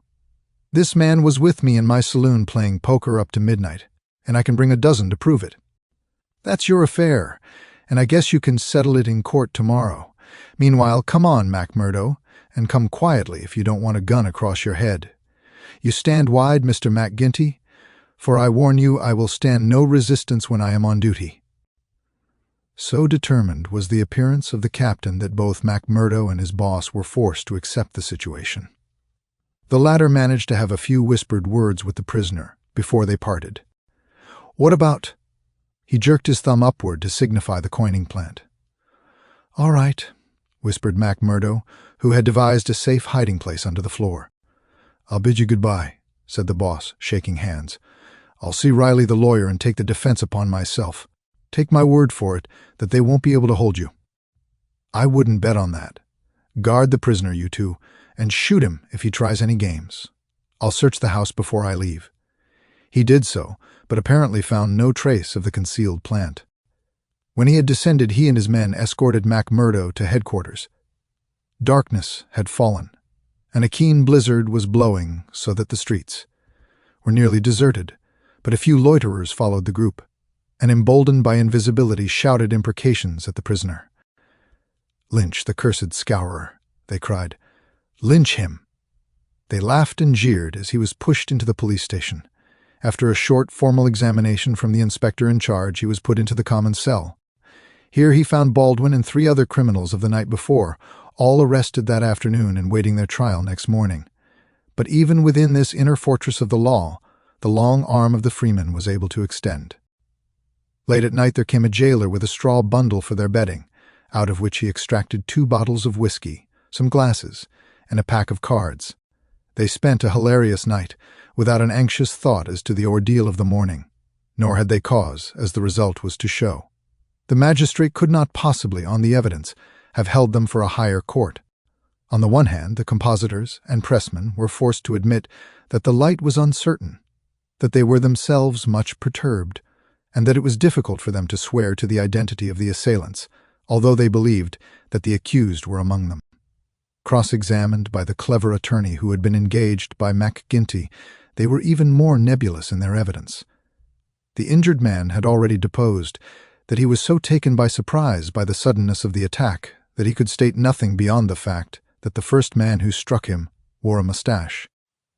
He added that he knew them to be scourers, since no one else in the community could possibly have any enmity to him, and he had long been threatened on account of his outspoken editorials. On the other hand, it was clearly shown by the united and unfaltering evidence of 6 citizens, including that high municipal official, Councillor McGinty, that the men had been at a card party at the Union House until an hour very much later than the commission of the outrage. Needless to say that they were discharged with something very near to an apology from the bench for the inconvenience to which they had been put, together with an implied censure of Captain Marvin and the police for their officious zeal.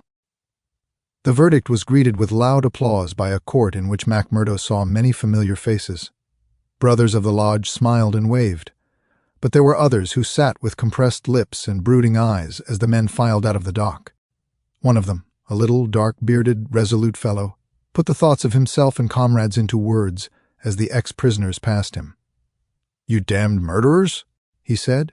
"We'll fix you yet." Chapter 5. The Darkest Hour.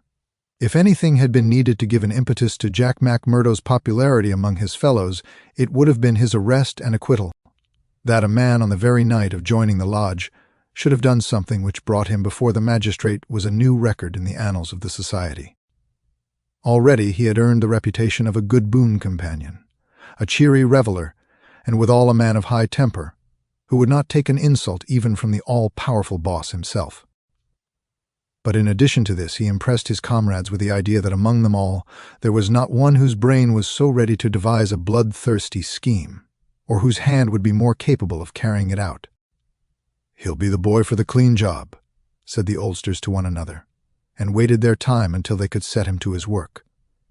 McGinty had instruments enough already, but he recognized that this was a supremely able one. He felt like a man holding a fierce bloodhound in leash. There were curs to do the smaller work, but some day he would slip this creature upon its prey. A few members of the lodge, Ted Baldwin among them, resented the rapid rise of the stranger and hated him for it, but they kept clear of him, for he was as ready to fight as to laugh.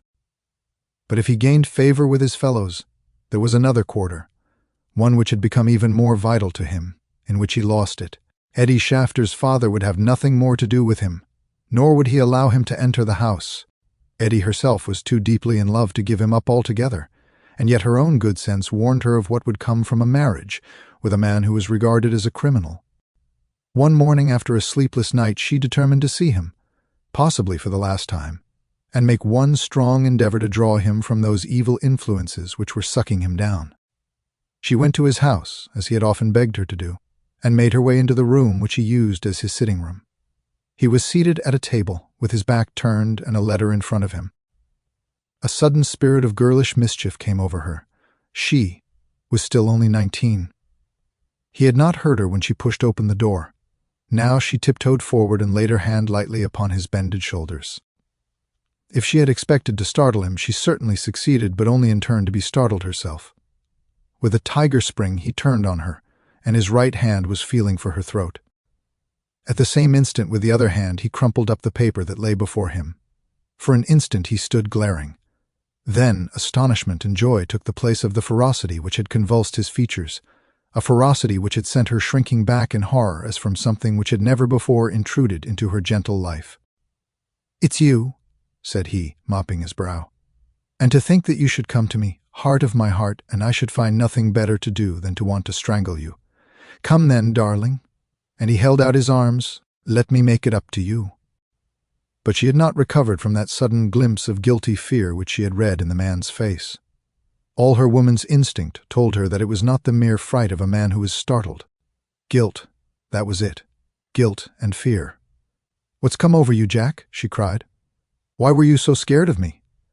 "Oh, Jack, if your conscience was at ease, you would not have looked at me like that." "Sure, I was thinking of other things. And when you came tripping so lightly on those fairy feet of yours—" No, it was more than that, Jack." Then a sudden suspicion seized her. Let me see that letter you were writing. Ah, Eddie, I couldn't do that. Her suspicions became certainties. It's to another woman, she cried. I know it. Why else should you hold it from me? Was it to your wife that you were writing? How am I to know that you are not a married man? You, a stranger, that nobody knows. I am not married, Eddie. See now, I swear it. You're the only one woman on earth to me. By the cross of Christ, I swear it. He was so white with passionate earnestness that she could not but believe him. Well then, she cried, why will you not show me the letter? I'll tell you, Akushla, said he. I'm under oath not to show it, and just as I wouldn't break my word to you, so I would keep it to those who hold my promise. It's the business of the lodge, and even to you it's secret. And if I was scared when a hand fell on me, can't you understand it when it might have been the hand of a detective? She felt that he was telling the truth. He gathered her into his arms and kissed away her fears and doubts. Sit here by me, then. It's a queer throne for such a queen, but it's the best your poor lover can find. He'll do better for you some of these days, I'm thinking. Now your mind is easy once again, is it not? How can it ever be at ease, Jack? When I know that you are a criminal among criminals? When I never know the day that I may hear you are in court for murder? MacMurdo the Scourer. That's what one of our boarders called you yesterday. It went through my heart like a knife. Sure, hard words break no bones. But they were true. Well, dear, it's not so bad as you think. We are but poor men that are trying in our own way to get our rights. Eddie threw her arms round her lover's neck. Give it up, Jack. For my sake, for God's sake, give it up. It was to ask you that I came here today. Oh, Jack, see, I beg it of you on my bended knees. Kneeling here before you, I implore you to give it up. He raised her and soothed her with her head against his breast. Sure, my darling, you don't know what it is you are asking. How could I give it up when it would be to break my oath and to desert my comrades? If you could see how things stand with me, you could never ask it of me. Besides, if I wanted to, how could I do it? You don't suppose that the lodge would let a man go free with all its secrets? I've thought of that, Jack. I've planned it all. Father has saved some money. He is weary of this place, where the fear of these people darkens our lives. He is ready to go. We would fly together to Philadelphia or New York, where we would be safe from them. MacMurdo laughed. The lodge has a long arm. Do you think it could not stretch from here to Philadelphia or New York? Well then, to the west, or to England, or to Germany, where Father came from, anywhere to get away from this valley of fear. MacMurdo thought of old Brother Morris. Sure, it is the second time I have heard the valley so named, said he. The shadow does indeed seem to lie heavy on some of you. It darkens every moment of our lives. Do you suppose that Ted Baldwin has ever forgiven us? If it were not that he fears you, what do you suppose our chances would be? If you saw the look in those dark, hungry eyes of his when they fall on me? By gosh, I'd teach him better manners if I caught him at it. But see here, little girl, I can't leave here. I can't. Take that from me once and for all. But if you will leave me to find my own way, I will try to prepare a way of getting honorably out of it. There is no honor in such a matter. Well, it's just how you look at it. But if you'll give me 6 months, I'll work it so that I can leave without being ashamed to look others in the face. The girl laughed with joy. 6 months, she cried. Is it a promise? Well, it may be 7 or 8, but within a year at the furthest we will leave the valley behind us. It was the most that Eddie could obtain, and yet it was something. There was this distant light to illuminate the gloom of the immediate future. She returned to her father's house more light-hearted than she had ever been since Jack MacMurdo had come into her life. It might be thought that, as a member, all the doings of the society would be told to him, but he was soon to discover that the organization was wider and more complex than the simple lodge. Even Boss Mac Ginty was ignorant as to many things, for there was an official named the county delegate, living at Hobson's Patch farther down the line, who had power over several different lodges which he wielded in a sudden and arbitrary way. Only once did MacMurdo see him, a sly, little gray-haired rat of a man, with a slinking gait and a sidelong glance which was charged with malice. Evans Pott was his name, and even the great boss of Vermissa felt towards him something of the repulsion and fear which the huge Danton may have felt for the puny but dangerous Robespierre. One day Scanlon, who was MacMurdo's fellow boarder, received a note from Mac Ginty enclosing one from Evans Pott, which informed him that he was sending over 2 good men, Lawler and Andrews, who had instructions to act in the neighborhood, though it was best for the cause that no particulars as to their objects should be given. Would the bodymaster see to it that suitable arrangements be made for their lodgings and comfort until the time for action should arrive? Mac Ginty added that it was impossible for anyone to remain secret at the Union House, and that, therefore, he would be obliged if MacMurdo and Scanlon would put the strangers up for a few days in their boarding-house. The same evening the 2 men arrived, each carrying his gripsack. Lawler was an elderly man, shrewd, silent, and self-contained, clad in an old black frock coat, which, with his soft felt hat and ragged grizzled beard, gave him a general resemblance to an itinerant preacher. His companion, Andrews, was little more than a boy, frank-faced and cheerful, with the breezy manner of one who is out for a holiday and means to enjoy every minute of it. Both men were total abstainers, and behaved in all ways as exemplary members of the society, with the one simple exception that they were assassins, who had often proved themselves to be most capable instruments for this association of murder. Lawler had already carried out 14 commissions of the kind, and Andrews 3.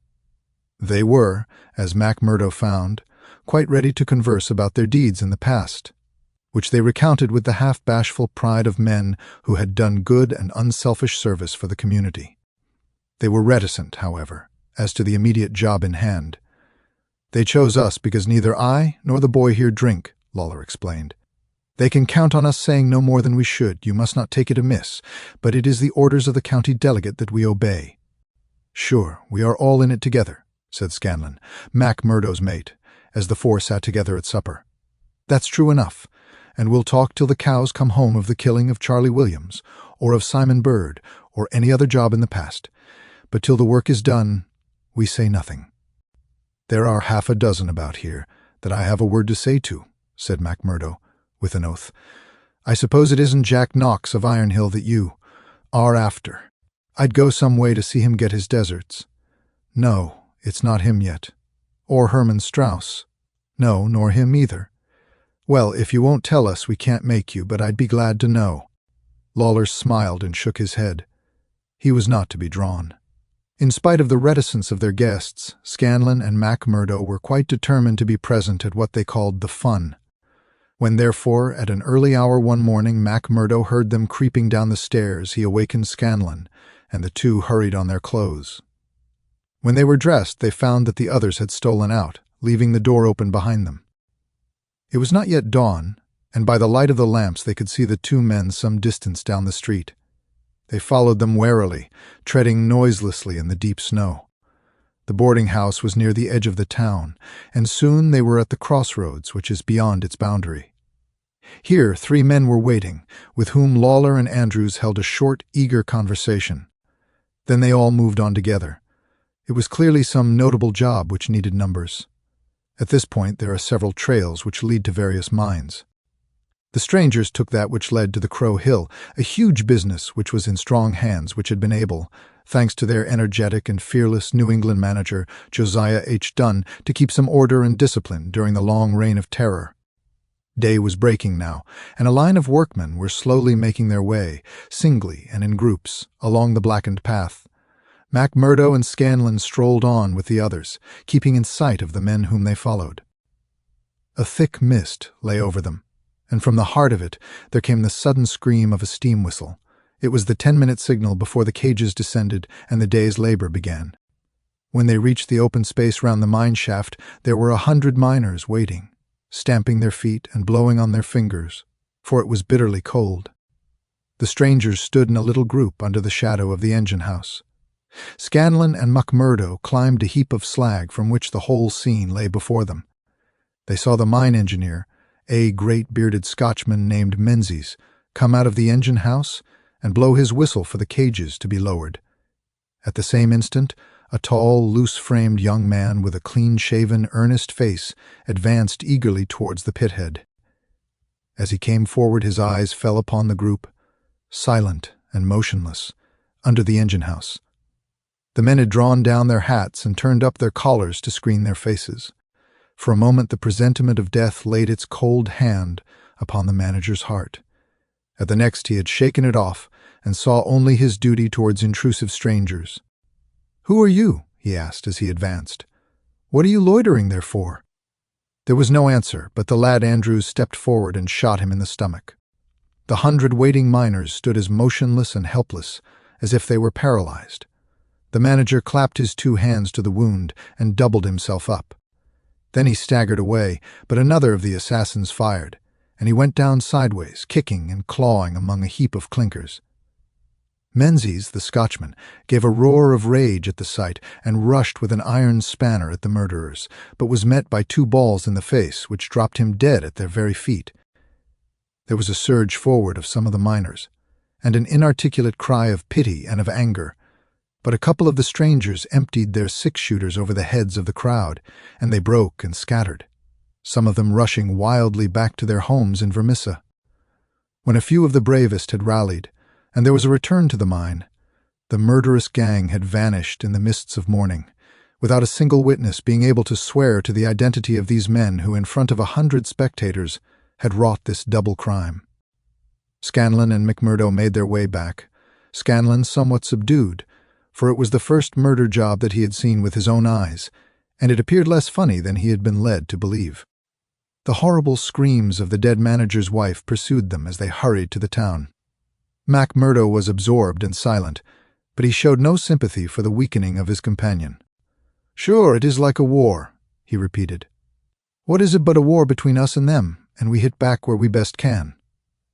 There was high revel in the lodge room at the Union House that night, not only over the killing of the manager and engineer of the Crow Hill mine, which would bring this organization into line with the other blackmailed and terror-stricken companies of the district, but also over a distant triumph which had been wrought by the hands of the lodge itself. It would appear that when the county delegate had sent over 5 good men to strike a blow in Vermissa, he had demanded that in return 3 Vermissa men should be secretly selected and sent across to kill William Hales of Stake Royal, one of the best-known and most popular mine owners in the Gilmerton district, a man who was believed not to have an enemy in the world, for he was in all ways a model employer. He had insisted, however, upon efficiency in the work, and had therefore paid off certain drunken and idle employees who were members of the all-powerful society. Coffin notices hung outside his door had not weakened his resolution, and so in a free civilized country he found himself condemned to death. The execution had now been duly carried out. Ted Baldwin, who sprawled now in the seat of honor beside the bodymaster, had been chief of the party. His flushed face and glazed, bloodshot eyes told of sleeplessness and drink. He and his 2 comrades had spent the night before among the mountains. They were unkempt and weather-stained, but no heroes, returning from a forlorn hope, could have had a warmer welcome from their comrades. The story was told and retold amid cries of delight and shouts of laughter. They had waited for their man as he drove home at nightfall, taking their station at the top of a steep hill, where his horse must be at a walk. He was so furred to keep out the cold that he could not lay his hand on his pistol. They had pulled him out and shot him again and again. He had screamed for mercy. The screams were repeated for the amusement of the lodge. "Let's hear again how he squealed," they cried. None of them knew the man, but there is eternal drama in a killing, and they had shown the scourers of Gilmerton that the Vermissa men were to be relied upon. There had been one contretemps, for a man and his wife had driven up while they were still emptying their revolvers into the silent body. It had been suggested that they should shoot them both, but they were harmless. Folk who were not connected with the mines, so they were sternly bidden to drive on and keep silent, lest a worse thing befall them. And so the blood-mottled figure had been left as a warning to all such hard-hearted employers, and the 3 noble avengers had hurried off into the mountains where unbroken nature comes down to the very edge of the furnaces and the slag heaps. Here they were, safe and sound, their work well done, and the plaudits of their companions in their ears. It had been a great day for the scourers. The shadow had fallen even darker over the valley. But as the wise general chooses the moment of victory in which to redouble his efforts, so that his foes may have no time to steady themselves after disaster, so Boss Mac Ginty, looking out upon the scene of his operations with his brooding and malicious eyes, had devised a new attack upon those who opposed him. That very night, as the half-drunken company broke up, he touched McMurdo on the arm and led him aside into that inner room where they had their first interview. "See here, my lad," said he. "I've got a job that's worthy of you at last. You'll have the doing of it in your own hands." "Proud I am to hear it," McMurdo answered. "You can take 2 men with you, Manders and Riley. They have been warned for service. We'll never be right in this district until Chester Wilcox has been settled, and you'll have the thanks of every lodge in the coal fields if you can down him." "I'll do my best, anyhow. Who is he, and where shall I find him?" McGinty took his eternal half-chewed, half-smoked cigar from the corner of his mouth and proceeded to draw a rough diagram on a page torn from his notebook. "He's the chief foreman of the Iron Dike Company. He's a hard citizen, an old color sergeant of the war, all scars and grizzle. We've had 2 tries at him but had no luck, and Jim Carnaway lost his life over it. Now it's for you to take it over. That's the house, all alone at the Iron Dike crossroad, same as you see here on the map, without another within earshot. It's no good by day. He's armed and shoots quick and straight with no questions asked. But at night, well, there he is with his wife, 3 children, and a hired help. You can't pick or choose. It's all or none. If you could get a bag of blasting powder at the front door with a slow match to it, what's the man done? Didn't I tell you he shot Jim Carnaway? Why did he shoot him? What in thunder has that to do with you? Carnaway was about his house at night, and he shot him. That's enough for me and you. You've got to settle the thing right. There's these 2 women and the children. Do they go up too? They have to. Else, how can we get him? It seems hard on them, for they've done nothing. What sort of fool's talk is this? Do you back out? Easy, counselor, easy. What have I ever said or done that you should think I would be after standing back from an order of the bodymaster of my own lodge? If it's right, or if it's wrong, it's for you to decide. Of course I will do it. When? Well, you had best give me a night or 2 that I may see the house and make my plans, then. Very good, said McGinty, shaking him by the hand. I leave it with you. It will be a great day when you bring us the news. It's just the last stroke that will bring them all to their knees. McMurdo thought long and deeply over the commission which had been so suddenly placed in his hands. The isolated house in which Chester Wilcox lived was about 5 miles off in an adjacent valley. That very night he started off all alone to prepare for the attempt. It was daylight before he returned from his reconnaissance. Next day he interviewed his 2 subordinates, Manders and Riley, reckless youngsters who were as elated as if it were a deer hunt. 2 nights later they met outside the town, all 3 armed, and one of them carrying a sack stuffed with the powder which was used in the quarries. It was 2 in the morning before they came to the lonely house. The night was a windy one, with broken clouds drifting swiftly across the face of a 3/4 moon. They had been warned to be on their guard against bloodhounds, so they moved forward cautiously, with their pistols cocked in their hands. But there was no sound save the howling of the wind, and no movement but the swaying branches above them. McMurdo listened at the door of the lonely house, but all was still within. Then he leaned the powder bag against it, ripped a hole in it with his knife, and attached the fuse. When it was well alight, he and his 2 companions took to their heels, and were some distance off, safe and snug in a sheltering ditch, before the shattering roar of the explosion, with the low, deep rumble of the collapsing building, told them that their work was done. No cleaner job had ever been carried out in the blood-stained annals of the society. But alas, that work so well organized and boldly carried out should all have gone for nothing. Warned by the fate of the various victims, and knowing that he was marked down for destruction, Chester Wilcox had moved himself and his family only the day before to some safer and less known quarters, where a guard of police should watch over them. It was an empty house which had been torn down by the gunpowder, and the grim old color sergeant of the war was still teaching discipline to the miners of Iron Dike. "Leave him to me," said McMurdo. "He's my man, and I'll get him sure if I have to wait a year for him." A vote of thanks and confidence was passed in full lodge, and so for the time the matter ended. When a few weeks later it was reported in the papers that Wilcox had been shot at from an ambuscade, It was an open secret that Mac Murdo was still at work upon his unfinished job. Such were the methods of the Society of Freemen, and such were the deeds of the Scourers by which they spread their rule of fear over the great and rich district which was for so long a period haunted by their terrible presence. Why should these pages be stained by further crimes? Have I not said enough to show the men and their methods? These deeds are written in history, and there are records wherein one may read the details of them. There one may learn of the shooting of policemen Hunt and Evans, because they had ventured to arrest 2 members of the society, a double outrage planned at the Vermissa Lodge, and carried out in cold blood upon 2 helpless and disarmed men. There also one may read of the shooting of Mrs. Larby, when she was nursing her husband, who had been beaten almost to death by orders of Boss Mac Ginty. The killing of the elder Jenkins shortly followed by that of his brother, the mutilation of. The Stendals all followed hard upon one another in the same terrible winter.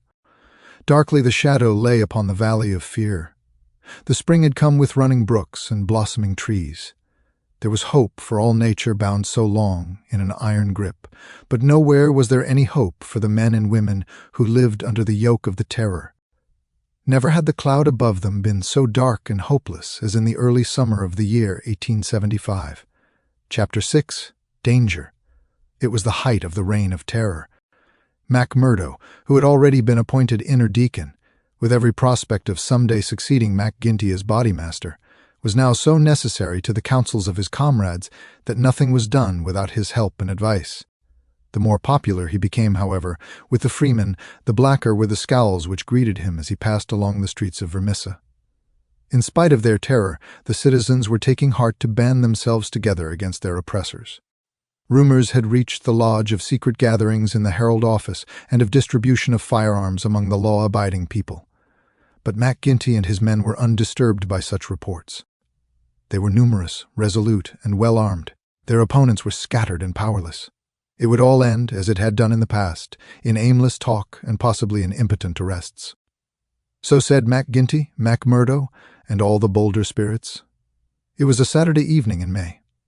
Saturday was always the lodge night, and Mac Murdo was leaving his house to attend it when Morris, the weaker brother of the order, came to see him.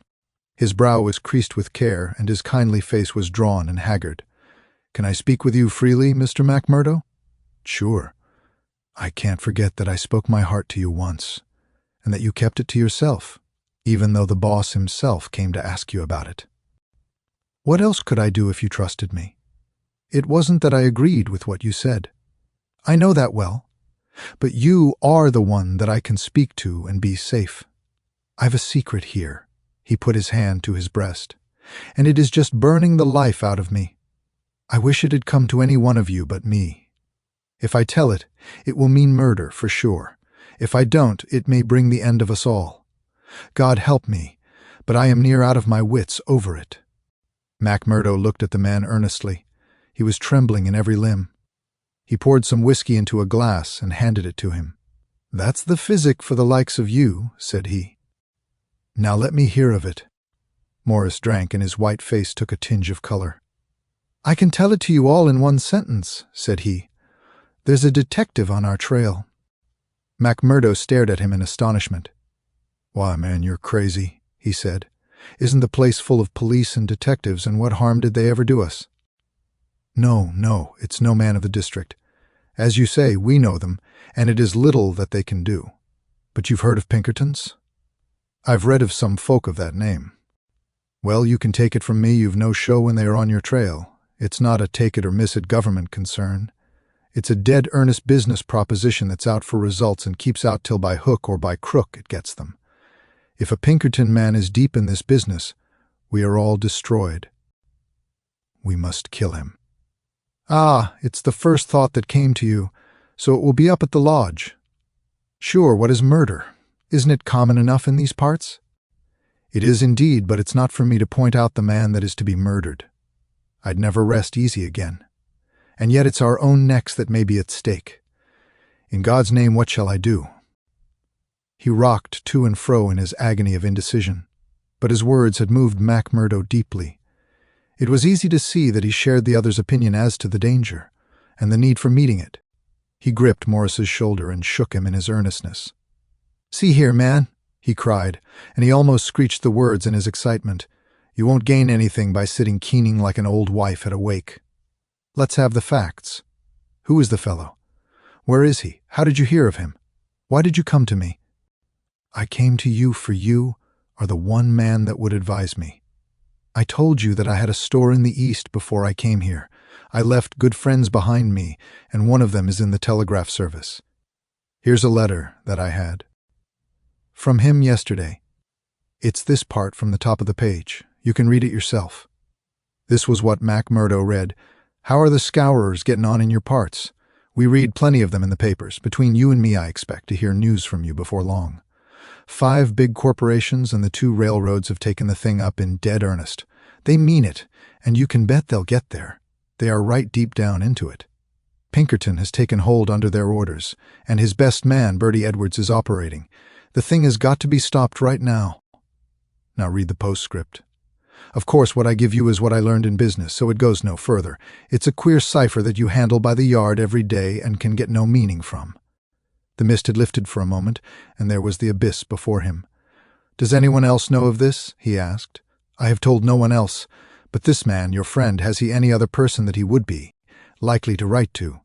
"Well, I dare say he knows 1 or 2 more. Of the lodge? It's likely enough.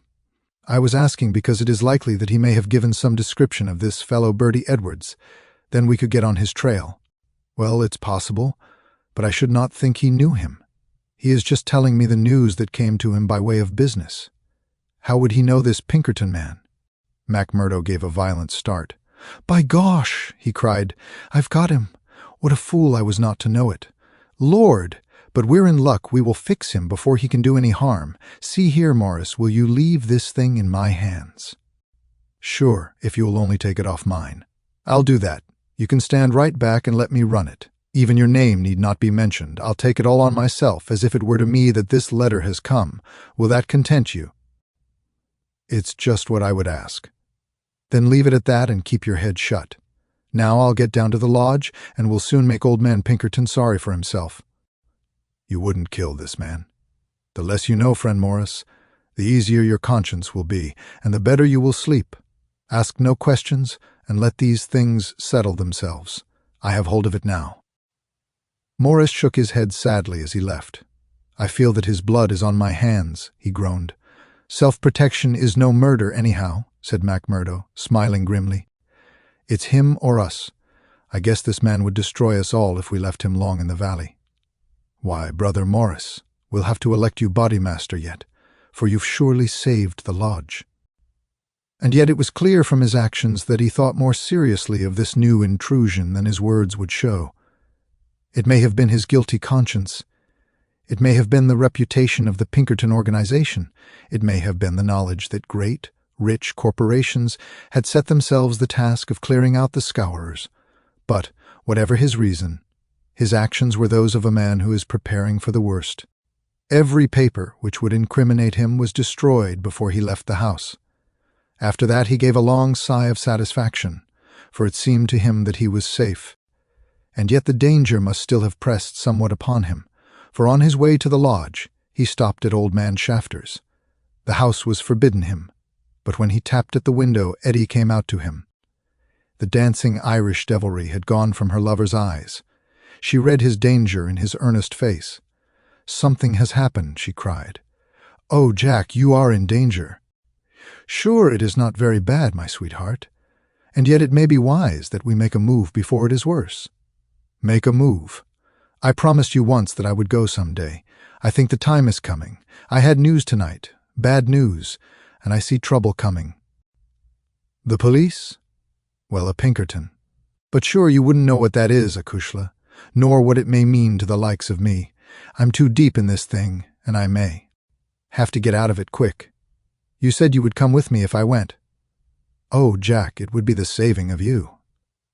"I'm an honest man in some things, Eddie. I wouldn't hurt a hair of your bonny head for all that the world can give, nor ever pull you down 1 inch from the golden throne above the clouds where I always see you. Would you trust me?" She put her hand in his without a word. "Well then, listen to what I say, and do as I order you, for indeed it's the only way for us. Things are going to happen in this valley. I feel it in my bones. There may be many of us that will have to look out for ourselves. I'm one, anyhow. If I go, by day or night, it's you that must come with me." "I'd come after you, Jack." No, you shall come with me. If this valley is closed to me and I can never come back, how can I leave you behind, and me perhaps in hiding from the police with never a chance of a message? It's with me you must come. I know a good woman in the place I come from, and it's there I'd leave you till we can get married. Will you come?" "Yes, Jack, I will come."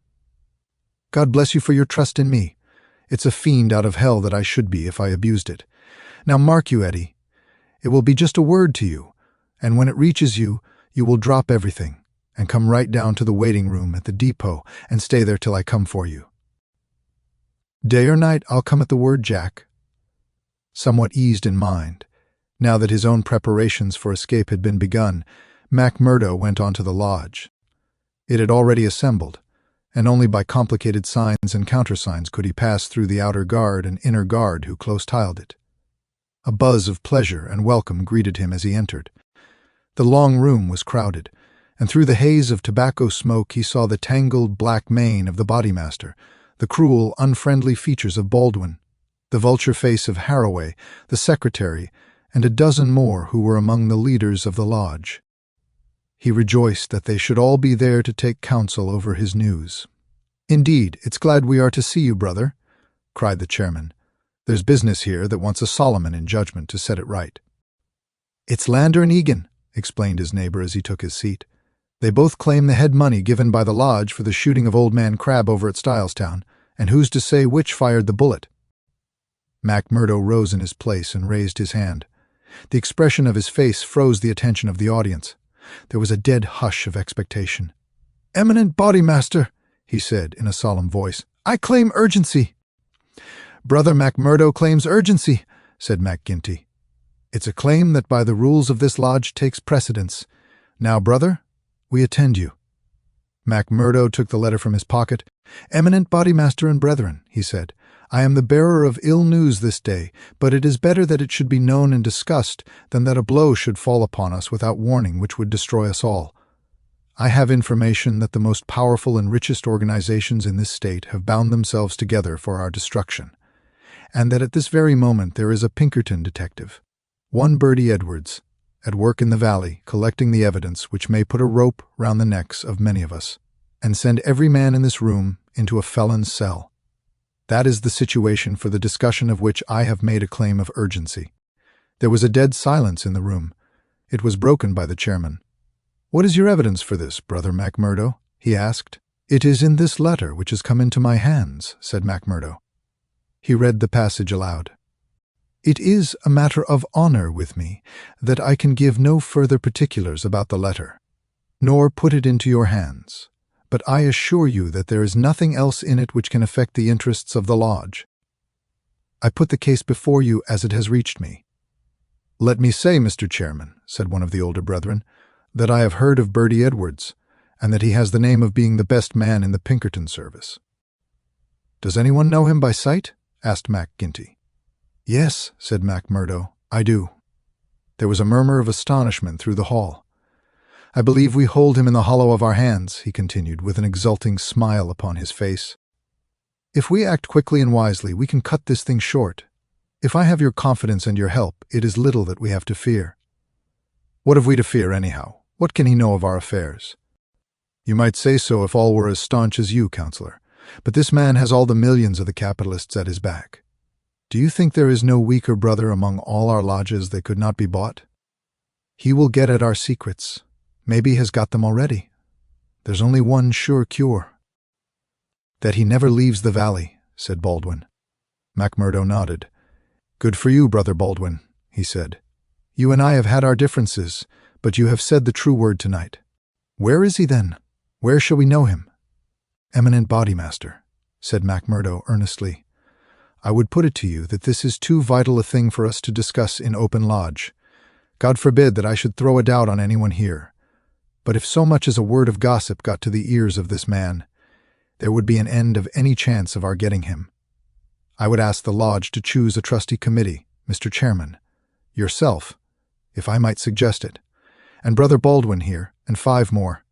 Then I can talk freely of what I know and of what I advise should be done." The proposition was at once adopted, and the committee chosen.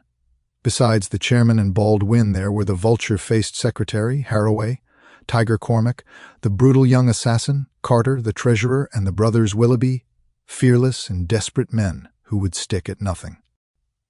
The usual revelry of the lodge was short and subdued, for there was a cloud upon the men's spirits, and many there, for the first time, began to see the cloud of avenging law drifting up in that serene sky under which they had dwelt so long. The horrors they had dealt out to others had been so much a part of their settled lives that the thought of retribution had become a remote one, and so seemed the more startling now that it came so closely upon them. They broke up early and left their leaders to their council. "Now, McMurdo," said McGinty when they were alone. The 7 men sat frozen in their seats. "I said just now that I knew Bertie Edwards," McMurdo explained. "I need not tell you that he is not here under that name. He's a brave man, but not a crazy one. He passes under the name of Steve Wilson, and he is lodging at Hobson's Patch." "How do you know this?" "Because I fell into talk with him. I thought little of it at the time, nor would have given it a second thought but for this letter, but now I'm sure it's the man. I met him on the cars when I went down the line on Wednesday, a hard case if ever there was one. He said he was a reporter. I believed it for the moment. Wanted to know all he could about the Scourers and what he called the outrages for a New York press. Asked me every kind of question so as to get something. You bet I was giving nothing away. I'd pay for it and pay well, said he, if I could get some stuff that would suit my editor. I said what I thought would please him best, and he handed me a $20 bill for my information. "There's 10 times that for you," said he, "if you can find me all that I want." "What did you tell him then? Any stuff I could make up? How do you know he wasn't a newspaper man?" "I'll tell you. He got out at Hobson's Patch, and so did I. I chanced into the telegraph bureau, and he was leaving it. "See here," said the operator after he'd gone out. "I guess we should charge double rates for this." "I guess you should," said I. He had filled the form with stuff that might have been Chinese, for all we could make of it. "He fires a sheet of this off every day," said the clerk. "Yes," said I. "It's special news for his paper, and he's scared that the others should tap it." That was what the operator thought and what I thought at the time, but I think differently now. "By gosh, I believe you are right," said McGinty. "But what do you allow that we should do about it?" "Why not go right down now and fix him?" someone suggested. The sooner the better." "I'd start this next minute if I knew where we could find him," said McMurdo. "He's in Hobson's Patch, but I don't know the house. I've got a plan, though, if you'll only take my advice." "Well, what is it?" "I'll go to the patch tomorrow morning. I'll find him through the operator. He can locate him, I guess. Well, then I'll tell him that I'm a freeman myself. I'll offer him all the secrets of the lodge for a price. You bet he'll tumble to it. I'll tell him the papers are at my house, and that it's as much as my life would be worth to let him come while folk were about. He'll see that that's horse sense. Let him come at 10 o'clock at night, and he shall see everything. That will fetch him for sure. Well, you can plan the rest for yourselves. Widow McNamara's is a lonely house. She's as true as steel and as deaf as a post. There's only Scanlon and me in the house. If I get his promise, and I'll let you know if I do, I'd have the whole 7 of you come to me by 9 o'clock. We'll get him in. If ever he gets out alive, well, he can talk of Bertie Edwards's luck for the rest of his days. There's going to be a vacancy at Pinkerton's, or I'm mistaken. Leave it at that, McMurdo. At 9 tomorrow we'll be with you. You once get the door shut behind him, and you can leave the rest with us. Chapter 7. The Trapping of Bertie Edwards. As McMurdo had said, the house in which he lived was a lonely one and very well suited for such a crime as they had planned. It was on the extreme fringe of the town and stood well back from the road. In any other case, the conspirators would have simply called out their man, as they had many a time before, and emptied their pistols into his body. But in this instance, it was very necessary to find out how much he knew, how he knew it, and what had been passed on to his employers. It was possible that they were already too late and that the work had been done, If that was indeed so, they could at least have their revenge upon the man who had done it. But they were hopeful that nothing of great importance had yet come to the detective's knowledge, as otherwise, they argued, he would not have troubled to write down and forward such trivial information as McMurdo claimed to have given him. However, all this they would learn from his own lips. Once in their power, they would find a way to make him speak. It was not the first time that they had handled an unwilling witness. McMurdo went to Hobson's Patch as agreed. The police seemed to take particular interest in him that morning, and Captain Marvin, he who had claimed the old acquaintance with him at Chicago, actually addressed him as he waited at the station. McMurdo turned away and refused to speak with him. He was back from his mission in the afternoon and saw McGinty at the Union House. "He is coming," he said. "Good," said McGinty. The giant was in his shirt-sleeves, with chains and seals gleaming athwart his ample waistcoat and a diamond twinkling through the fringe of his bristling beard. Drink and politics had made the boss a very rich as well as powerful man. The more terrible, therefore, seemed that glimpse of the prison or the gallows which had risen before him the night before. "Do you reckon he knows much?" he asked anxiously. McMurdo shook his head gloomily. "He's been here some time, 6 weeks at the least. I guess he didn't come into these parts to look at the prospect. If he has been working among us all that time with the railroad money at his back, I should expect that he has got results, and that he has passed them on." "There's not a weak man in the lodge," cried McGinty. "True as steel, every man of them. And yet, by the Lord, there is that skunk Morris. What about him? If any man gives us away, it would be he. I've a mind to send a couple of the boys round before evening to give him a beating up and see what they can get from him." "Well, there would be no harm in that," McMurdo answered. "I won't deny that I have a liking for Morris and would be sorry to see him come to harm. He has spoken to me once or twice over lodge matters, and though he may not see them the same as you or I, he never seemed the sort that squeals. But still it is not for me to stand between him and you." "I'll fix the old devil," said McGinty with an oath. "I've had my eye on him this year past." "Well, you know best about that," McMurdo answered. "But whatever you do must be tomorrow, for we must lie low until the Pinkerton affair is settled up. We can't afford to set the police buzzing today of all days." "True for you," said McGinty, "and we'll learn from Bertie Edwards himself where he got his news if we have to cut his heart out first. Did he seem to scent a trap?" McMurdo laughed. "I guess I took him on his weak point," he said. "If he could get on a good trail of the Scowers, he's ready to follow it into hell. I took his money." McMurdo grinned as he produced a wad of dollar notes. "And as much more when he has seen all my papers." "What papers?" "Well, there are no papers, but I filled him up about constitutions and books of rules and forms of membership. He expects to get right down to the end of everything before he leaves." "Faith, he's right there," said McGinty grimly. "Didn't he ask you why you didn't bring him the papers?" "As if I would carry such things, and me a suspected man, and Captain Marvin after speaking to me this very day at the depot." "Aye, I heard of that," said McGinty.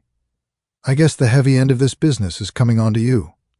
We could put him down an old shaft when we've done with him, but however we work it, we can't get past the man living at Hobson's Patch and you being there today." McMurdo shrugged his shoulders. "If we handle it right, they can never prove the killing," said he. "No one can see him come to the house after dark, and I'll lay to it that no one will see him go. Now see here, Counselor, I'll show you my plan, and I'll ask you to fit the others into it. You will all come in good time." "Very well." "He comes at 10. He is to tap 3 times, and me to open the door for him. Then I'll get behind him and shut it. He's our man then." "That's all easy and plain." "Yes, but the next step wants considering. He's a hard proposition. He's heavily armed. I've fooled him proper, and yet he is likely to be on his guard. Suppose I show him right into a room with 7 men in it where he expected to find me alone. There is going to be shooting, and somebody is going to be hurt." "That's so. And the noise is going to bring every damned copper in the township on top of it." "I guess you are right." "This is how I should work it. You will all be in the big room, same as you saw when you had a chat with me. I'll open the door for him, show him into the parlor beside the door, and leave him there while I get the papers. That will give me the chance of telling you how things are shaping. Then I will go back to him with some faked papers. As he is reading them, I will jump for him and get my grip on his pistol arm. You'll hear me call, and in you will rush.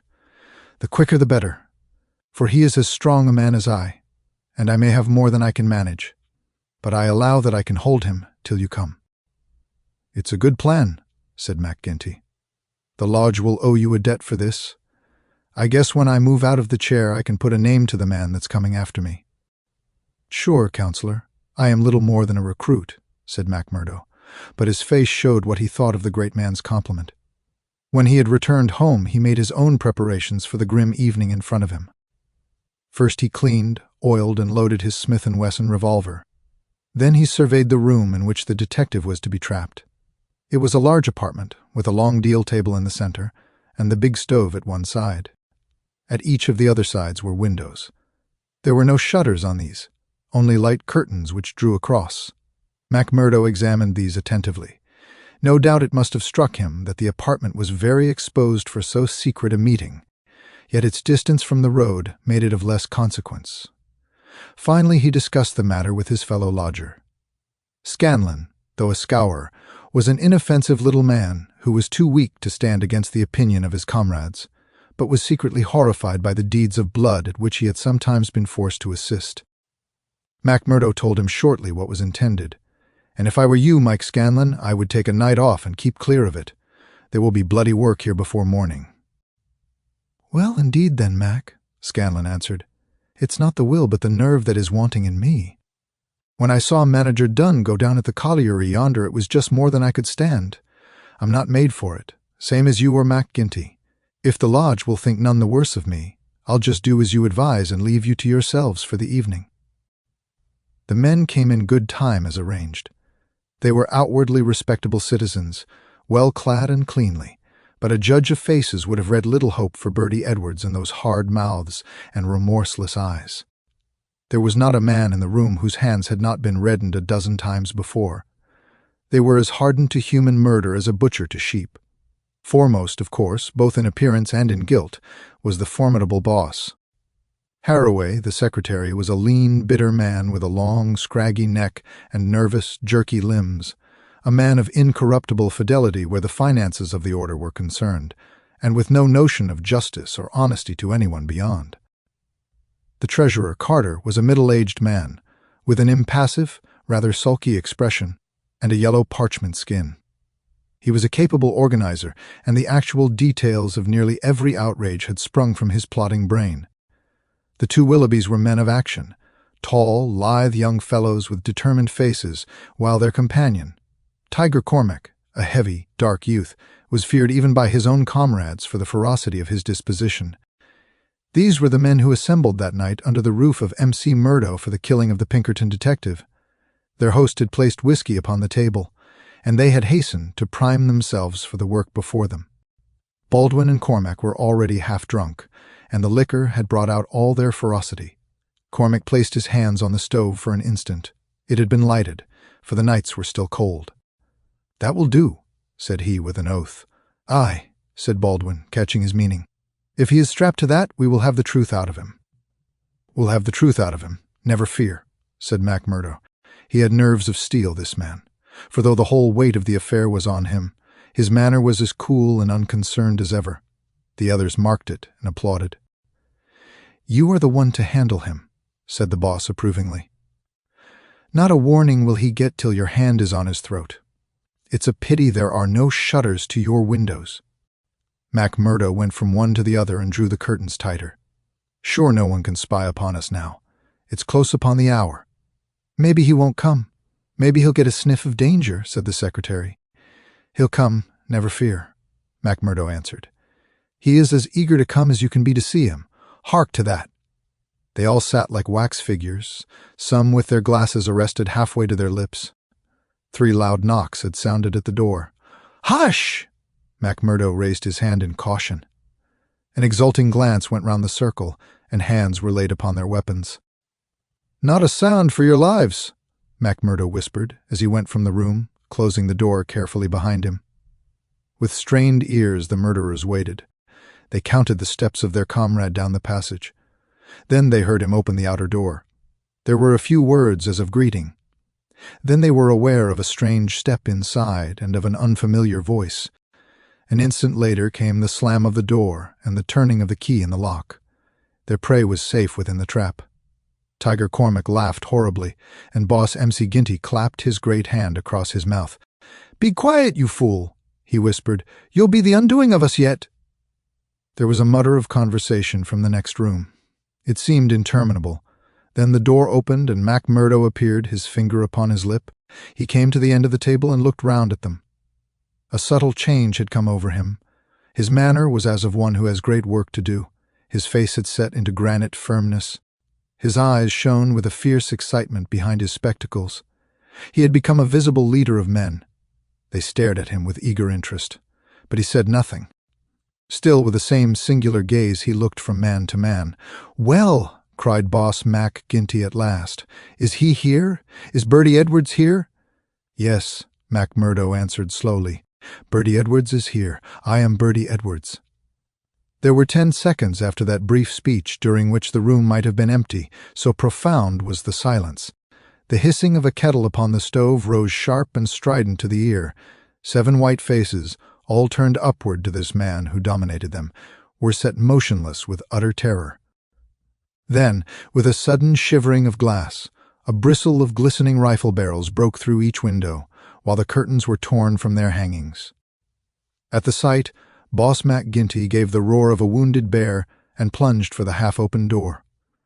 A leveled revolver met him there with the stern blue eyes of Captain Marvin of the Mine Police gleaming behind the sights. The boss recoiled and fell back into his chair. "You're safer there, counselor," said the man whom they had known as Mac Murdo. "And you, Baldwin, if you don't take your hand off your pistol, you'll cheat the hangman yet. Pull it out, or by the Lord that made me. There, that will do. There are 40 armed men round this house, and you can figure it out for yourself what chance you have. Take their pistols, Marvin." There was no possible resistance under the menace of those rifles. The men were disarmed.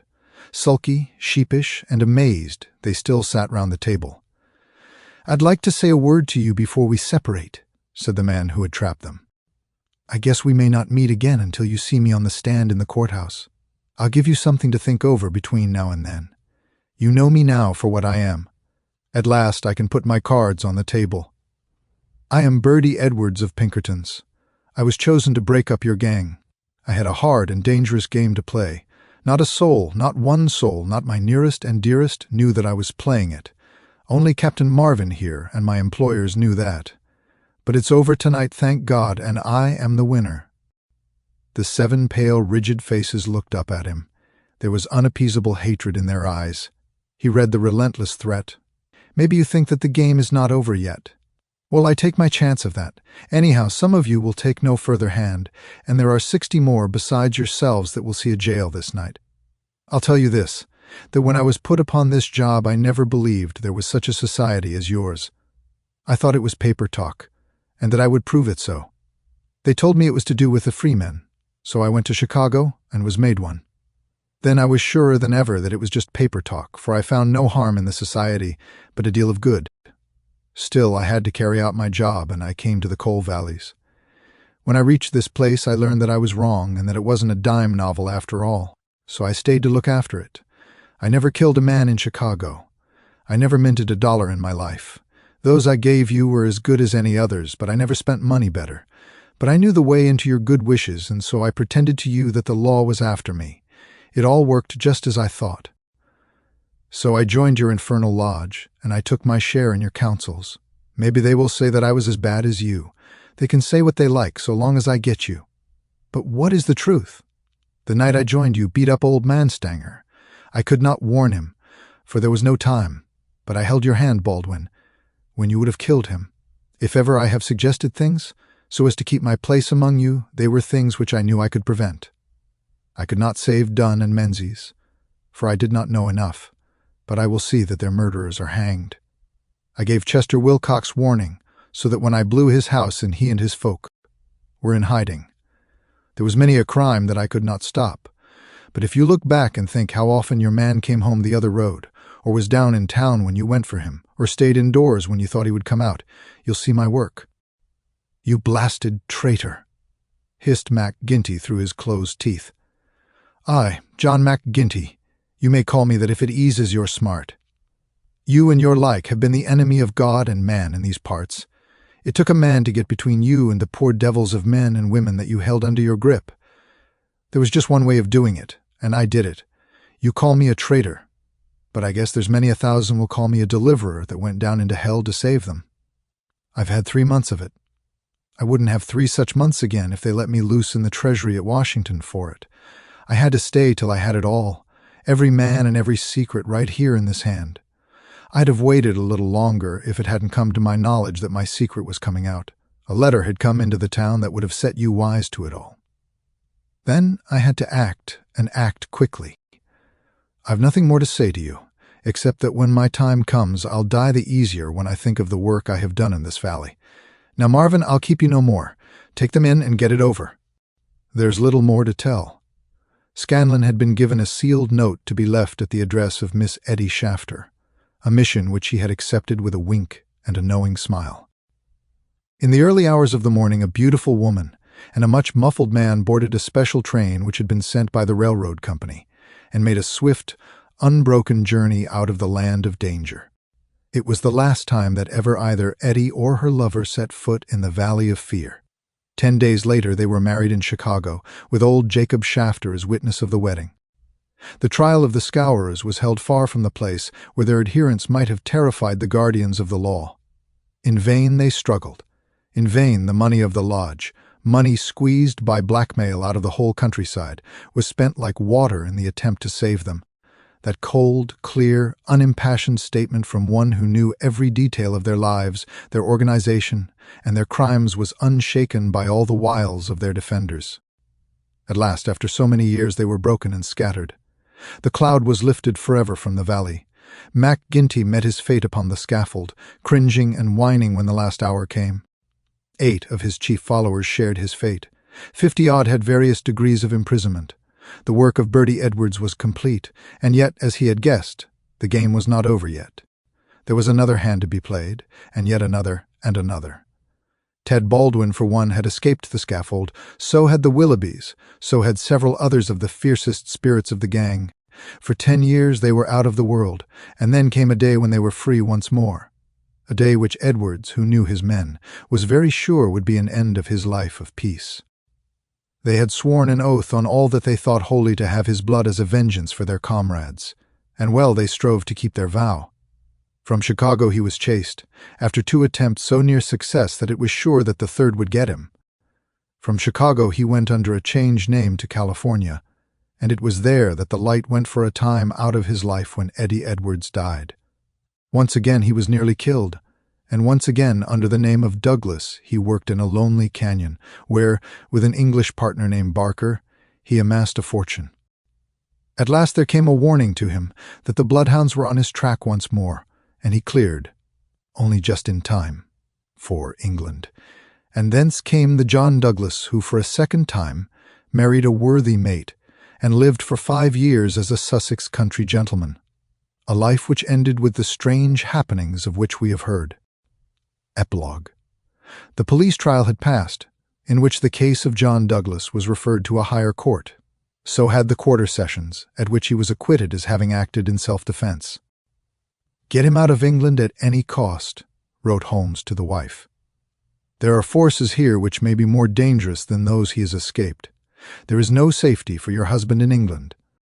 2 months had gone by, and the case had to some extent passed from our minds. Then one morning there came an enigmatic note, slipped into our letter box. "Dear me, Mr. Holmes, dear me," said this singular epistle.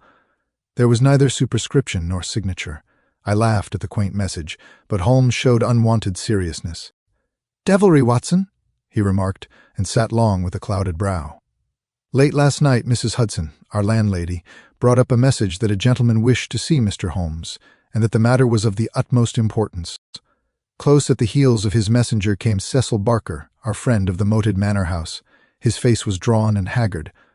"I've had bad news, terrible news, Mr. Holmes," said he. "I feared as much," said Holmes. "You have not had a cable, have you?" I have had a note from someone who has. It's poor Douglas. They tell me his name is Edwards, but he will always be Jack Douglas of Benito Canyon to me. I told you that they started together for South Africa in the Palmyra 3 weeks ago. Exactly. The ship reached Cape Town last night.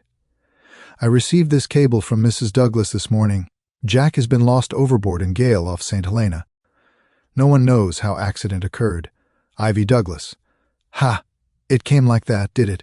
Said Holmes thoughtfully. Well, I've no doubt it was well stage-managed. You mean that you think there was no accident? None in the world. He was murdered? Surely. So I think also, these infernal scourers, this cursed vindictive nest of criminals. No, no, my good sir, said Holmes. There is a master hand here. It is no case of sawn-off shotguns and clumsy six-shooters. You can tell an old master by the sweep of his brush. I can tell a Moriarty when I see one. This crime is from London, not from America. But for what motive? Because it is done by a man who cannot afford to fail, one whose whole unique position depends upon the fact that all he does must succeed.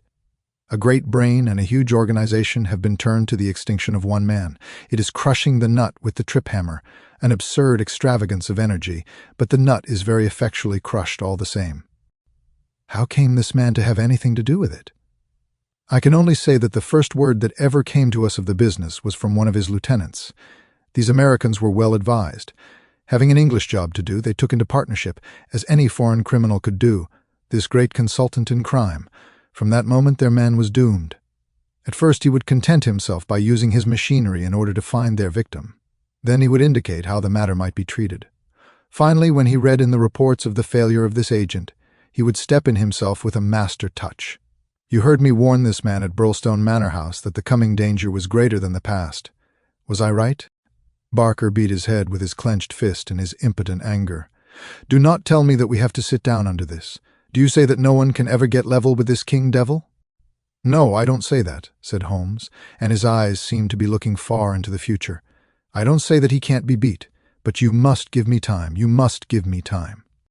We all sat in silence for some minutes, while those fateful eyes still strained to pierce the veil. The end.